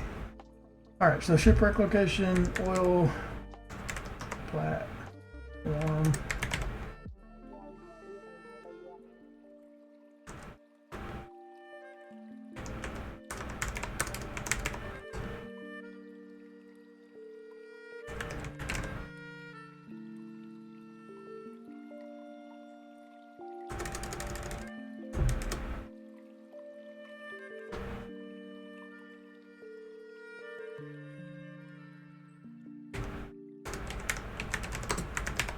I don't know what moving parts is now, but it's got to have some sort of moving stuff on it. I'm probably going to do like waves and stuff using shaders. I'd like to try that. So the other moving stuff is just going to be like, I don't know, maybe on land I'll have like some traffic or something. Or I don't know, just whatever. Anything that I can think of that adds a little extra movement to the world map. Of course, clouds going overhead, that's an easy one. Now, you know what? Let's write some of that down.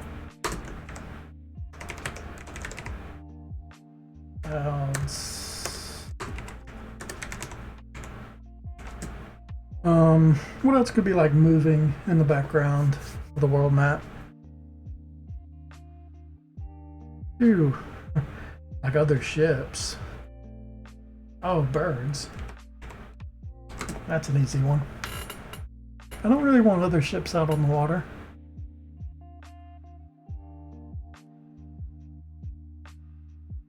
I don't want trees that move, but there might be trees as their own object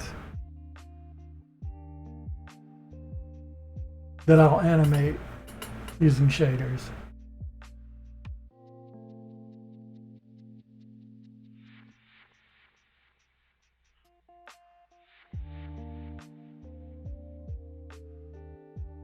What are some other stuff?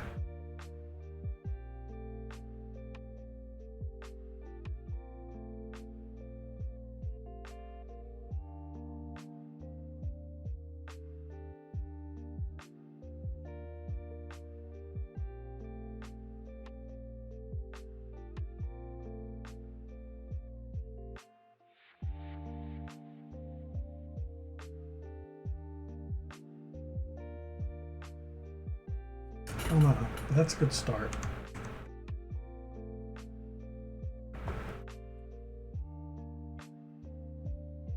Okay, I did the ship.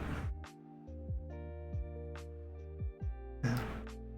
I think the last of it is just alien stuff. That's not the last of it, there's still cutscenes too. So there's Alien Swim.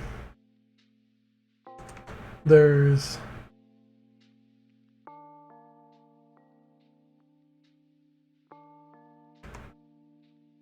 Charge Up and Charge. This is when it gets ready to charge, and then when it charges, then it goes back to swim animation.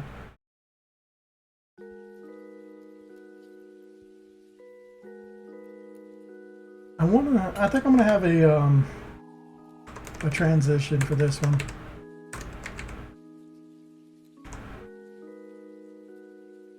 So that when you get to the left or the right side of them, instead of just flipping it, I'll have it play an animation for changing direction.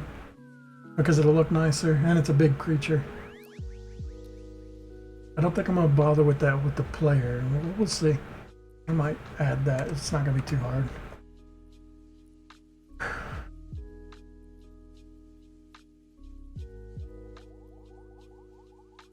If it jumps out of the water, I'll use the charge animation for that, because it'll look the same.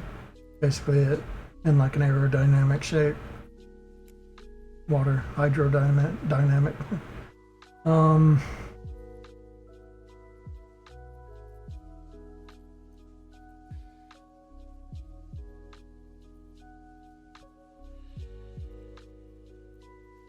I think that's it.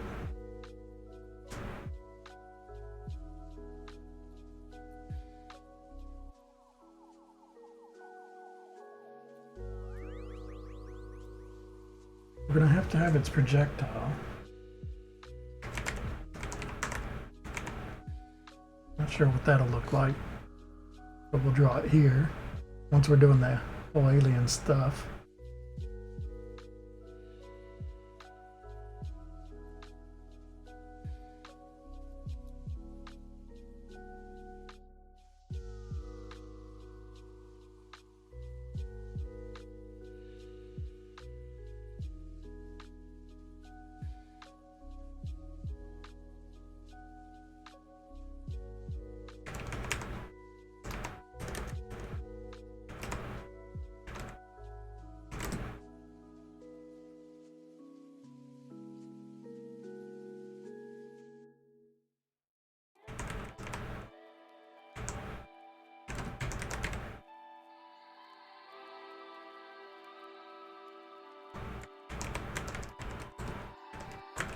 I'll have it play an animation when it actually attacks the boat. It'll come up out of the water for a little bit before it shoots you in.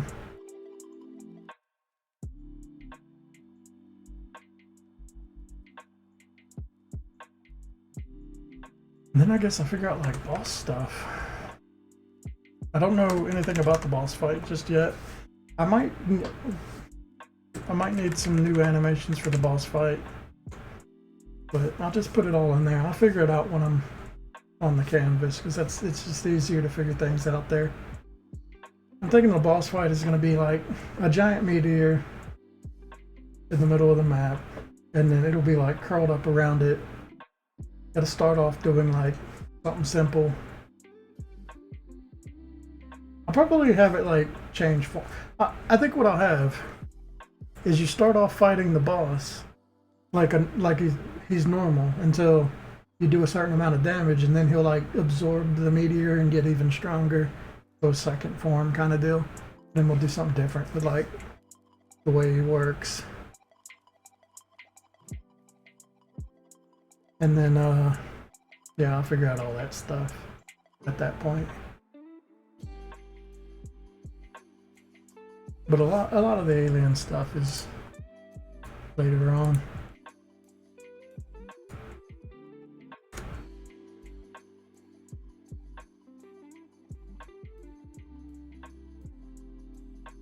And we'll have to do cutscenes. UI.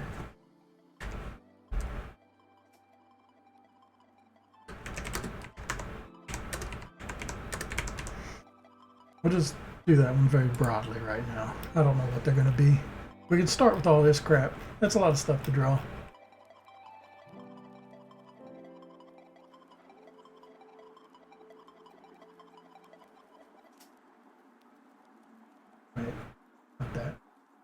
What am I doing? I think I'm just done. Yeah, how long have we been streaming for? Like 4.5 hours. That's pretty good. I'm gonna end the stream here then. Yeah. So I don't know. I'm gonna keep working on this. Hopefully, I'll get more into it. I do enjoy it. I think I was just trying to distract myself again with like games and stuff, but none of them really interest me. Gotta wait until something new comes out at some point.